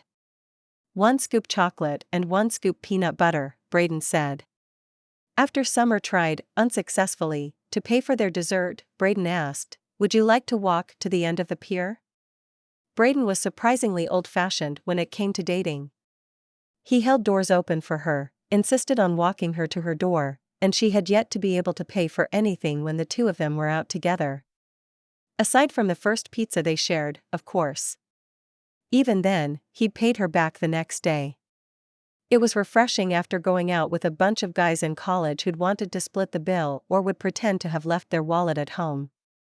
They walked to the end of the pier and sat down to finish their frozen treats. They watched the setting sun bathe everything in a golden light. The sun was behind them, disappearing among the buildings and trees, but it was pretty regardless. The large clouds forming off in the distance only added to the beauty. The pier was surprisingly quiet for the middle of summer. Most evenings, several people could be found fishing out there. Maybe it wasn't the right time for fish to bite. Summer found herself relaxing into Braydon's arms, enjoying the moment. You have a little ice cream here, Braydon said, his voice sounding husky. His warm fingers brushed the corner of her mouth. Summer hadn't noticed that he'd turned to half face her. Her hand flew up and he took it in his. His other hand cupped her cheek. Don't worry, I got it, he said softly. His face came closer. His eyes looked more amber than hazel in the light of the setting sun. Summer held her breath. Was he going to finally kiss her? She'd waited for so long. She decided not to give him the chance to withdraw again. She raised her free hand to cup the back of his head. His hair felt soft and just a little bouncy under her fingers. She lifted her face and closed the last 2 inches that separated them. Her lips were barely touching his when her courage left her. His lips twitched the tiniest bit before they brushed across hers. Summer's eyes shuddered closed as he deepened the kiss. The waves crashed against the pillars of the pier and the world stood still. Chapter 10. Summer, can you go check on your grandmother? She called me about her chickens being gone. She thinks someone stole them. Her father sounded anxious over the phone. I'm sure it's nothing, but with the way her mind is, I'd feel better if someone looked in on her. I have meetings lined up all morning, and I can't get a hold of your aunt. Of course. I'll head over there right now. Good. Tell your mom I may not make it for lunch. Her father hung up before Summer could get another word in. She looked over at Braydon as he sat at the kitchen table, sipping the strawberry protein smoothie she'd made him after their run.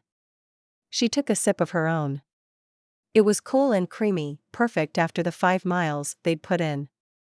You've got to go, he asked, getting up and taking his glass to the sink.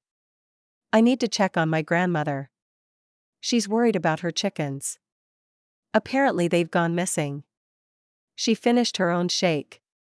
Would you like to come? Sure. I'm always up for solving a mystery. I should probably go grab some shoes. He looked at his sweat-soaked shirt. And maybe some fresh clothes. I'm going to need a shower. I'll call her and let her know we'll be there as soon as we can. I'll drive. Meet me out front in 20? Braydon said over his shoulder, halfway out the back door. 30 minutes later, they pulled up at her grandmother's house. Grandma Wendy was waiting for them out by the road. We need to call the police and report this. All 6 chickens are gone. Stolen right out of their coop. Everything was fine last night when I put them up. When I went out this morning, her voice was trembling. Summer put his arm around her grandmother. Why don't you show us, she said gently. She motioned for Braydon to follow them. Grandma Wendy led them around the house into the backyard. See? Not a chicken in sight. I'm not crazy. Nobody thinks you're crazy, Grandma, Summer soothed. She peeked in the window of the low building where the chickens spent the night.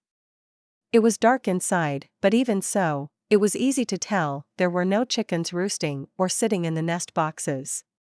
Summer glanced around the small enclosed run. Her grandmother was right. The chickens were gone.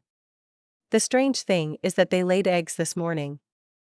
I took them into the kitchen when I went to call your father.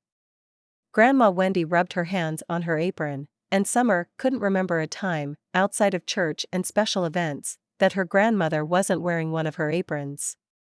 Whoever took them must have come this morning. I was running a little late in letting them out of the coop. I got busy dusting the bookshelf in the study. Summer? Braydon called. She walked over to the low wall that divided her grandmother's property from her neighbor. She could see his garden and her grandmother's flock of chickens, happily decimating a crop of greens. Grandma, we found your chickens. Summer smiled and waved her over. You may need to go talk to Mr. Walker later. Maybe take him some of your tomatoes and cucumbers to replace the damage your chickens are doing? How in the world did they get over there? Grandma Wendy asked. Ever caught a chicken? Summer turned to Braydon. He shook his head. What do you need me to do? Summer climbed over the wall and dropped into the neighbor's yard. Follow me. She showed Braydon how to corner and capture a chicken.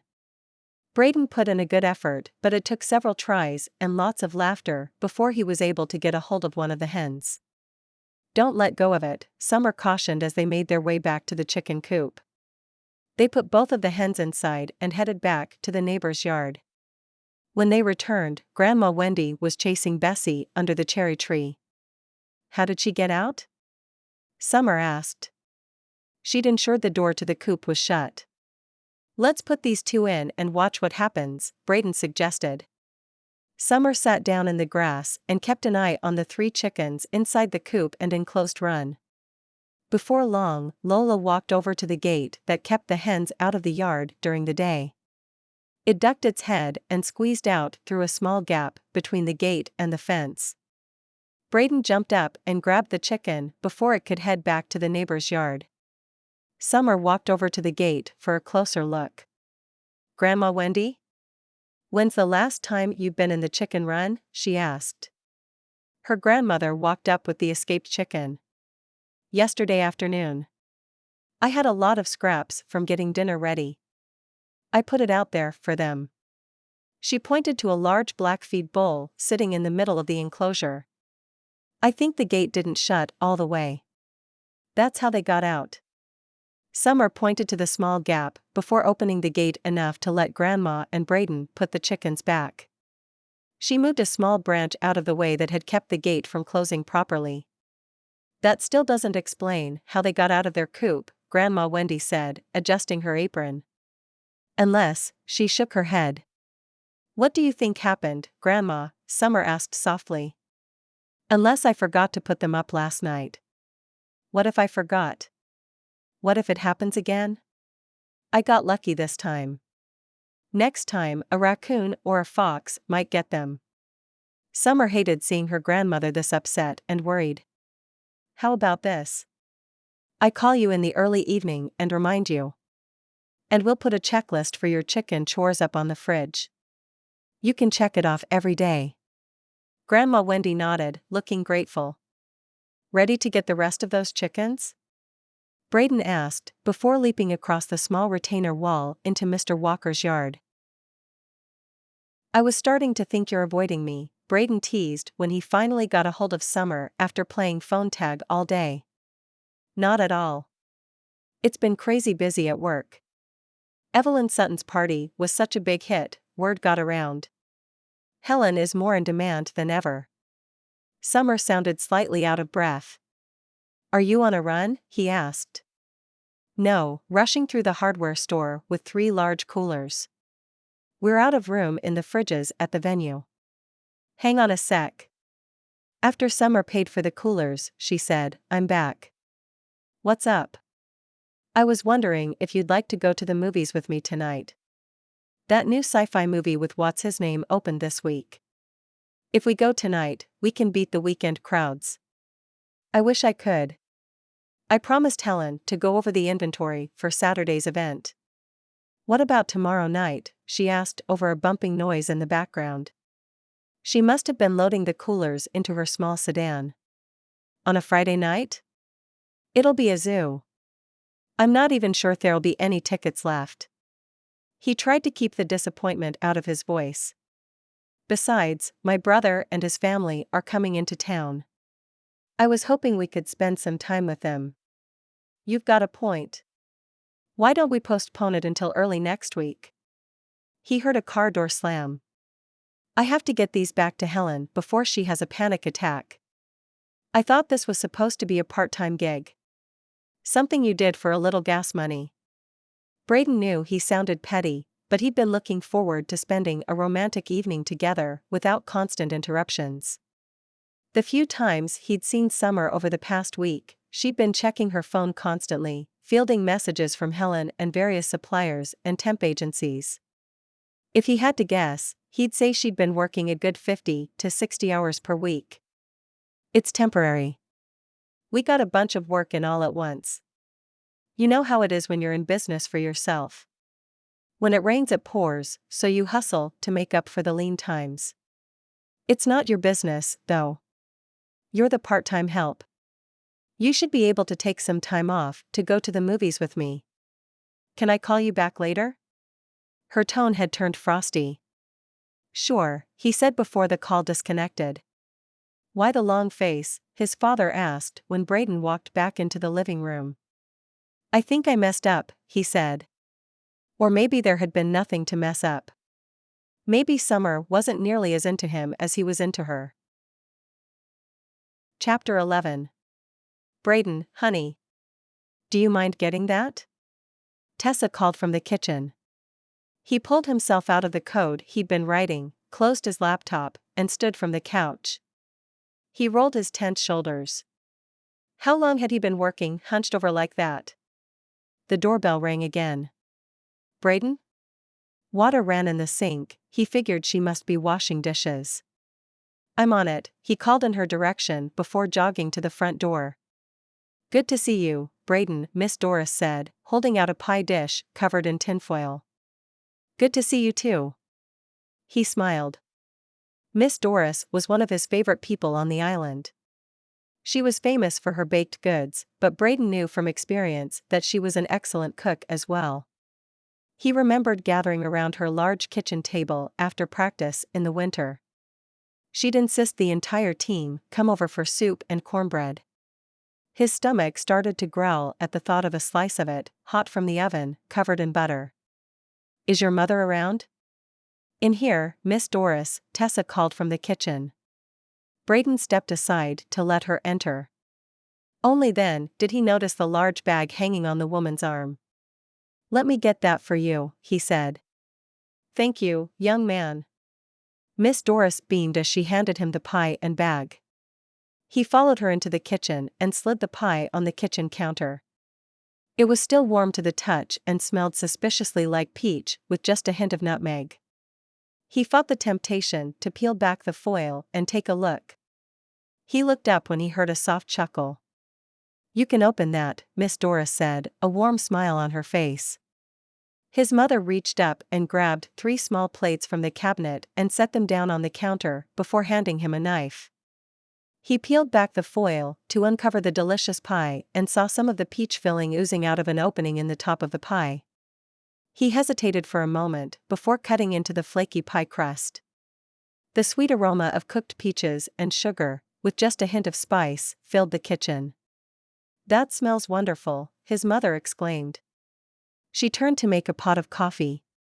"Why don't you take Miss Doris into the living room? I'll bring the pie when the coffee is ready." Braydon gladly handed the knife to his mother and led their elderly friend to the formal living room down the hall. The room was only used for company, and while comfortably furnished, it didn't feel relaxed like the den with its oversized chairs and large flat-screen TV. This room did have large bay windows overlooking the ocean though, and it was early enough in the day that the sun streamed in, filtered only by the sheer curtains. He motioned for her to sit and took the chair across from her. She sat down on the sofa and set her brown leather purse in the seat next to her. Miss Doris crossed her ankles and squared her shoulders. She looked right at him, a soft smile taking the edge off those piercing eyes. "So, you and Summer," she tilted her head, waiting. "What about Summer?" he asked, swallowing hard. The plush chair wasn't as comfortable as he remembered. He shifted, trying to find a better position. "Rumor has it you two have been spending a lot of time together." Her smile widened. "I helped her with the luau for the Sutton family." He shrugged. "And you've been on a couple of dates, from what I hear. Miniature golf and horseback riding." She nodded approvingly. "We've spent some time together," he hedged. Braydon was all too aware that his mother was a few rooms away in the kitchen and would come in with the coffee and pie at any moment. Talking about Summer and their dates was the last thing he wanted to discuss with the two women. Especially since things weren't exactly going well. "And," she prompted. He should have known better. Miss Doris wasn't going to give up too quickly. Braydon glanced up at the open door. From the sound of it, his mother was busy putting a tray together and the coffee maker was still running. He had a few minutes before she would join them. "And I'm not sure what's going on." It wasn't quite the truth, but close enough. Miss Doris looked out the window, across the open water. "I'm surprised. I've seen the two of you run by my house almost every day. You both look happy when you're together." She turned and gave him a sad little smile. Braydon couldn't shake the feeling that there was more she wasn't saying. "I thought so too." The words slipped out before he could think about how much he wanted to divulge. He shouldn't be surprised. Miss Doris had been able to make him pour his heart out since he was a little boy. "You no longer think so?" she asked, her voice too soft to carry up into the kitchen. "I'm not sure. We have a good time when we go running. Summer doesn't seem to have time for much anymore. I'm starting to think she doesn't want anything more than a friend, or a running buddy." The word stung, putting his swirling mess of feelings into something solid. "I ran into Helen yesterday. She mentioned how grateful she is for Summer's help. How she couldn't keep up with all the new business without her pitching in." Braydon took a deep breath. "Summer's working a lot. Putting in long hours. Maybe that's all there is to it? She's busy?" Miss Doris smiled at him encouragingly. "Maybe." He could hear the doubt in his voice. "Do you want it to work?" Or are you ready to give up and head back to Charlotte? Miss Doris asked him point blank. The smile was gone from her face, and those steel gray eyes looked serious. I thought we had something. Something special. I could see our future. He stopped himself, not ready to divulge how deep his feelings for Summer were. I'm not looking for anything casual. If that's all she wants, he looked down at his bare feet, noticing the bit of sand still sticking to them. His mother wouldn't be pleased that he'd tracked sand into the living room. What makes you think she's not interested in anything serious? She's young. She just finished college. Hasn't started her career yet. She's not ready to settle down and start a family. It was something he'd thought about quite a bit the past few weeks. Whenever he found himself getting closer to Summer, he reminded himself that they weren't on the same path, didn't want the same things. Her brushing him off about the movie was a good reminder. Something he should hold on to before he let his heart get in the way. She's what? 24, 25? Miss Doris asked. Braydon nodded. Her birthday was in a few weeks. I was happily married and had my 2 boys by that time. She smiled and her eyes drifted back out the window and up the beach toward her house. They were a handful when they were 3 and 5. Times have changed, Braydon said after a few minutes. Women focus on their career before they settle down and get married. Especially someone as brilliant and driven as Summer Johnson. Miss Doris laughed softly. They haven't changed as much as you think. She turned and looked at him. Let me ask you something. Are you ready to get married and have babies right now? Braydon felt the blood drain from his face. I don't know about that, he stuttered. You like the idea of starting a family, but it takes a little time even if you've found the right person. There's no need to jump in with both feet. If I had to guess, I'd say you're no more ready to raise a child than she is. Not that anyone's ever completely ready. Ready for pie? Tessa asked cheerfully as she walked in the door. Braydon rose to take the heavy tray from her. He was grateful that Miss Doris changed the topic. She'd given him a lot to think about. I really am sorry about missing the movie on Thursday, Summer said when they reached the stretch of beach between their houses. They'd gone for an early Saturday morning run. Can I make it up to you by cooking you breakfast? Sure you have time for that, he teased, using the tail of his shirt to wipe the sweat off his face. For you? Anytime. Summer planted a kiss on his cheek. Come on in. I make some mean pancakes. How about some water first? Braydon asked. Got that covered. Hot coffee or iced? Summer walked straight to the fridge and grabbed 2 bottles of water. Here. She tossed one to Braydon, and he caught it then guzzled. Iced coffee sounds amazing. Coming right up. Take a seat. Summer turned on the coffee pot before getting to work on a batch of pancakes. On a whim, she grabbed a bowl of fresh strawberries from the fridge and sliced them up. When is your brother coming? They got here last night. My parents are taking everyone to the aquarium today. He finished the last of his water. I was hoping to introduce you to them tomorrow. My dad is cooking burgers. I'd love that. I barely remember Jackson. He's 4 years older than you? Braydon nodded. You're good at this, he said, watching her from his seat at the kitchen bar. You should have seen my first few attempts when I left for college. Summer shook her head and flipped another pancake. It wasn't pretty. I don't believe that. It looks hard to mess up. He stood up and walked next to the stove. Just pour and flip, right?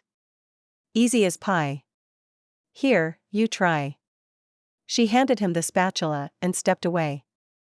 She poured the coffee into a glass carafe and put it in the fridge to chill. Here goes nothing. Summer had to bite her tongue when he tried to flip the pancake too soon. It broke as soon as he lifted the spatula. To Braydon's credit, he tried his best to save it, but the attempt was futile. Here, let's start over, she said, taking the pan off the stove and scooping the scrambled egg-looking mass into the trash bin. She walked Braydon through the process step by step. By the third pancake, he'd gotten the hang of it. "I did it." A huge grin spread across his face when he slid another perfect pancake onto the plate. "Good job.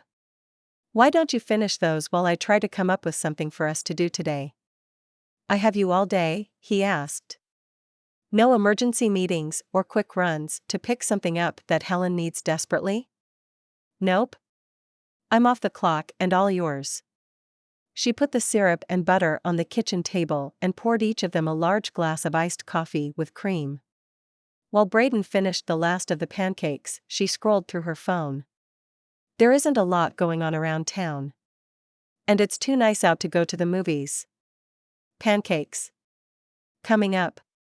Braydon walked over with 2 plates of pancakes. "And you're right. It's too nice, and they're calling for storms later this week. We should do something outside." Summer grabbed the strawberries and took a seat across from Braydon. "I think I have an idea." She scrolled through her phone and whooped. "What?" Braydon looked at her expectantly. "How would you like to take me to a baseball game? The Pelicans are playing a home game this afternoon." She hummed "Take Me Out to the Ball Game." Braydon cut a bite of pancake with the side of his fork. "That sounds like fun. It's a date." Chapter 12. Raymond. Braydon called as they stood behind the dugout watching the teams warm up before the game. Braydon raised his arm and waved. One of the Pelican players jogged toward them. "Braydon? It's been ages. Good to see you."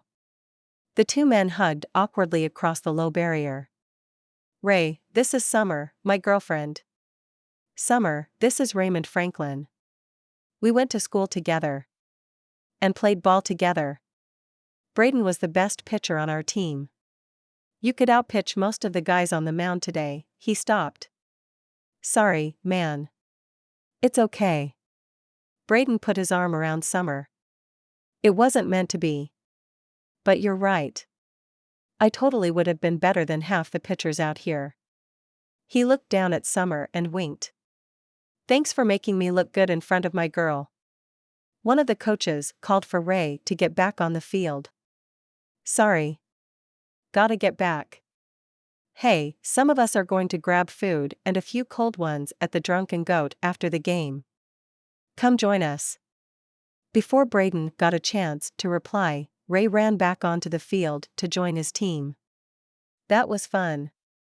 It isn't every day you get to meet a professional baseball player," Summer said while Braydon noticed how the bright afternoon sun gave her hair a coppery glow. "It's the minors," Braydon laughed. "It's not that big of a deal. Half these guys have part-time jobs to help pay the bills. They'll play a few seasons, and then go get a real job. It's something to tell the grandkids later, but for most of the men on the field, this won't become a career. And chances were, it wouldn't have for him either." "You really believe that?" "What? That they won't make it?" "I know so. Look at the stats." "No. Do you believe you weren't meant to play baseball professionally?" Her eyes were hooded, her voice soft.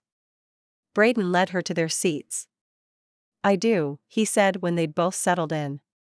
"It took me a long time after my injury to come to terms with the fact that I wasn't going to play in college. That I no longer had a shot at going pro. Making it to the majors had always been a bit of a pipe dream, but when that ball hit me, the dream shattered along with my wrist." He leaned back and let his eyes roam over the field. "It hurt, and I won't say there aren't days when I still wonder what could have been." "But," she prompted when he didn't continue. "If I'd played baseball in college, most of my time would have been spent on the field and in the gym." Summer took his hand and squeezed it. "Instead of being bored out of your mind sitting in your dorm room with my brother." "We weren't bored." He grinned. "I wouldn't have had time to take those computer classes that Simon dragged me to. And without those and the extra time after class, we wouldn't have started playing around with app development." If you hadn't gotten injured, you and Simon wouldn't be in business together now. Is that what you're saying? He nodded. Deep down he'd known it, but it wasn't until he saw the players on the field and talked to Raymond that it became clear. His life would look very differently. And if you hadn't continued to hang out with Simon, maybe gone to a different school, who knows? We may not have run into each other again. Summer let go of his hand and tried to scoot closer, the armrest hindering her efforts. Braydon stuffed his jacket around the armrest as a cushion and put his arm around her. That would have been truly tragic. Summer snorted and snuggled in. Her head rested on his shoulder, and little strands of hair tickled his neck. They sat quietly, watching the stadium slowly fill with visitors. It would have been sad, she finally said. Braydon used his free hand to tilt her face up to him, so he could look into her beautiful eyes. You're right. That would have been sad. I'm glad we ran into each other again, and I'm glad I finally asked you out. He leaned down and kissed her. It's too early for the kissing cam, someone behind them said loudly. They broke their kiss, and Summer blushed. How about hot dogs and drinks? Braydon asked. He gently moved his arm away. I'm buying. Sounds good, I'm starving. Summer rose and slung her purse across her shoulder. His own stomach started growling when they made it to the front of the concession stand. 2 hot dogs, a nacho supreme, and 2 large sodas, he ordered. He turned around to Summer. Anything else? She shook her head. I think that'll hold us over for a couple of innings. We can always get something else later. The game was a lot of fun, and despite the heat, it didn't take them long to polish off the food. Summer enjoyed her hot dog and grabbed a few of the nachos before calling it quits. You barely touched your soda, Braydon said. Too much carbonation upsets my stomach, Summer said. It'll settle down in a little while. You should have said something when I ordered. We could have gotten you something else. That soda will be hot by the time the fizz is gone. He was genuinely upset. It was unlike Summer to not speak up her mind. It's no big deal. If I get thirsty, I'll grab some water later. She put a reassuring hand on his arm. The next few innings were an intense game of back-and-forth scores for each team. At the end of the 5th, they were tied with 6 runs. Your face is turning red, Summer said after a while. Although the sun had sank low in the sky, it still hit the area of their seats. Braydon felt the sweat rolling down his back. He looked at Summer. Look who's talking. Your nose is getting a little pink too. I'm going to run to the ladies' room and see if I can find us some water, she said before taking off up the stairs to the covered walkway surrounding the seats. Braydon turned his gaze back to the field, scanning for Ray in the outfield.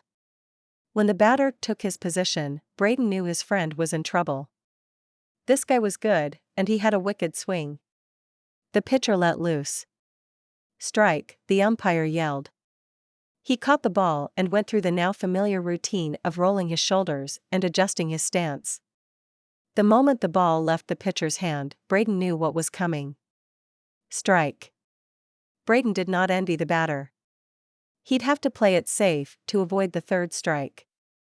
The pitcher threw the ball and the entire ballpark heard the hard crack of the bat connecting with the ball. Summer returned a little while later, 2 bottles of water in one hand, a large bucket of popcorn in the other.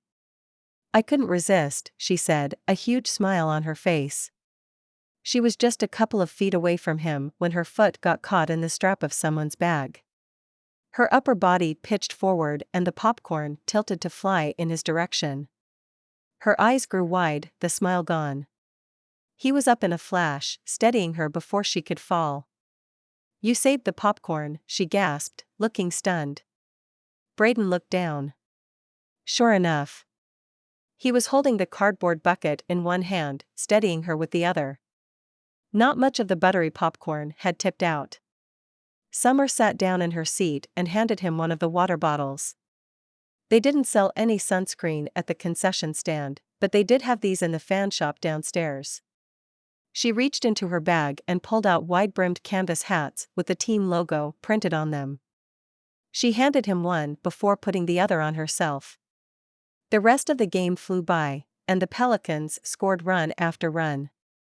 Braydon enjoyed watching Summer as much as watching the game. At the end of the 9th inning, the stadium started to empty. The fans who stayed were excited. Their team had won. "Grab your stuff," he said before standing and holding his hand out to her. He led her down the steps toward the fence in front of the dugout. "Ray," he called. "Great game." The team was packing up their gear, smiling and congratulating each other on the win. "Braydon, I'm glad you stayed." Ray strolled over to the fence, then turned, calling Toby and Rick over to join him. "Great game." Braydon hadn't seen his old high school teammates in years. He hadn't realized Toby and Rick were on the team until today. "We're heading over to the Drunken Goat. Why don't the two of you join us?" Ray said. Braydon turned to Summer. "Sounds good to me," she said with a big grin on her face. "I might need some food though. Popcorn only holds a girl over for so long." "They make a pretty decent burger," Rick said over his shoulder while zipping up his bag. "Not as good as Mary's, but," he shrugged. "Burgers work for me." Summer looked at him expectantly, leaving the final decision up to him. "We'll meet you there," he said before putting an arm around Summer and leading her toward the exit. He didn't like the way Rick and Toby looked at his girl. Time to make it clear who she belonged to. At least for now. They beat the guys to the bar and went inside to grab a table. The place was grungier and smokier than he remembered. "Are you sure you want to eat here?" he asked. "It'll be fine. It's no worse than the place I worked at, and their food was great." Summer walked ahead of him and pointed to an open table outside. A band was playing on a small stage on the opposite side of the large covered patio. He nodded and followed her outside. When the guys arrived, beers and menus were waiting. Ray grinned. "I could get used to this," he said as he sat down across from Braydon. So could he. Braydon relaxed into his chair and pulled Summers close to his side. Putting an arm around her shoulders, he took a sip of his beer. It was ice cold and perfect after a hot day in the sun. The only thing better was Summer leaning back and resting her head against his shoulder. "When's the next game?" he asked his friends. "Winston-Salem tomorrow night," Ray told him. 3 games in a row. And their visiting team locker room is a mess. "No hot showers until we get back to the motel," Toby added, rubbing his shoulder, the pain obvious on his face. "How often are y'all on the road?" Summer asked. "About 100 days a year," Ray said. "That would get old quick," Braydon said. He missed his own bed and apartment, and he was staying in the comfort of his old bedroom at his childhood home. All 3 men nodded. "It's not nearly as exciting as we thought it would be back in high school," Ray said with a wry grin. "A lot of grinding, cheap hotels, and crappy food," Rick added. "That doesn't sound all that glamorous." Summer picked up a fry and popped it into her mouth. "Trust me, it isn't." Toby rubbed his shoulder. "Most of us don't last more than a few years. If there were anything else I could do to pay the bills, I would." Braydon looked over at his friend. Ray sounded defeated. "Any plans for when you retire?" Ray shrugged. "Coaching, if I get lucky. If not, there's always selling used cars." Rick took a big sip of his beer and swallowed hard. For the first time, Braydon found himself thankful he wasn't living that life. Though he'd been the best player on their high school team, he was honest enough with himself to admit that he wouldn't have made it to the major leagues. "Not what we pictured in high school," he said. "Not exactly. Our biggest worry was trying to figure out how we could make sure we'd all end up on the same major league team in the end." Ray turned to Summer. "None of us wanted to play against Braydon. Never occurred to us that the bigger problem would be making the major leagues." Ray finished his beer and looked for the waitress.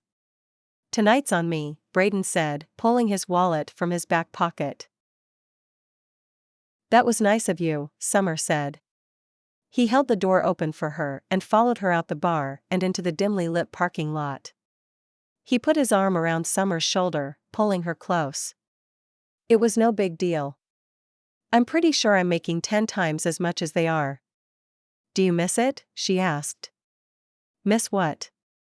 Playing ball. Summer's arm wrapped around his waist, bringing them even closer. Braydon took a moment to consider the question. When they reached his car, he held the door open for her and made sure she was settled in before getting into the driver's seat. He pulled out onto the highway before answering. There are parts of it that I miss. The workout. Being part of a team. The excitement when you can taste that win. He switched lanes and sped up as they made their way back down to Palmar Island. Am I sorry I didn't take my shot at playing ball professionally? He shook his head. I'm not. Isn't it every little boy's dream though? To become an astronaut or a pro athlete? If that was true, you should have been working towards becoming a ballerina, or what? An actress? He glanced over at Summer. His stomach did a funny flip when he saw her curled into the seat, her eyes dancing with mirth. You wouldn't suggest either of them if you'd seen me in elementary school. My mom tried sending me to ballet. I didn't last one class. It was. I did know you in elementary school. You were kind of cute. For a little girl with pigtails. He glanced back at her, and she shrugged. Not your thing? Not at all. And the middle school play wasn't any better. Give me a math problem or a science experiment though, and I'm your girl. They are predictable. Nothing like losing yourself in a bit of code. It may look like a mess at first, but in the end, it always makes perfect sense. The island raced closer, but Braydon was reluctant to make it to the oceanfront street. He wasn't ready for his perfect day with her to end. Like science, she said. Any luck with the job search? He asked. It was the first time in days that she'd brought up the topic. Nothing concrete, but I might have a lead for a job out west. He risked another glance at her. She looked excited. That's great news, he said. He hoped his cheerful tone would fool her. So much for a perfect day. Chapter 13. Summer, you remember Jackson? Braydon's mom pulled her over and Summer shook the man's hand. I do. I remember you teaching Simon and Braydon to surf. Summer smiled up at Braydon's older brother. And I remember you complaining that we didn't let you come out with us. I think you still had inflatables at the time. Jackson laughed. Hey, cut it out. Braydon stepped over and put his arm around Summer. He didn't like the way Jackson was talking about the women he loved. Summer, this is my sister-in-law, Nora. And this is Jack. He picked his nephew up from the floor where he'd been playing with an old set of Lincoln logs. It's nice to meet you. Summer smiled at them both. How old is he? 18 months and full of trouble. Just like his dad. Nora rubbed the top of her son's head. Braydon put the toddler down and took a seat next to him. What do you want to build, Jack? House? Jack clapped his hands together. I'm putting the burgers on the grill. Jack looked over at his wife before walking outside to heat up the grill. I'll bring them out in a minute. Tessa left for the kitchen. Wait up, Dad. I'll keep you company. Jackson followed their father outside. Okay. A house it is. Guess it'll be a log cabin. Braydon grabbed a couple of logs to form the foundation of a small building. He glanced up to make sure Summer was doing okay. He's great with Jack, Nora said as the two women sat on the couch, both looking at him and his nephew. Do you have nieces or nephews? Summer shook her head. I'm the youngest in my family. I've never been around kids much. But you want some? It's a lot of work, but such a rewarding experience. Nora looked lovingly over at her offspring. Jack could use some cousins. I'd love to have him grow up with kids close to his age. The smile on Summer's face froze. Nora, I think it's a little early for Braydon and Summer to discuss children. Tessa walked through the kitchen, a larger platter of hamburger patties in her hands. Would you open the door for me? Nora rose and stepped out on the back deck with his mother. Don't let her get to you. She has pregnancy brain. Braydon smiled over at Summer. They're expecting their second child in 5 months. You could come help us build a log cabin. Summer nodded. Her face relaxing. House? Jack handed him a log. Right. A house, not a cabin. He added the piece to one of the walls. Sure, what can I do to help? Summer sat down next to them. Do you want to build the roof? Braydon turned the Lincoln log container so she could see the graphics for the basic structure he was building. The roof would simply rest on top. And here I was all impressed with your engineering skills. Summer leaned over to take a closer look. Jack handed her a log. House? Summer smiled at the little boy.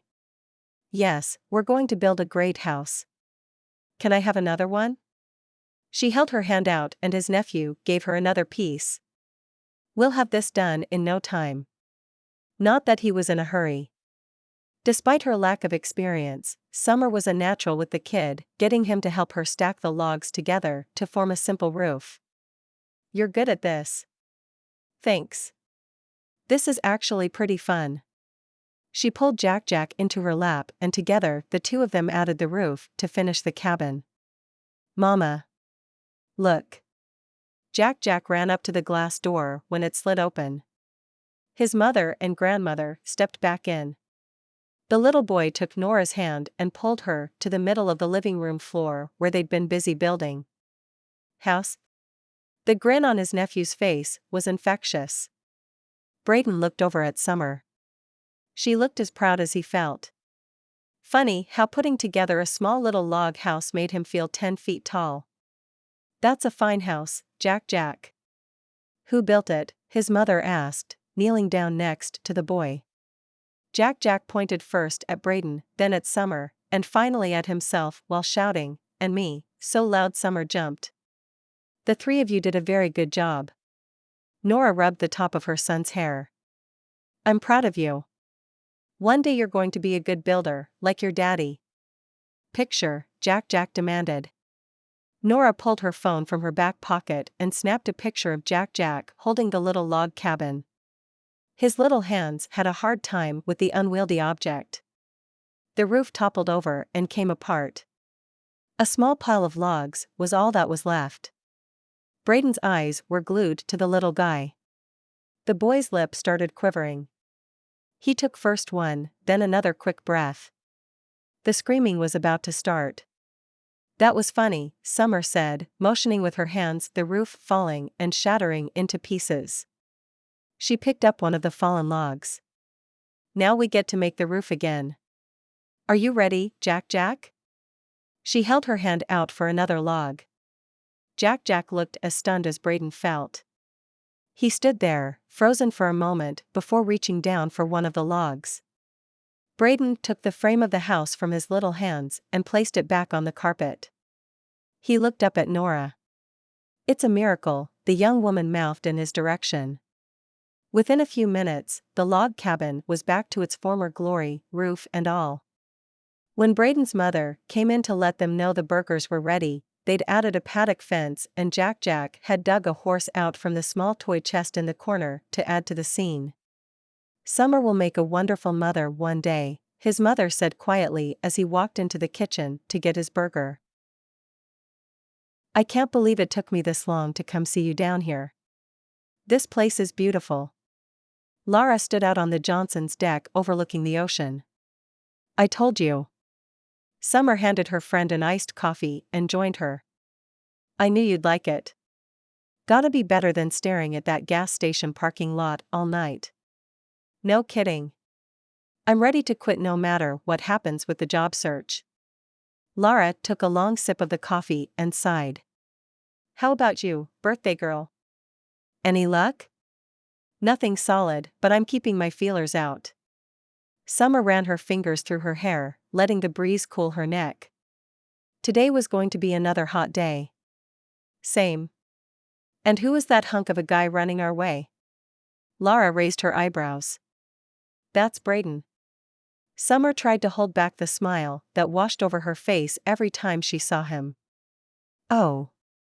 I get it now. I think I would have hung on to that crush for years too. Hush. Summer elbowed her friend as she watched Braydon take the steps up to the deck 2 at a time. Happy birthday. He walked up and gave her a quick kiss. And you must be Lara. It's nice to meet you. Nice to meet you too. Lara looked like she was about to drool. What would you ladies like to do this morning?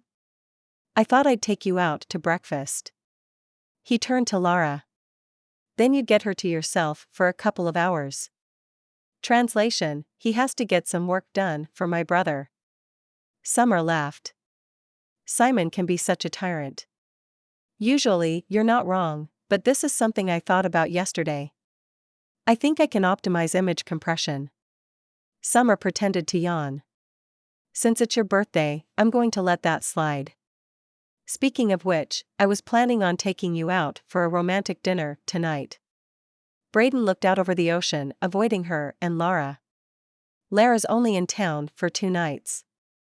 I was thinking we could head up to the Drunken Goat for some drinks, maybe check out a couple of clubs, show her a good time. It's your birthday. Braydon smiled, but Summer heard the disappointment in his voice. Rain check on the romantic dinner? Summer asked, putting an arm around his waist. You've got it. Braydon kissed the top of her head. I'll meet you 2 out front in half an hour to go grab breakfast. I think you hurt the man's feelings.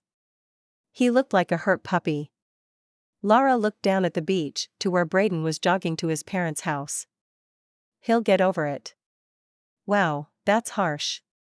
Everything okay between the 2 of you? It sounded like you were having the perfect little summer romance. Lara turned and looked at Summer. Summer sat down in one of the deck chairs and sighed. That's the problem. You're going to have to give me a little more than that, Lara said, taking the seat beside her. It was supposed to be the perfect summer fling, but I think he's taking it a lot more serious than that. And that's a problem? It is when I might be moving halfway across the country at the end of the summer. That's new. When did that happen? Nothing's happened yet. I met a Colorado State University professor at a 4th of July party. There might be a possibility for an opening there. Even if that doesn't pan out, I am not giving up. I'm not going to get stuck here on Palmar Island working as an event planner. I hear ya. I don't plan on staying at that gas station much longer. At least your job is slightly more glamorous. Parties and all. There's got to be something out there for us. Here's to finding it sooner rather than later. Lara clinked her glass of iced coffee with Summer's. I'll drink to that. Summer finished the last of her own coffee. Is it Braydon who's getting too serious, or are you starting to fall for the guy? A little of both. That's what I thought. And it's scaring you. It's not scaring me. It's complicating things. This was supposed to be a simple, fun summer. One last Palmar Island hurrah. And now? Now part of me wonders if Braydon and I have a shot at something real. Summer took a deep breath of the salty breeze coming off the ocean. And you don't think he'd follow you wherever you land? Lara drank the rest of her coffee and set down the glass. I don't know. He has work and family here. Have you 2 talked about it? Lara turned and looked right at Summer. How do I even bring that up? Summer shrugged. You talk about your future. Share your dreams. And then you compromise. Find something that works for both of you. That's what I'm afraid of. I don't want to compromise. It would feel too much like settling. For the first time in my life, I can go wherever I want whenever I want. Seize any opportunity. Braydon could hold me back. If that's really how you feel, you need to start to back away. That man has it for you bad. No need to drive the knife in deeper if you're going to end it in a few weeks. Chapter 14. Look who I talked into coming down with me. Simon stepped into the hallway and sneezed. Parker. I thought you were teaching. Good to see you, man. Braydon hadn't seen him for months. It was good to have both of his best friends in town. After the sleepless night he could use some cheering up.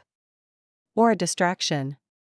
Anything to keep from worrying about Summer and their precarious future. I'm only here for one night. Bunking with Simon. He pulled the pity card and dragged me down here. I'm leaving Sunday afternoon. Pity card? Braydon glanced over at Simon. What had he missed? Megan broke up with me. Simon shrugged. You sound heartbroken, Braydon said. I know. He was a lot more convincing on the phone. Parker clapped Simon on the shoulder. Since I'm here, anyone ready to get in the water? Braydon nodded before turning his attention to Simon. You okay? I knew it was coming. I'm kinda relieved. She's moving out this weekend. And you're leaving her alone at your place? That's brave. Parker looked shocked. You haven't seen it since she redecorated, Braydon said. I think Simon wouldn't mind if she cleared the place out completely. Yep, especially since I didn't mention that all the stuff I was supposed to take to the dump is sitting in a storage building off Queens Boulevard. Smart man. Braydon led his friends through the living room and out the back deck. Parker has the right idea, but unless all you want is a quick dip in the water, we're going to have to head south. The ocean looked too calm for any chance at catching a wave. You found a new spot? Simon's eyes grew wide. Not exactly. You'll see. Grab your gear and meet me out front in 10. I'll drive. By the time he pulled his brand new Ford Ranger out of his dad's garage, his friends were waiting, boards tucked under their arms. It didn't take long to load up, and then they were on the road. You're kidding. Parker sounded upset. We can't do this. Yes, we can. You were serious? Simon asked. Absolutely. Got permission from the sheriff and a key from the president of the Homeowners Association. Braydon pulled the small gold key on a large plastic keychain from his pocket. He unlocked the gate in the chain-link fence, the same fence they'd climbed over as teenagers. Each man grabbed his surfboard before they headed down the narrow path that led to a rocky piece of the South Carolina coastline. This was a far cry from the wide sandy beaches of the Grand Strand, but it was a surfer's paradise. They put down their bags, kicked off their shoes, and carefully made their way to the water's edge. The waves look perfect, Parker said, scanning the horizon. Too bad it's in a gated community, Simon said, looking ready to head into the water. Anywhere else, this place would be a surfing hotspot. Let's paddle out and see what we can catch. Braydon carefully stepped through the rough and rocky shoreline into the water. As soon as the water reached his knees, he got on his board to paddle out into the breakers. Getting through the line of breaking waves was more of a challenge than he remembered. He was out of breath when they'd made it out into the calmer ocean waters. I don't remember this part being such a workout, Parker said, taking big gulps of air. Sitting on their boards, the childhood friends scanned the horizon for the first hint of a good wave. They didn't have to wait long. I can't believe you didn't ask me to come with you. Summer punched her big brother in the shoulder as the four of them sat on the back deck of the Johnson house, enjoying the cool breeze off the ocean. I thought you were working today. Besides, you were still sound asleep when we left. Simon grinned up at her, not a bit of remorse on his face. At least Braydon looked like he was sorry. The full moon rising over the ocean lit up his handsome face. It made her heart flutter. All thoughts of missing out on fun with the guys disappeared when he mouthed sorry at her. Combined with that sweet smile of his that seemed to be reserved only for her, it was hard not to forgive him. The butterflies in her stomach that always flared up when he was around did somersaults. Summer, can you help me with dinner? Her mother called from the kitchen. Summer rose and made her way into the house reluctantly. She hadn't had a chance to talk to Braydon since he showed up half an hour ago. Her brother and Parker had made it back to the house hours earlier, both of them looking happy but completely worn out from a long day surfing at some secret spot she wasn't supposed to know anything about. They'd showered and promptly passed out on the living room couches, some sports show playing in the background. "Can you take the cornbread out and start cutting it?" her mother asked. "Sure." Summer didn't know why her mother asked her for help. The big pot of chili they'd cooked earlier in the afternoon was ready. Aside from setting out some bowls and silverware, there wasn't anything left to do to get dinner ready. She grabbed a set of hot pads and took the cornbread out of the oven. "The boys haven't seen each other in months. Why don't you give them some time to talk and catch up?" Jane suggested while Summer appended the cast iron skillet to release the cornbread onto a plate. She dug around the largest kitchen drawer for a knife. "They've spent all day together." Summer shook her head at the sound of her voice. When had she turned back into a bratty teenager?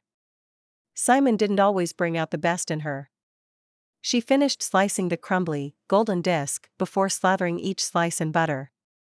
"They were out on the water. It's hard to talk. And from what I can tell, Simon and Parker both need their friend right now. I know your brother acts like it isn't bothering him, but Megan walking out hurt him. I like her. I hope they can work it out." "Mom." I caught a few snatches of conversations. That's all. All I'm asking is that you give them a little time before we eat dinner." "I can do that," Summer agreed while setting the table. "But if you ask me, Simon is better off without Megan. Did you see what she did to his condo? It needed a female touch. You can't expect her to live in a bachelor pad." Jane stirred the chili and added a good dash of hot sauce after tasting it. "Do you need help with anything else?" Summer asked. "I want to check my email and change my shirt before dinner." "Go ahead. We're almost set here." Fingers crossed that a job offer came in, her mother called behind her. Summer headed up to her room on the second floor, but took a beeline for the upstairs balcony through the spare bedroom. She opened the door as quietly as she could, for once thankful that her father kept every single hinge well oiled. She tiptoed out, staying far enough back that her shadow wouldn't fall on the group of men sitting on deck chairs. Their conversation drifted up towards Summer, barely muffled by the sound of waves crashing onto the shore. "I'm pretty sure Liza is leaving me," Parker said, his voice rough. "We've been trying for a baby for a while, and so far, no luck. She's growing more distant each month. I was hoping it was the hormones and the disappointment." "I'm sorry, man." Summer inched a little closer to get a look at her brother. She didn't like the defeated tone in his voice. "I can only imagine how tough the past few years have been on you guys." Braydon nodded and took a swig of his beer. "Things haven't been great for a while. All we talk about is trying again. It's taking all the fun out of it, if you know what I mean." "Do you think a baby would fix things between you guys?" Braydon asked, putting a hand on his friend's arm. Parker shrugged. "I don't know. Part of me thinks at this point it would be a mistake to bring a child into the middle of all this. Maybe some time apart wouldn't be the worst thing that could happen." Simon nodded. "I know how you feel. I thought Megan leaving would devastate me. Make me a failure in this whole relationship thing. But if I'm perfectly honest, I look forward to going back home to an empty condo." Parker rose from his chair. "Could be fun. The three of us out on the prowl again? Hypothetically speaking, of course." He turned the ring on his finger. "Except Braydon over here is following my baby sister around like a puppy dog." Simon punched Braydon in the arm before rising and joining Parker at the rail of the deck. "Looks like you'd have to make do with me as your wingman." "I'm no puppy dog," Braydon growled before joining his friends. "And the two of you would be lost out in a bar without me." "Hypothetically. When's the last time either one of you picked up someone new?" "You've got a point there. We may be a little rusty." Parker turned and grinned at Braydon. And I'm glad there's nothing serious between you and Summer. It would never work out between the two of you. Simon's voice was firm, and Summer didn't have to be on the deck to see the serious look on her brother's face. Despite everything he'd told Braydon and her big brother didn't approve of their relationship. If that's what it was. Summer waited for Braydon to defend her. You and Liza will work it out. Braydon sounded sincere. And if not, we'll always be here for you. What are you doing out here? Her father stepped out of the second set of balcony doors from the master bedroom.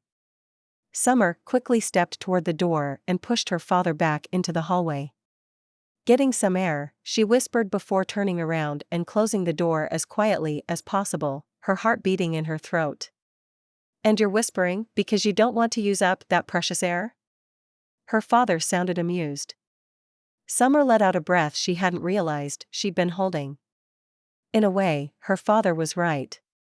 Hear anything interesting? He asked. His words weren't a whisper, but he kept his voice down. Not really.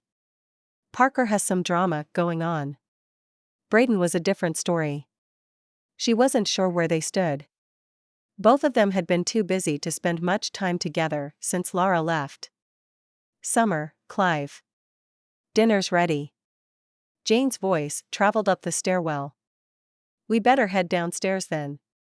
Those young men look like they can eat. Her father put his arm around Summer. And I hope you won't let whatever you overheard change your plans for your future. You've worked too long and hard for that degree. Summer felt the heat rising in her cheeks. I won't. As a matter of fact, I might have a chance for an interview at Colorado State. That's wonderful news. Her father's pace quickened. She had to jog down the stairs to catch up with him. Don't say anything, please. I don't want to jinx anything. And she wanted Braydon to hear about this from her, should anything come from the opportunity Tony Adams had given her. Would Braydon consider moving to Colorado with her? Was that even an option? Her father nodded and waved her to step into the kitchen ahead of him. Chapter 16. Summer woke to the sound of the kitchen phone ringing.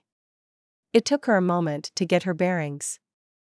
How had she ended up falling asleep on the couch curled up next to Braydon? And how was he sleeping through this noise? She carefully pulled back the soft throw that had kept them both toasty warm and walked over to answer the phone. Summer. Is everything okay? We've been trying to reach you since last night. Her mother sounded worried. I'm fine. The power got knocked out by a storm. It must have come back on sometime during the night. I was asleep. Summer crammed the handle of the wall-mounted phone between her ear and shoulder and started to make coffee. I'm sorry, honey. Listen, your father is worried about your grandmother. He can't get a hold of her or you, Aunt Joyce. Summer heard her mother catch him up on the storm and the power outage. She may not have power, Summer suggested. The far end of the island always took the longest, and it wasn't uncommon for her grandmother to have to wait days longer than Summer's family. Quite a few times, she'd stayed with them after a hurricane or ice storm. That's true. And who knows what's happening at Aunt Joyce's over on the mainland. Summer's aunt had a place in a Myrtle Beach neighborhood. One of those cookie-cutter houses that Simon was always making fun of. You needed your house number painted on the building to tell it apart from all the others that looked just like it. Hold on, your father wants to speak to you. Clive asked her to go check on her grandmother and report back. When she hung up the phone and looked up, Braydon was standing in the doorway to the kitchen. Good morning, beautiful. He looked good with a bit of morning shadow on his face, and his grin sent her heart into a flutter frenzy. Coffee? She asked, turning around to grab a cup and taking a moment to compose herself. She couldn't believe she'd spent the night with Braydon Kessler. And he wasn't running for the hills. Yes, please. Sounds like you're on a mission this morning? Summer turned and looked at him. What? To go check on your grandmother, he clarified. You heard that. she laughed. I'm heading over there in a few. Part of her wanted to ask Braydon to join her. There was no telling what would happen if the storm triggered another episode in her grandmother. But then again, maybe it would be better to keep that in the family. Let me take a few sips, and then I'll get out of your hair, he said, taking the hot mug from her. Their hands touched and the warmth from the coffee was nothing compared to the sensation traveling up her arm and into her stomach. How could a simple touch from his fingers do this? Take your time. I need at least a cup and a half before I'm fit to drive. Grandma, are you home? The front door was cracked open. Summer pushed it and walked into the house. Silly. Where were you? Mama is going to get upset if we don't get this firewood brought in. Grandma Wendy pushed past her and hurried out to the front door. Summer followed her grandmother onto the front porch. Grandma, why don't we go inside and make you a nice cup of tea, she said after catching up to her. We have to get the firewood. It's going to be a cold night. Grandma Wendy frantically paced up and down the porch, peeking around the corner of the house. Where did it go? Papa stacked all the wood up here on the porch. Who could have taken it? Summer helplessly watched as her grandmother grew more and more agitated. She gently approached her and tried to steer her towards the front door. You don't have a wood stove, Grandma, she said in a gentle voice. Grandma Wendy pulled away from her and hurried down the steps to the garden path toward the street. Grandma, stop. Summer ran after her, not sure what to do. She'd never seen her grandmother like this. She was close to panic, not sure how to deal with this situation when a familiar car pulled. Summer, is everything okay? I came to check on Wendy. She wouldn't answer her phone. Miss Doris was out of her car seconds after pulling up in front of the house. I don't know what's wrong with her, Summer said. She'd never been happier to see another human being. I can't get her back in the house, and she's calling me by her sister's name. Miss Doris walked up, slowly approaching her grandmother.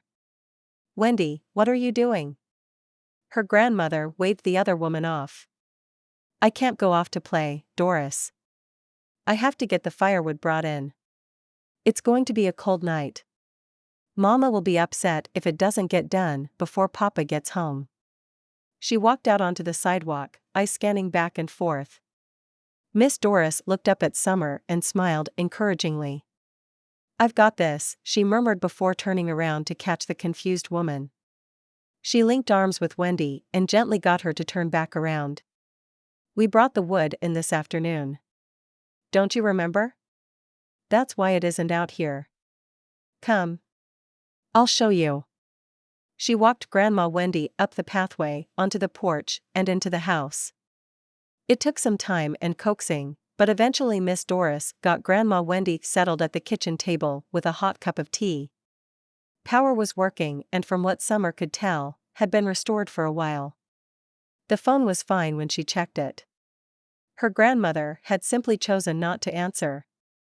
Or had been too wrapped up in the past to notice the rings. This seems to be getting worse. Miss Doris poured a fresh cup of tea and handed it to Summer. She was fine when I was here a few days ago. Summer thought back to the chicken incident. She lost track of her chickens, but it was nothing like this. Miss Doris walked to the window, looking out over the backyard. The chickens busily pecked away at the feed in their run. I don't see how the storm could cause this. Maybe we should call her doctor. See what he thinks. Dr. Peters is good at what he does. Summer hesitated. It felt like an intrusion of privacy and a bit of a betrayal to call her grandmother out like this. She's better now. She's recognizing both of us. But she didn't earlier. Who did she think you were? Her sister. She died in her teens. Summer barely remembered the name when Grandma Wendy used it earlier. She'd seen the young woman's picture in old photo albums. Her grandmother rarely talked about the sister who'd died from influenza. This seems worse than her usual episodes. We should call her doctor and see what he thinks. If nothing else, it will give us both some peace of mind. Miss Doris grabbed her hand and squeezed it encouragingly. Summer nodded and pulled her phone from her back pocket. Do we have to call him? Her grandmother asked softly. We do, Summer said firmly. To make sure you're okay, and to see if there's something we can do to help. I don't want to leave. Don't let them stick me in a home, Summer. Grandma Wendy was getting restless, her face filled with fear. It broke Summer's heart. I promise, we'll do everything we can to keep you home. But that means listening to your doctor and getting help. Summer looked over at Miss Doris, hoping the older woman would back her up. She's right, and you know it, Wendy. Grandma Wendy nodded her head.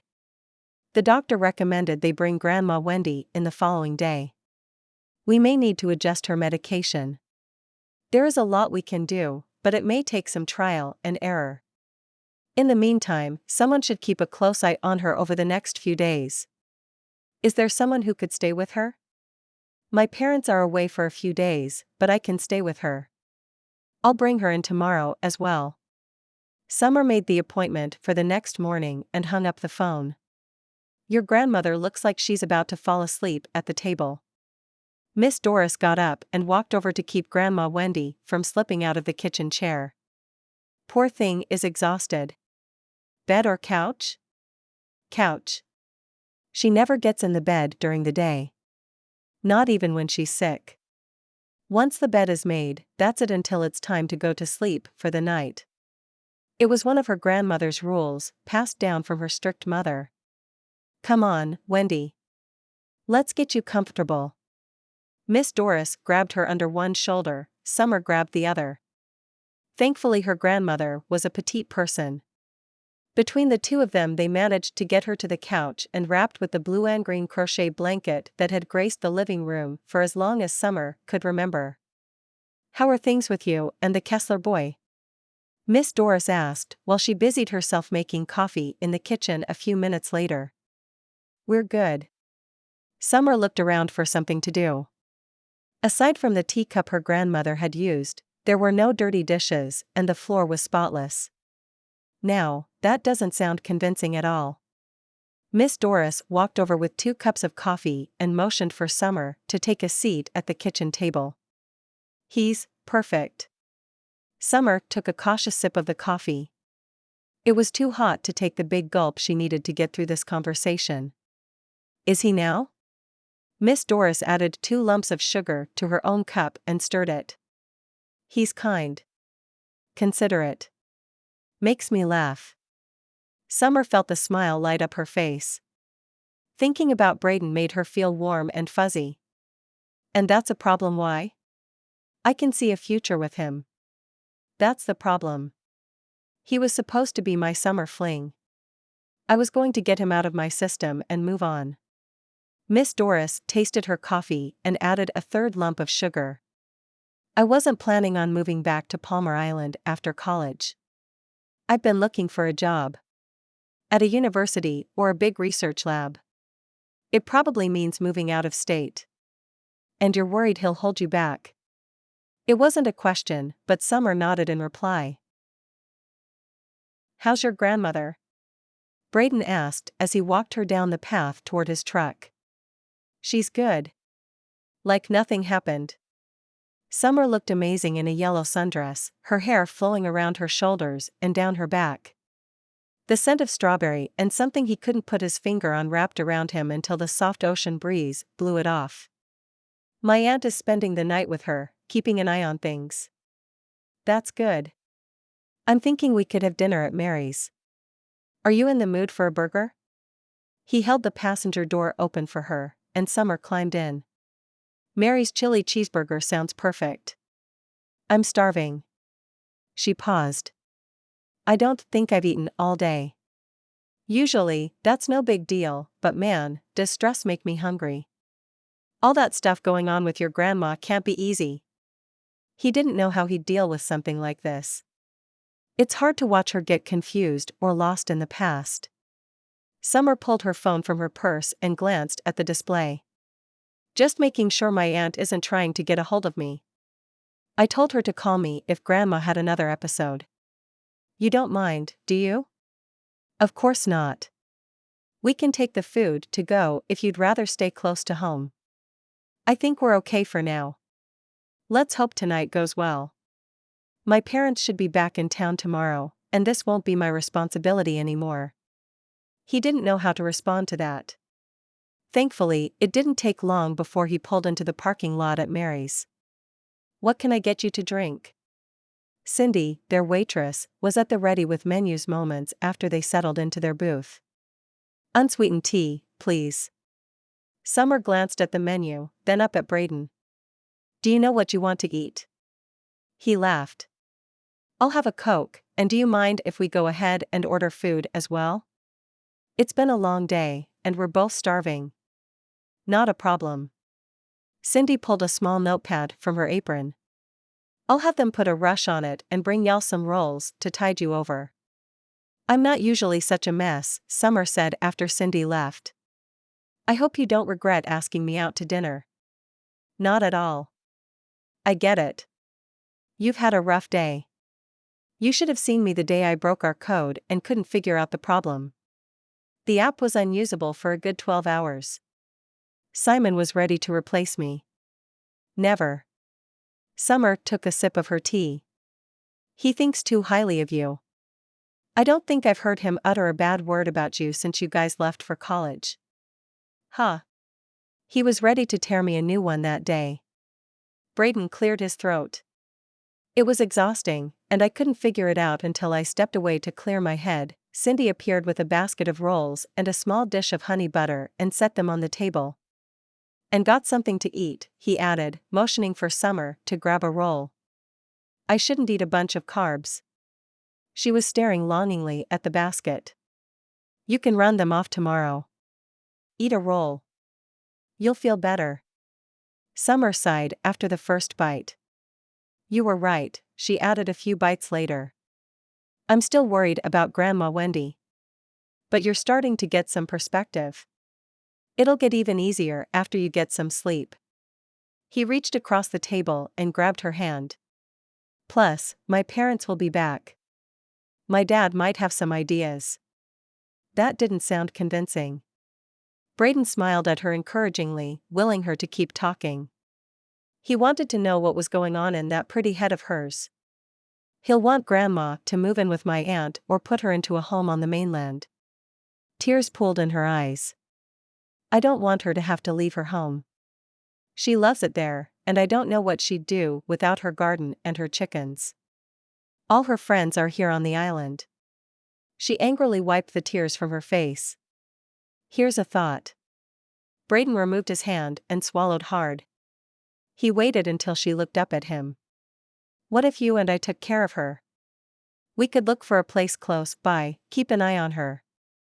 When she didn't answer, he wondered if he'd pushed too fast too far. He was ready to build a life with her, here on the island. Was she? Chapter 17. You seem distracted, Braydon's mother said. They were sitting out on the back deck, sharing a late morning cup of coffee. I think I messed up with Summer last night. He replayed their conversation in his head. She'd gone quiet after he suggested they move in together. He hadn't brought the topic back up, and throughout the rest of dinner, she'd talked about the latest event she was planning with Helen. He'd followed her lead and kept the mood light. In the end, he was relieved she'd agreed to going to the movies with him. I thought everything went well. What happened? His mother looked concerned. If you want to talk about it. You don't have to. He had to try hard to hold back a snort. He knew that look. It was her pit bull look. There was no way he was getting out of this conversation. Deep down, he'd known that when he brought up the topic. Her grandmother is having a hard time. I suggested we get a place together near her and keep an eye on her. Tessa put her hand over her heart. My sweet boy. She didn't take it so well. She didn't exactly shut me down. But she didn't embrace the idea either, did she? His mother chuckled. Son, you scared her. Getting married and buying a house with a white picket fence probably isn't how she pictured the next couple of years. The girl has ambitions, and rightfully so. From what I hear, she was at the top of her class and has a brilliant career as a geneticist ahead of her. Not exactly something you can do here on the island. Have you talked to her about any of this? His mother asked gently. Braydon shook his head. He hadn't. He'd been hurt, and he'd retreated. Let me ask you something. His mother set her cup of coffee down and took his hands in hers. They were still warm from the cup despite the cool morning breeze. Are you willing to wait for her? Or follow her wherever she wants to go? Or are you set on settling down here on the island as soon as possible? Her eyes were soft and inquisitive. His mother wasn't judging him. I'm not sure. If you're not sure, then she isn't the one, his mother said firmly, squeezing his hands to emphasize her point. You'll go your separate ways and find happiness elsewhere. The thought of Summer with another man shot like a burning arrow straight through his heart. The pain was instant and took his breath away. I'll wait as long as I have to, he bit out. That's my boy. She patted the back of his hand before letting go to pick her coffee back up. You knew? He hadn't realized how much he loved Summer until this very moment. As much as he wanted to settle down and start a family, he only wanted that with her. And he was willing to wait however long it took. Especially when the alternative was to leave her to someone else. It may not happen today or tomorrow, but eventually she'd find someone else. That was something he couldn't live with. Of course I knew. I haven't seen you this happy in a long time. She rose and cupped his face. I hope you two find your way back together. If you don't at least try, I think you will regret it. I'm not sure how. Summer was the one who'd walked away, shut the door. You'll figure it out. Summer isn't the only bright one around here. His mother took the empty coffee mug from him and went back inside. He rose and stepped up to the deck railing. The beach was full of tourists and local beachcombers enjoying another late summer morning. The crowd would thin during the hottest part of the day, but for now, there were plenty of sunbathers and families playing in the surf.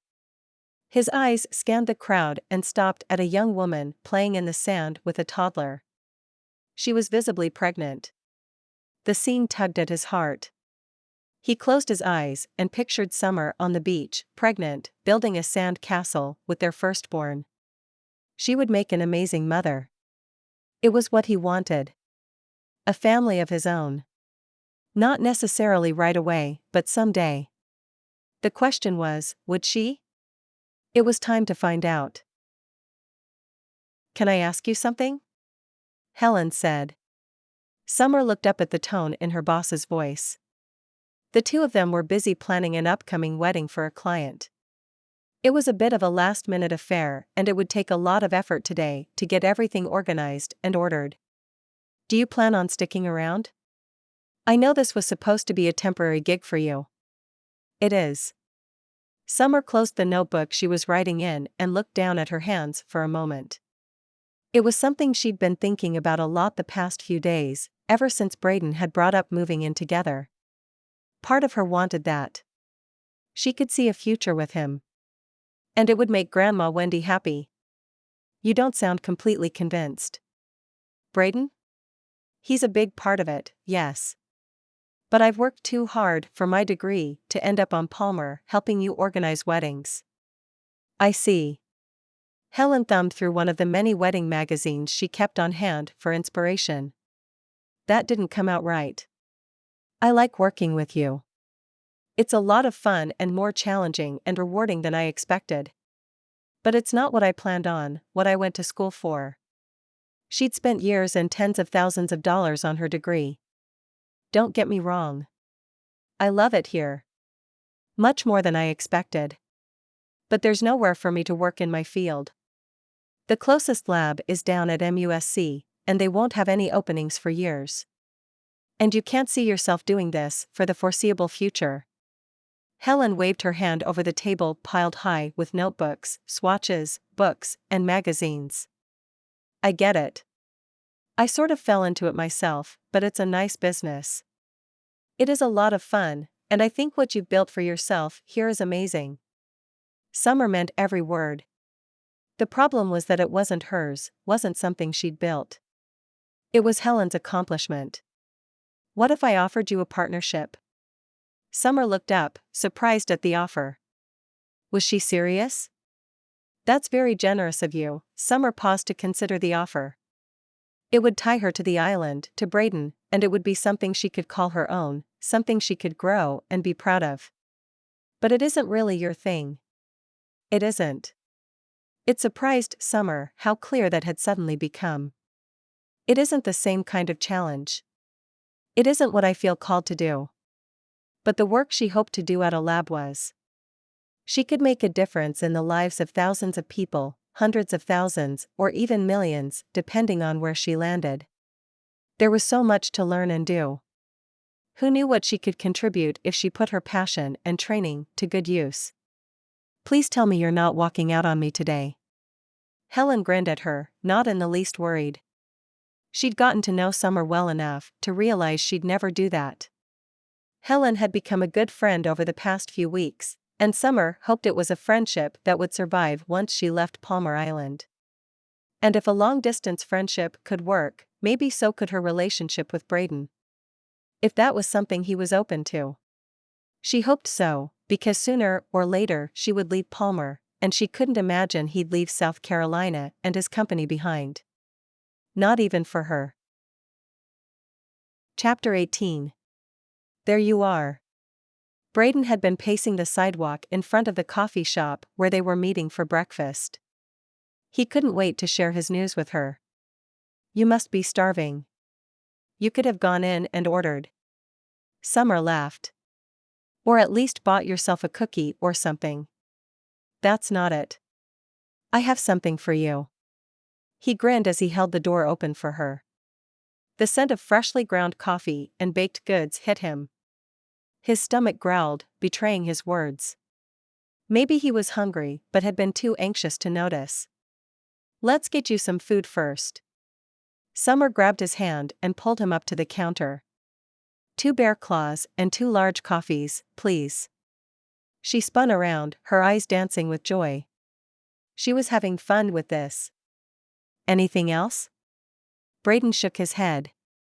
He hoped she'd be just as excited about what he had to share with her. The piece of paper he'd printed off late last night burned in his pocket. You're eating breakfast? He asked. It's good to mix things up. I like to treat myself at least once a week. They waited for their coffee and took a seat at one of the small bistro tables by the window overlooking the street. Despite the morning hour, the sitting area of the Roasted Bean was quiet. Most of the customers only stopped in for a cup of coffee to go on their way to work. What do you have for me? Summer asked after they'd each taken a bite of their breakfast pastry and washed it down with hot coffee. I've been thinking. Oh. That's dangerous. Did it hurt? She giggled as she tucked a strand of hair behind her ear. Something about Summer was off. Was she nervous? I've been thinking about our conversation the other day. I kinda hit you with that out of the blue, and I'm sorry about that. You've worked long and hard for your degree. I don't want you to think you'd have to give all that up for us to, have a future together. He reached into his pocket and pulled out a piece of folded paper. I've been doing some research, and I think I found the perfect solution. He handed it to her and held his breath. Summer unfolded the printed paper and scanned its content. He studied her face carefully. It was expressionless. She folded it, put it on the table, her hands resting on top. Her head was lowered, her eyes still fixed on the white square. Summer? Please tell me you're not serious about this. Summer unfolded the paper and held it up to him. Associate Professor of Biology at Coastal Carolina? You would make a great teacher, Braydon stammered. Her reaction took him by surprise. I know it's not the most prestigious position, but it's a start. And it's within driving distance from here. You could take care of your grandmother and build your career. Seriously? Teaching freshman bio? I might as well work at Palmer High. Braydon knew better than to let her know that this was an option he'd considered. He leaned back in his chair and crossed his arms. In other words, you don't want to consider staying. Finding a job within 200 miles of our home? Summer sighed. This isn't my home. It hasn't been for a long time. Coming back was a temporary setback. Braydon could read between the lines. He was nothing more than a fun diversion while she figured out her next move. Summer had no intentions of this, whatever this thing between them was, to go any further than a simple summer fling. He rose. I hope you find what you're looking for. Without a glance back, he walked out of the coffee shop. She made no attempt to stop him. Ready to talk about it? Simon asked. He was perched on Braydon's desk at their corporate office in Charlotte. The one they'd talked about dissolving. Today, Braydon was grateful for the office. It gave him a place to escape his quiet downtown condo. At least here at the office, he could lose himself in code or go talk sports with the guys in the break room. Talk about what? You and my little sister, and what happened to make you show up here. Simon picked a pen up from Braydon's desk and twirled it between his fingers. Braydon leaned back and looked up at his friend. I don't think that's any of your business. Besides, I figured you'd be pleased. She's my sister and you're my best friend. Of course it's my business. And you know better than to try to stonewall me on this. Simon grinned. Braydon huffed and rose from his chair. If we're having this conversation, it's going to be over beers. He grabbed his jacket off the back of his chair. And you're buying. Simon fell in step beside him and flung his arm around his friend's shoulder. You've got it. Let's grab some dinner while we're at it. 30 minutes later, they were seated at their favorite pizza joint. Their waitress brought them beers and assured them she'd get their pizza out as quickly as possible. You've got your beer. Time for some answers. What's going on between you and my sister? Simon didn't touch his drink. His eyes were fixed on Braydon. It made him so uncomfortable, he shifted in his seat. What did Summer say? He hedged. She didn't. She's been avoiding me. Simon picked his bottle up and took a swig. That's what's gotten me worried. We had an argument about a position at CCU. Simon raised his eyebrows.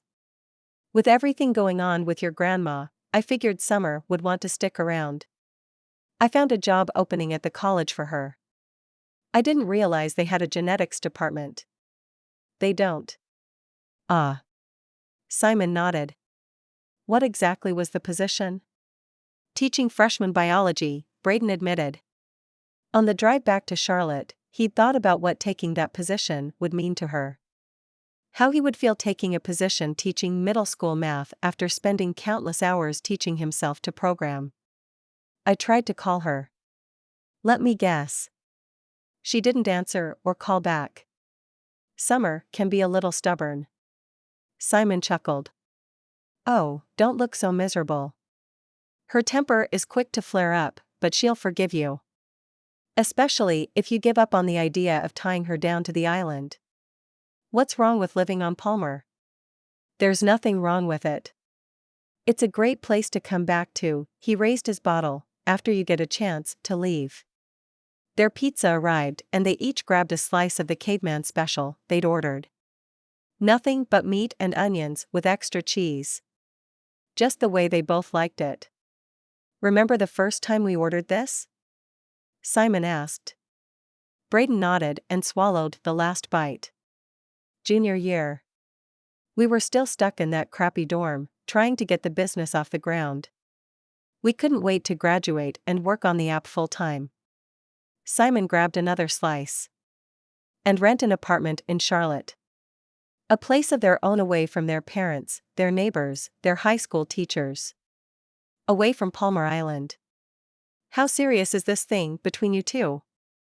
I don't know about her. Braydon paused, not sure how much he should admit. He squared his shoulders. I think she might be the one. Good. Simon raised his bottle to him. It's about time you two figured out that you're perfect for each other. I've seen this coming for a long time. That's not the impression I got. Look, I was an asshole back in college. I knew you liked her then, and now. I wanted to be sure you were serious. Since you are, let's figure out how you can fix this. It's not looking so good right now. Braydon's shoulders fell. He shoved the last bite of food into his mouth before wiping his hands on his napkin. Please tell me you're not going to give up like that. Simon's voice was surprisingly loud. You didn't give up when we couldn't get our app to work the first few months, and you're not going to give up now. My sister is quick to get upset, but trust me, she'll forgive just as quickly. Simon leaned his head across the table toward Braydon. I have a feeling she's as much into you as you are into her.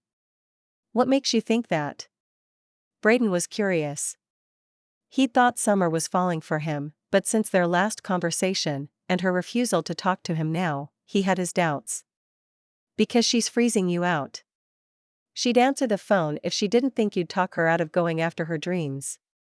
Simon had a smug smile on his face. He grabbed the last slice of pizza. You didn't want this, did you? He took a bite. All yours, Braydon said, a grin starting to spread across his face. What do you need from me tomorrow? I have it covered. Go get your girl.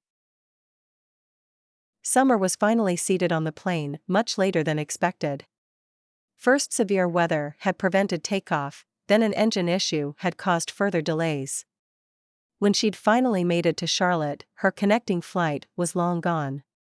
Only the help of an airline employee who took pity on her got her on the last plane to Myrtle Beach. She was tired and ready to make it back to Palmar Island. Long day? Summer looked at the older gentleman in the seat next to her. I must look worse than I realized, she said, pushing her hair back. No. Not at all. You have that weary traveler look in your eyes. I've had it plenty of times myself. Delays? Summer glanced at the time on her phone. About 10 hours. No wonder she was dead on her feet. Coming in from out west? Summer's eyebrows rose in surprise. I saw the weather delays on the screens at the airport. Not much else to watch while waiting for the plane. He shrugged. There's always people watching, Sherlock. She smiled at her travel companion. You're right, by the way. I'm traveling home from Colorado. Business or pleasure? Job interview at Colorado State University. I hope it went well. From what I hear, it's a good school. If you don't mind me asking, what do you do? I'm a geneticist. With a little luck, I'll start working in their research department by fall. The interview with Tony Adams had gone well, as had the follow-up with the head of the department, Dr. Blake. In between, she'd had a chance to tour the lab with Tony. She'd even been able to check out the town before heading back to the airport. It had been a short 2-day trip, but she'd seen enough to know she'd enjoy living in northern Colorado. The mountains were stunning and the air wonderfully dry. Nothing like the thick humid air of South Carolina. And Tony had assured her that there would be plenty of snow in the winter. He'd suggested she'd get sick of it soon enough, but Summer seriously doubted it. I wish you the best of luck. When do you find out if you got the job? The older man pulled a newspaper from his coat pocket. In a week or 2. They have a few other candidates they are considering. He nodded. I have a good feeling about this. I think you'll get it. He opened the paper and started reading. Summer didn't speak to him again until they landed. He said his goodbyes when leaving to claim his baggage. She was traveling carry-on only and was able to walk right out the door and into the humid air that was late summer in Myrtle Beach to meet her mother. To her surprise, both of her parents were waiting for her in the car. How did it go, sweetie? Her mother asked, stepping out for a quick hug. Can we talk in the car? Her father rolled the driver's window down. If we don't leave now, they'll charge us an extra $5 for parking. Summer bit back a laugh when she caught her mom rolling her eyes. "When do you start?" her father asked when they'd made their way out of the airport and onto the highway that would take them all the way down to Palmar Island. "I don't have the job yet, Dad." Summer huffed. "If I get it, I'd have to be back in Fort Collins in a month or so." It hit Summer that she could have a cross-country move ahead of her. It was as frightening as it was exhilarating. "They'll pick you." Her father sounded confident. "And I'll drive out to Colorado with you. There's no way you can fit everything into that little car of yours. We'll make it a road trip." He smiled at her in the rearview mirror. "Gotta spend some time with my little girl if she's moving that far away." Chapter 19. How's it going in here? Are you sure there isn't anything I can help you with? Miss Doris walked into the bedroom for the umpteenth time. "I'm taping the doors and windows." "There's nothing you can do. We're working with one roll of painter's tape here." Summer smiled at her grandmother's friend. "I'm almost done anyway." "Oh good. I'll go fix us a pot of coffee. Meet me in the kitchen when you're done." Summer shook her head and went back to taping the last remaining window. Other than a few outlets and a tarp to protect the carpet, the room was ready for paint. She still wasn't sure how Miss Doris had talked her into painting one of the bedrooms she rented out to visitors. Summer was fairly certain Miss Doris didn't need the extra income but enjoyed the company. Either way, she'd promised to paint the room, and that's what she'd do. With a little luck, she could get the primer and first coat of paint done today. "What do you think of the color I chose? Do you think the seafoam is too much?" Miss Doris put a large cup of coffee and an apple streusel muffin in front of Summer.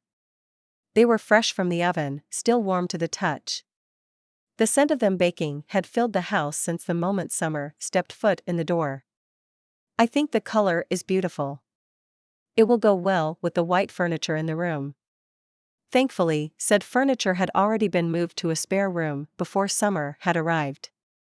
She wasn't sure who had done it, but Miss Doris was well liked throughout their little seaside community. If she asked for help, people turned up in droves. "I think you're right. A new comforter and a couple of throw pillows in coordinating colors, and I'll bet my guests this fall will love it." She took a sip of her coffee and motioned for Summer to do the same. "Try the muffin, dear. It's a new recipe. I want your honest opinion." Summer did as requested. "Delicious," she mumbled before taking another bite. It was an explosion of flavors in her mouth. The sweetness of the apples, the cinnamon, a hint of something she couldn't put her finger on. It was warm and fragrant. She washed the last of it down with another sip of coffee. "You like it?" Miss Doris's eyes were bright with excitement. "It's the best muffin I've ever had. Perfect balance of sweetness and spice." "What's that in there with the cinnamon?" "Nutmeg. And a special ingredient I can't divulge. It's very good." "What's the occasion?" Summer was curious. She figured there must be a competition afoot.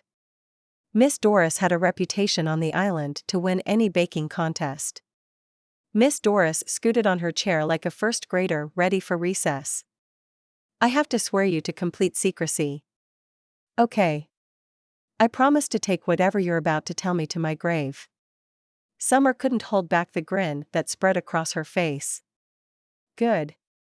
I'm entering a baking contest." Summer raised her eyebrows. Miss Doris waved her hand. "Oh, not one of the island ones. This is from the National Apple Growers Association. Bakers from across the United States are submitting muffin recipes. If I make it to the finals, my recipe will be published in a cookbook. An actual printed book that you can buy at the store."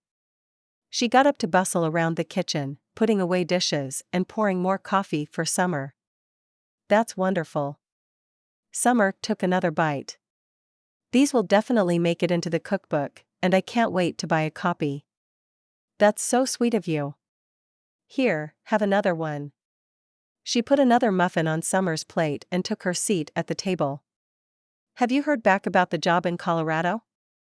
Summer grimaced. Miss Doris was a notorious busybody. Of course she would have heard about Summer's prospects. They called. I got the job. Wonderful.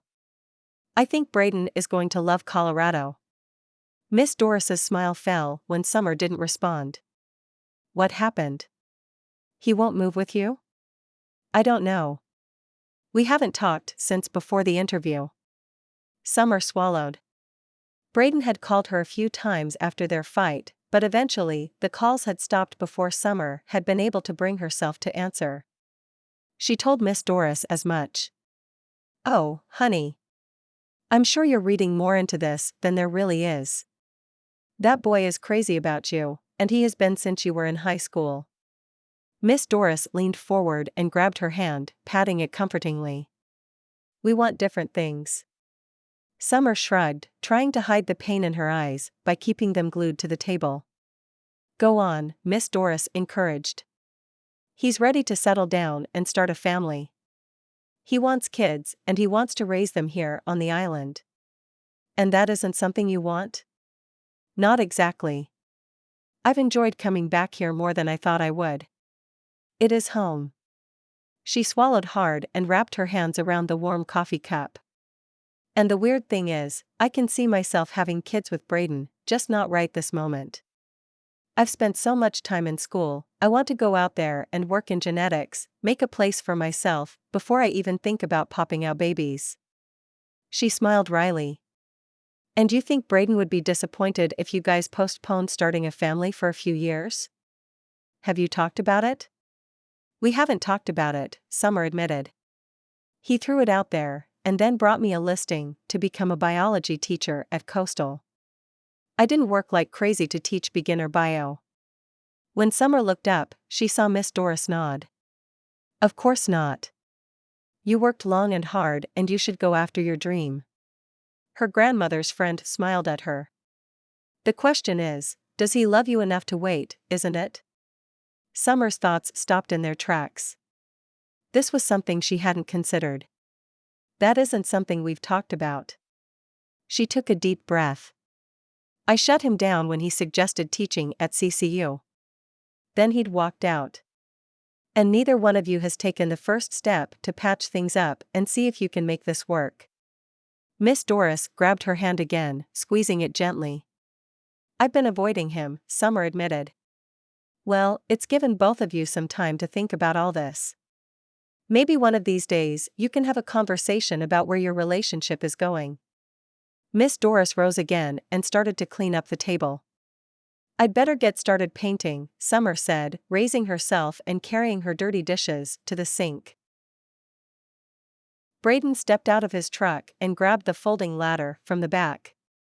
His mother had promised Miss Doris he would not only deliver it, but help paint a bedroom as well. Not that he minded. With Summer avoiding his calls and the roof repairs finally finished, there wasn't much for him to do on the island. He was running out of excuses to stay. Oh, good. I think we're going to need that for the ceiling. I couldn't find any of those rollers with the long extending handles. Miss Doris beamed up at him when she opened the door. She stepped aside, motioning for him to come inside. Where do you want this? He asked. Through here, it's the bedroom in the back. You don't mind helping with the painting, do you? I'd be happy to. He'd worn a paint-stained shirt and his oldest pair of jeans for that reason. He followed Miss Doris down a hallway. He heard music coming from a room at the end, the door barely cracked. I got you some help. And a ladder, Miss Doris announced while opening the door. Someone in a baggy shirt and paint-splashed baseball hat was busy painting around the trim of a window. The person turned around, and Braydon's heart stuttered to a standstill. Braydon? Summer's eyes grew big with surprise. What are you doing here? My mom recruited me to help Miss Doris. I had no idea. Of course he didn't. I needed help, and I'm sure the two of you can work together long enough to finish painting this room. Miss Doris looked at each of them in turn. Braydon glanced over at Summer, doing his best to judge her reaction. She nodded reluctantly. Of course. She turned her back and resumed her work. The paint is sitting in the corner by the closet. You can work your way around the door. Wonderful. Miss Doris's smile was huge. I'll go whip us up something good for lunch. Let me know if you need anything. Braydon strolled over to the pile of paint cans, trays, brushes, and rollers. He poured some of the seafoam green paint into a tray and picked a brush. He got to work, carefully painting around the taped trim of the door. What's the plan?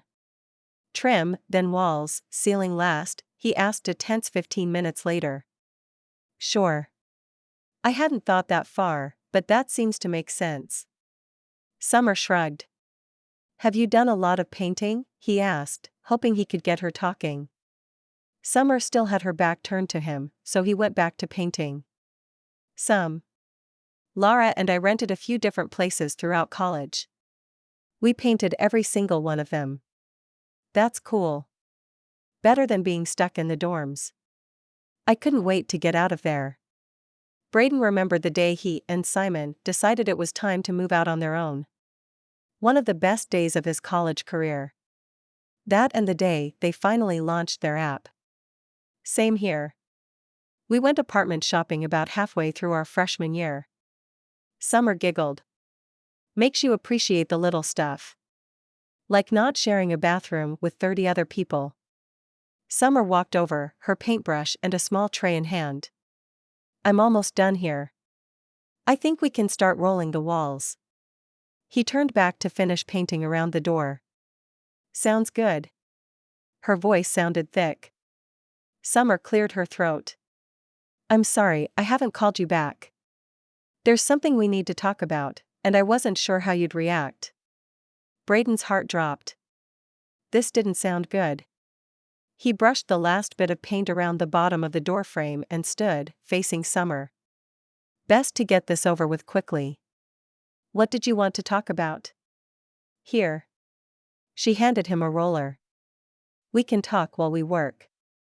She picked up her own and poured paint into a wider tray before coating the roller in paint. She walked over to the wall, small drops of paint trailing across the plastic tarp that covered the carpet. Braydon carried the tray with the paint closer to the wall, dipped his own roller into it and wiped some of the liquid off using the rim of the pan. He smiled when not a single bit of paint dripped on the plastic. Show off, Summer grinned. That's not a bad technique. She took several swipes up and down the wall, before dipping her own roller into his tray and copying what he'd done. They painted most of the wall, before Braydon cleared his throat. Summer looked up. You had something you wanted to say to me? Not exactly. She dipped her roller back into the pan. Braydon got the feeling this wasn't a conversation she wanted to have.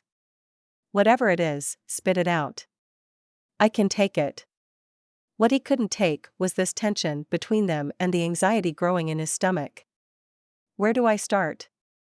Summer mumbled. Anywhere, he bit out. You're driving me nuts, woman. The look in her eyes when she turned her head told him that she'd heard the emotions churning in his mind. I like you. A lot. She shook her head. No, there's a lot more than that between us, and it scares me. I know you're ready to settle down here on the island to start a family. He continued painting, trying hard to be patient and let her get what she had to say out in her own time. I'm not there yet. It's not that I don't want to have kids with you. Braydon's heart felt like it was trying to jump out of his chest. He was sure she could hear it and see how badly the roller was shaking in his hands. I've spent all this time in school. I owe it to myself to work at a lab for a while. I have an offer from Colorado State University that I need to either accept or turn down in the next day or two. He dropped the roller on the floor, not caring about the paint splattering onto the legs of his jeans. He took hers from her hands, unceremoniously disposing of it in the same way. Hey! Before she could get another word out, he put her beautiful and confused-looking face in his hands and brought her lips to his. He kept kissing her and felt her melt in his arms until they were both breathless. Take the job, he murmured in her hair. Simon's not going to be happy about the move, but he'll deal. What? Summer stepped out of his embrace and looked up at him. What are you talking about? I'm talking about us moving to Colorado to start our life together. He pulled Summer down to sit on the floor, pulling her close. She snuggled into his side. He could get used to this. You would do that? Move to Colorado? What would you do while I work? I have a job, and it happens to be very mobile. I can do almost everything virtually, and it's a quick flight to Charlotte when Simon needs me there. I don't know about quick, but I see your point. Are you sure that's what you want though? You seem to have your heart set on living here on the island. Braydon had to bite back a laugh. Honey, what I have my heart set on is building a life with you and having a family. He lifted her face so she could look into his eyes. Eventually. When we're both ready. I don't care if we live in Charlotte, in Fort Collins, or in Antarctica. I want to be with you, and I'm sorry I didn't make that clear sooner. Is everything okay in here? Miss Doris cracked the door open and stuck her head inside. Yes. Summer's happy exclamation echoed his own. Everything is great. Sorry about the mess. We'll have it finished in no time. Chapter 20. Look who's here. Jane walked into the living room with Braydon trailing behind. We're playing Scrabble. Why don't you join us? She motioned for Braydon to take a seat on the couch. When their eyes met, Summer couldn't keep the huge smile from spreading across her face if she tried. It still felt unreal that she and Braydon had a future together. After spending all afternoon last week painting Miss Doris's bedroom, he'd asked her out to dinner. They'd gone to the same pizza place where they'd shared their first meal and talked for hours. Since then, they'd been almost inseparable.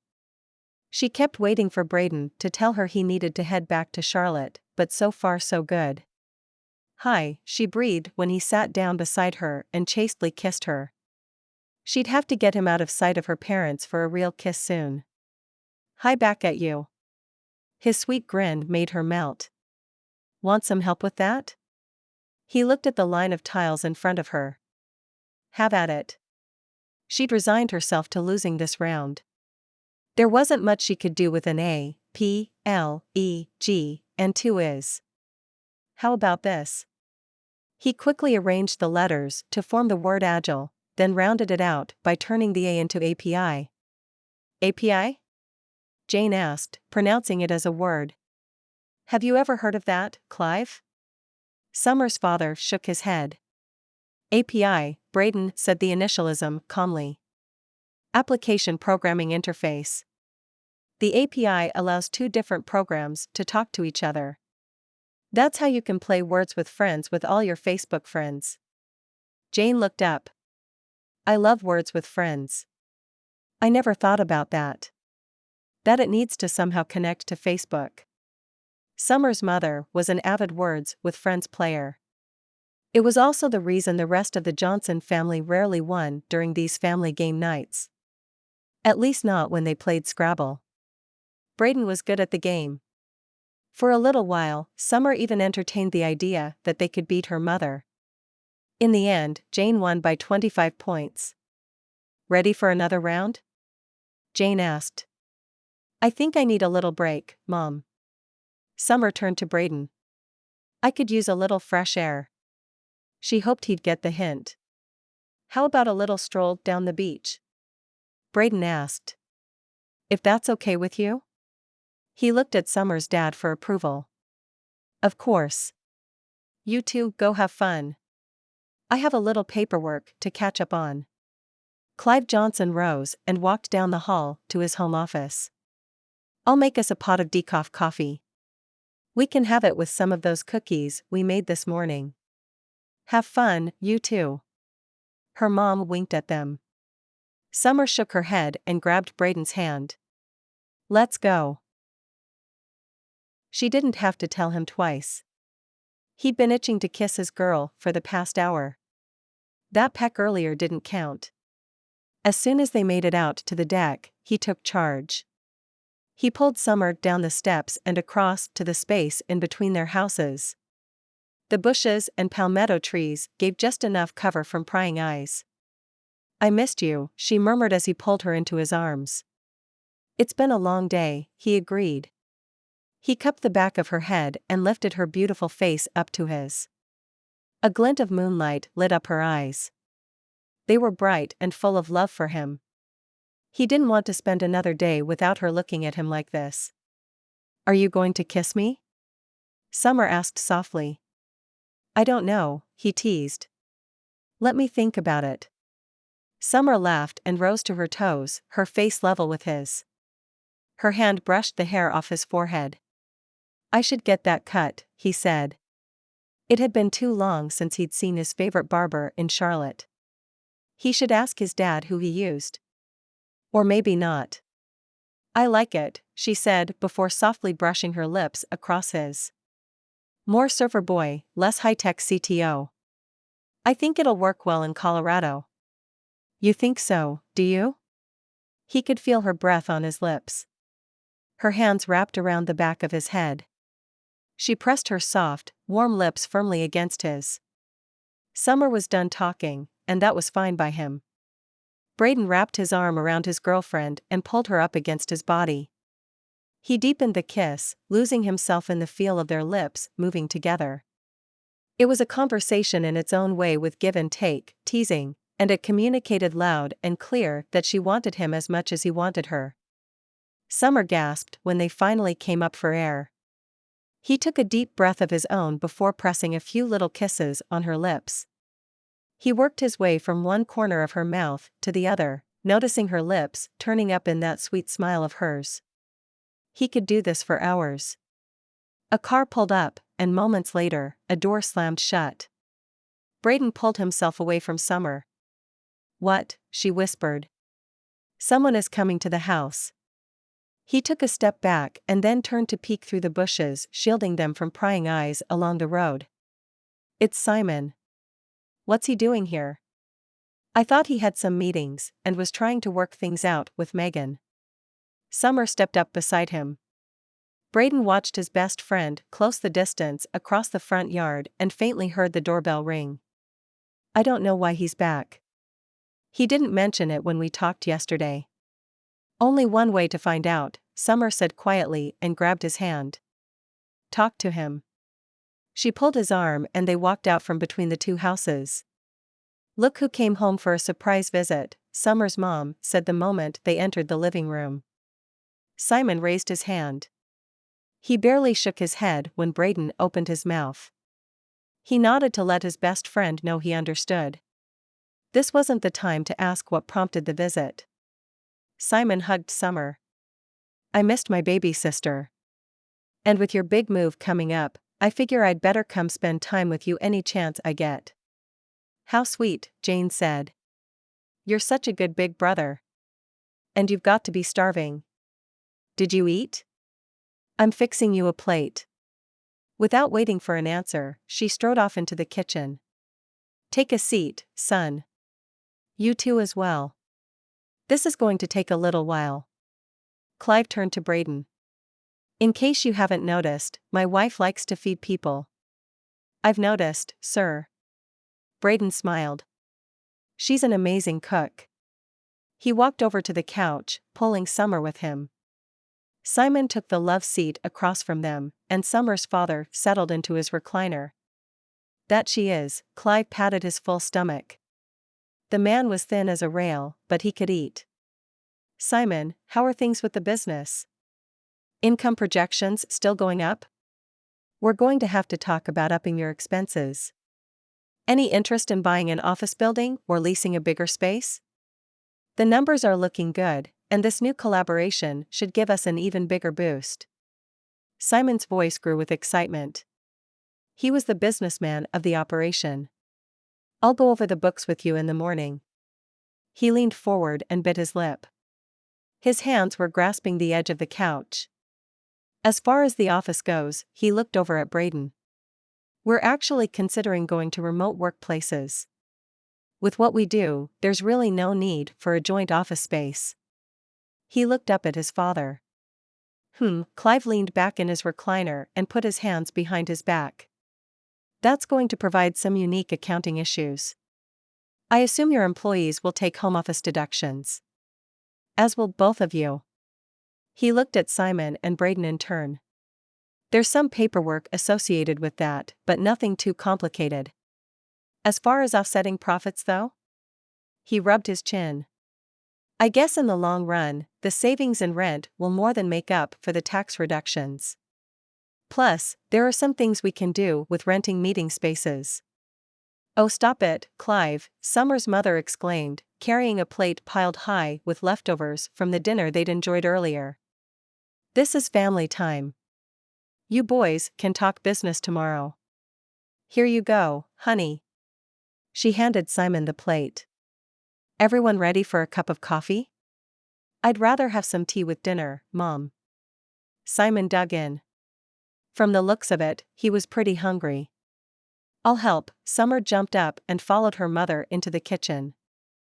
Braydon waited for one of the other men to start the conversation back up.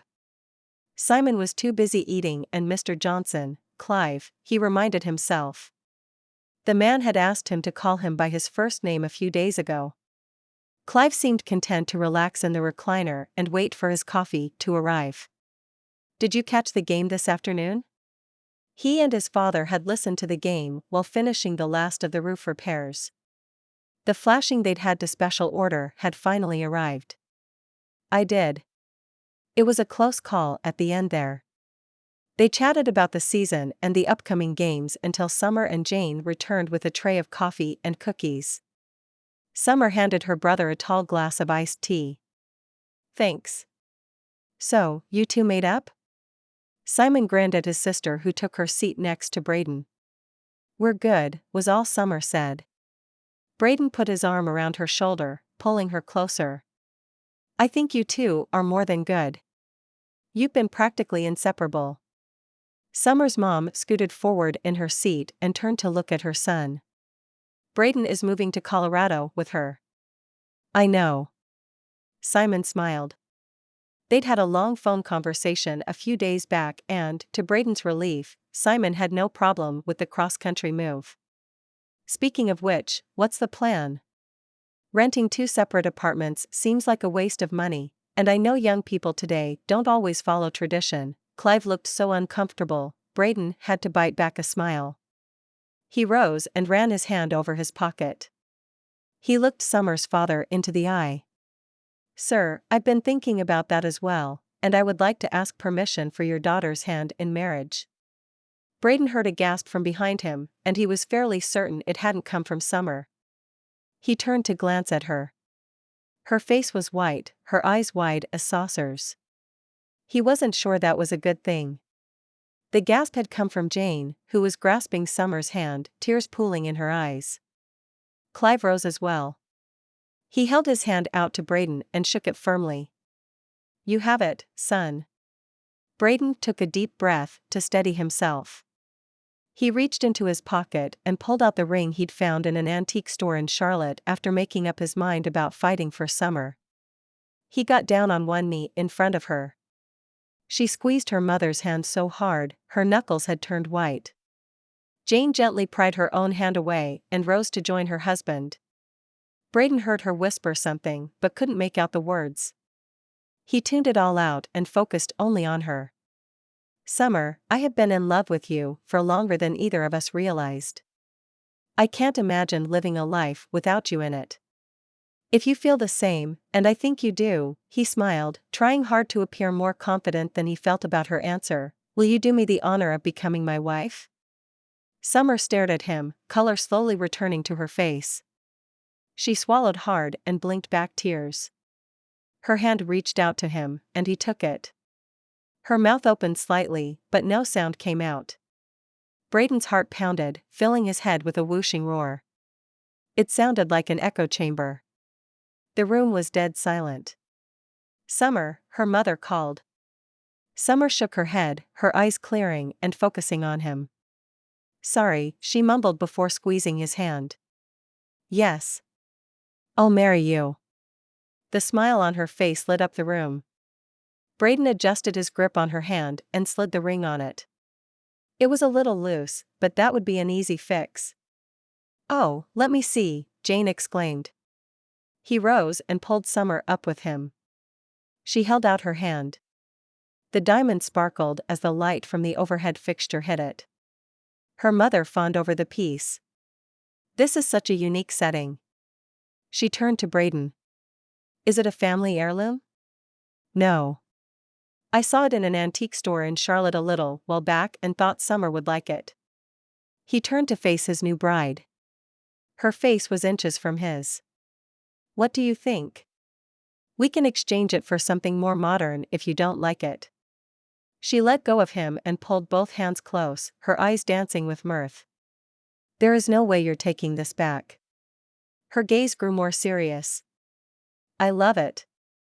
He heard the honesty in her voice as her sweet breath swept over his face. She was so close, he could taste her. He swallowed hard. Go ahead and kiss her, Simon said, clapping him on the back before guiding his mother out of the way and over to the love seat. There was something in his voice that bothered Braydon, but figuring out what was going on with his friend could wait. His hands cupped Summer's face, and he lowered his mouth to hers. He lost himself in the feeling of kissing his future wife until they were both breathless. She was there with him, their hearts beating in sync. The sound of repeated throat clearing finally pulled them out of their trance. Summer shook her head. He was hard-pressed not to do the same. He was in a mental fog after that kiss. Summer touched her forehead to his for a moment. He rubbed his hand in circles over the small of her back. You okay? He asked softly. I'm great. She moved a step back. Her cheeks were flushed. He wasn't sure if it was from the kiss or the embarrassment of forgetting about her family in the room. She took another couple of steps and sat back down on the couch, patting the space beside her. Braydon sat down and took her hand. He needed that physical connection with her. He looked over at his friend. He was sure Simon was happy for them. He'd had no problem with him dating his baby sister and encouraged him to go back after their fight. But something was off. Simon was smiling, but there were dark shadows in his eyes. Something bothered his friend, and Braydon wanted to find out what it was so he could help. More coffee? Jane asked the room. Honey, I think we're going to need a little something stronger. Clive stood and opened a small cabinet. The inside was well stocked with glasses and liquor bottles. What's your poison? He asked Braydon. I could use a bourbon if you have it, Braydon said. Me too. Simon rose and took 2 glasses from his father, handing one to Braydon. He stood and accepted the glass from his friend. Summer, Jane? Oh, I know. I have a bottle of sparkling wine tucked away at the back of the fridge. I was saving it for a special occasion. If this isn't a special occasion, I don't know what is. She looked at Summer. Sparkling wine sounds great. Summer went with her mom into the kitchen. The 2 women returned a moment later with 2 full champagne flutes and a dark green bottle. Clive held his glass high. To Summer and Braydon. May your marriage be as wonderful as ours. He looked over at his wife, and Braydon hoped he and Summer would have the marriage these 2 people had, the kind his own parents and grandparents had. Summer beamed at the toast. She took a sip of the rose-colored liquid and hid her disgust well, but Braydon caught her lips pursing for a split second. What's wrong? He whispered into her ear. It's sparkling syrup, Summer murmured back. He glanced around. Summer's mother was distracted, trying to find something to set the cold bottle on. Condensation was already forming on the outside. Here. He held his glass out to her and Summer took a quick sip. Simon walked up behind them and took the flute from Summer's hand. He stepped to the side and covertly dumped the contents into the large houseplant on the side table. He winked and handed the empty glass back to his sister. Thanks, she mouthed. I can't believe you're going to marry my little sister. Sure, that's something you want to do. Simon teased. Summer elbowed her brother in the ribs. Ouch. Jane looked up, giving her son a stern look. She smiled at her youngest. More wine? She asked, noticing the empty glass. Thanks, Mom. I'm good. Simon snorted, still rubbing his ribs. He downed his bourbon and set the tumbler aside. I'm going to head out for a bit. You can't be serious. Your sister just got engaged. Jane sounded upset. It's fine, Mom, Summer soothed. I'm glad you could be here. She smiled at her brother and shot a questioning look at Braydon. I'll walk out with you, Braydon said, handing his own drink to Summer. I have a question about the latest user demographic stats. It was nothing more than an excuse. He and Simon had discussed their audience and changing customer base in great detail 2 days ago. What's up? Simon asked when they were out of earshot. That's what I'm wondering. What's going on with you? Something's bothering you. Is it me and Summer? He didn't think it was and wasn't sure what he would do if Simon suddenly objected. It isn't. Not really. Simon shrugged. Braydon's anxiety rose. That doesn't sound convincing. Honestly, that isn't it. You two are good for each other. Simon turned and glanced down the street. Braydon waited. It's what? He prompted when Simon didn't continue. It's hard seeing the two of you together. Megan, he turned and looked at Braydon, pain painted on his face. He swallowed. Megan moved in with James Alexander. Our banker? Braydon couldn't believe it. James owned the penthouse condo in Simon's building and convinced them to bank with his institution a few years ago. It had gained the guy a promotion. He's an arrogant. He is, Simon interrupted. And from what I can tell, Megan moved from our apartment right into his place. And you're running into them. That explained the sudden trip down here. Simon nodded. It's hard seeing you two so happy when I had all that and now it's gone. It wasn't perfect, but at least I wasn't alone. I'm sorry. The sadness in Simon's eyes was his grief over what could have been, the loss of a relationship that had lasted several years. It would take time for his friend to get over that. For Simon to heal. I'm happy for you both. I really am. I just need a little air. We'll talk tomorrow. I'll call you. Simon got into his car. Braydon raised his hand in farewell. He hoped his best friend would be okay. He turned to walk back inside to join his fiancée. The thought did something for him. Braydon, come save me, Summer called from the kitchen. He heard the joy in her voice. My mom is already planning the wedding. There's a Pinterest board and everything. He grinned. His own mother would join Jane in the wedding planning as soon as she found out. It would be a frantic couple of weeks, and then he and his wife would move to Colorado. Epilogue. I can't believe you put all this together in under 3 weeks. Summer spun around and took it all in. The tents, the arbor covered in flowers, the torches that would light the path through the sand to the place where she would become Braydon's wife. I'm glad you like it. Helen smiled before looking over at Tessa and Jane. I couldn't have done it without a lot of help. And not just us. Braydon's mother walked up and put an arm around Summer. I think half the island has been busy making this happen. Between the flowers, the chairs, the catering, and the dresses, her future mother-in-law wasn't wrong. Miss Doris rushed over, waving at them. Oh, good. I'm so glad I found you. I need someone to help me get the cake over here. Let me go find Braydon and Simon for you, Tessa offered. This turned out lovely. Miss Doris admired the setup. The Reverend is going to do a good job. We'll just have to make sure he doesn't start to preach or tell his stories. If he gets on a roll, it'll be well past dark before the two of you say your vows. Miss Doris linked an arm with hers and guided Summer toward the house. I'm sure my father will keep him on track. Her father had calculated the start of the ceremony to the minute.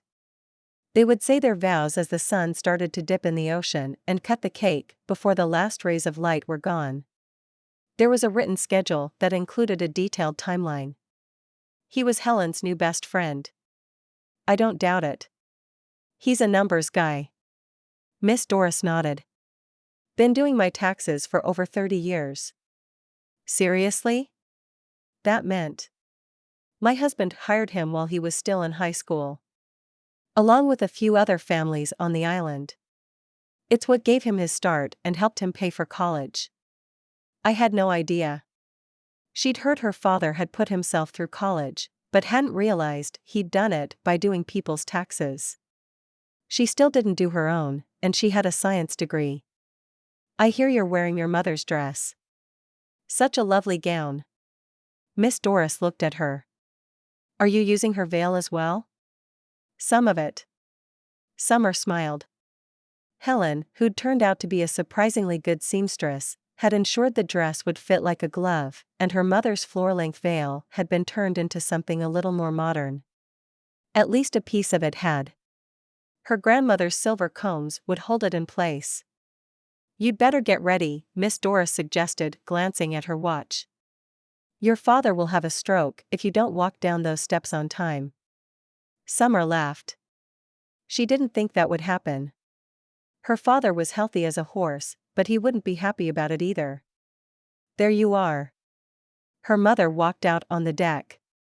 Miss Doris, Simon and Braydon will be over at your house to pick up the cake in 30 minutes if that suits. Of course. Miss Doris turned to Summer. You will make a lovely bride and you will make Braydon a very happy man. She pulled Summer closer. Take a moment before you walk down the aisle and take it all in. It's a big day and much of the ceremony will pass in a blur. Soak it in and commit it to memory. You'll be glad you did when your hair is gray and your skin starts to resemble old parchment. She squeezed Summer's hand and left. What was that about? Jane asked. A little wedding day advice. Summer smiled. You'll get plenty of that today. Unless we don't get you into that dress. Helen is waiting upstairs. She brought someone to do your hair and makeup. I'm right behind you. Summer caught sight of Braydon and Simon out front. She rushed through the family room and out the front door. Isn't it bad luck for the groom to see the bride on the day of the wedding? Simon teased. Only in her wedding gown. And I'm not getting married in this. She pointed to her soft yellow sundress. It looks lovely, Braydon said, embracing her and brushing a swift kiss on her lips. I'll be in the car. Simon walked off, giving them a moment of privacy. Are you ready for this? Braydon whispered in her hair. I am. She was surprised how much she looked forward to becoming his wife. A few months ago, she'd written her final exams, marriage the last thing on her mind. Her life had been turned upside down when Braydon walked back into it, and she wouldn't want it any other way. Are you? There's nothing I want more than making you my wife. He picked her up and spun her around, pure joy on his face before his mouth closed over hers and they lost themselves in a kiss. Summer. Get in here. He released her and Summer took a step back. I'd better go. I'll see you in a bit. He gave her that sweet half-smile of his that melted her heart. I'll be the one in the white dress. Braydon stood under the arbor, Simon by his side. I'll be the one in the white dress, she'd said. He looked out over the guests assembled in the sand in front of them. Most of the women wore white summer dresses, and the rest were various shades of light colors, not far from white. Summer's grandmother was the only exception. Wendy wore a burgundy dress that made her stand out from the softly colored crowd. Miss Doris sat next to her, smiling proudly up at him. Nervous? His best friend asked. What makes you think that? Your hands are shaking. Simon nodded in the direction of his abdomen. Braydon hadn't noticed how hard his hands were clenched together. Even so, a small tremor was visible. He took a calming breath of the salty air, coming in off the ocean.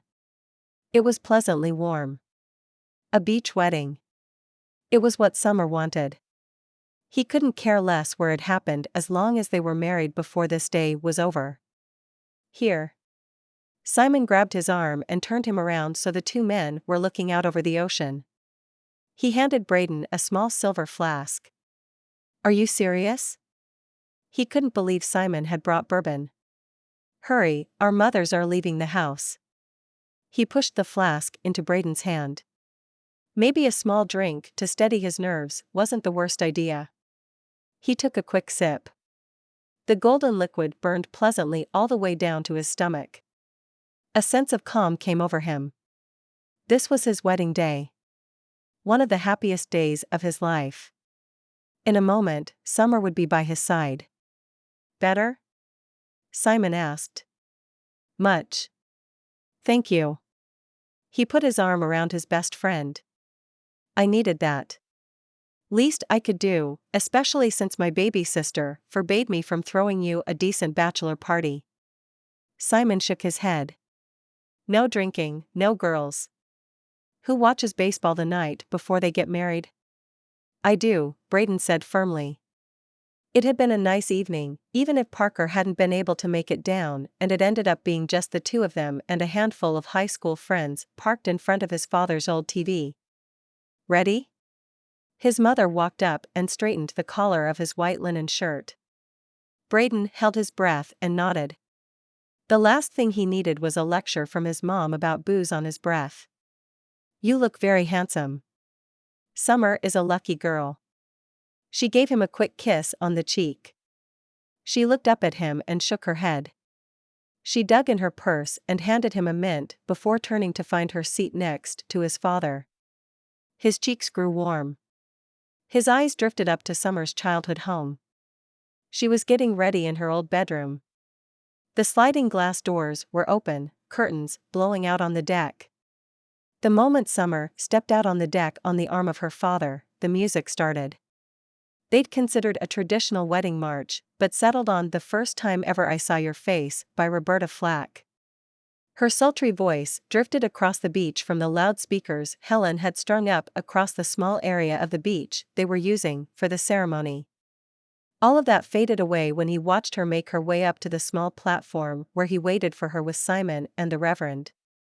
She handed her flowers, a small bouquet of white daisies, to her mother before stepping up to the platform with her father.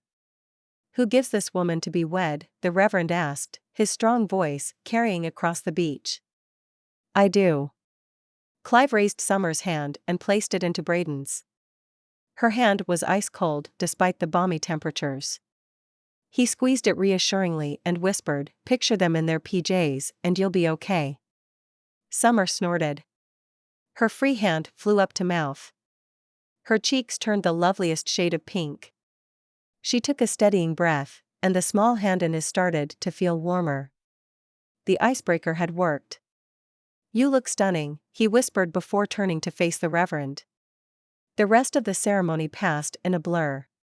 He didn't remember saying his own vows, but he would never forget the way Summer looked when her yes came out clear and strong, her face glowing with happiness and joy. It took his breath away. The rings? The Reverend prompted.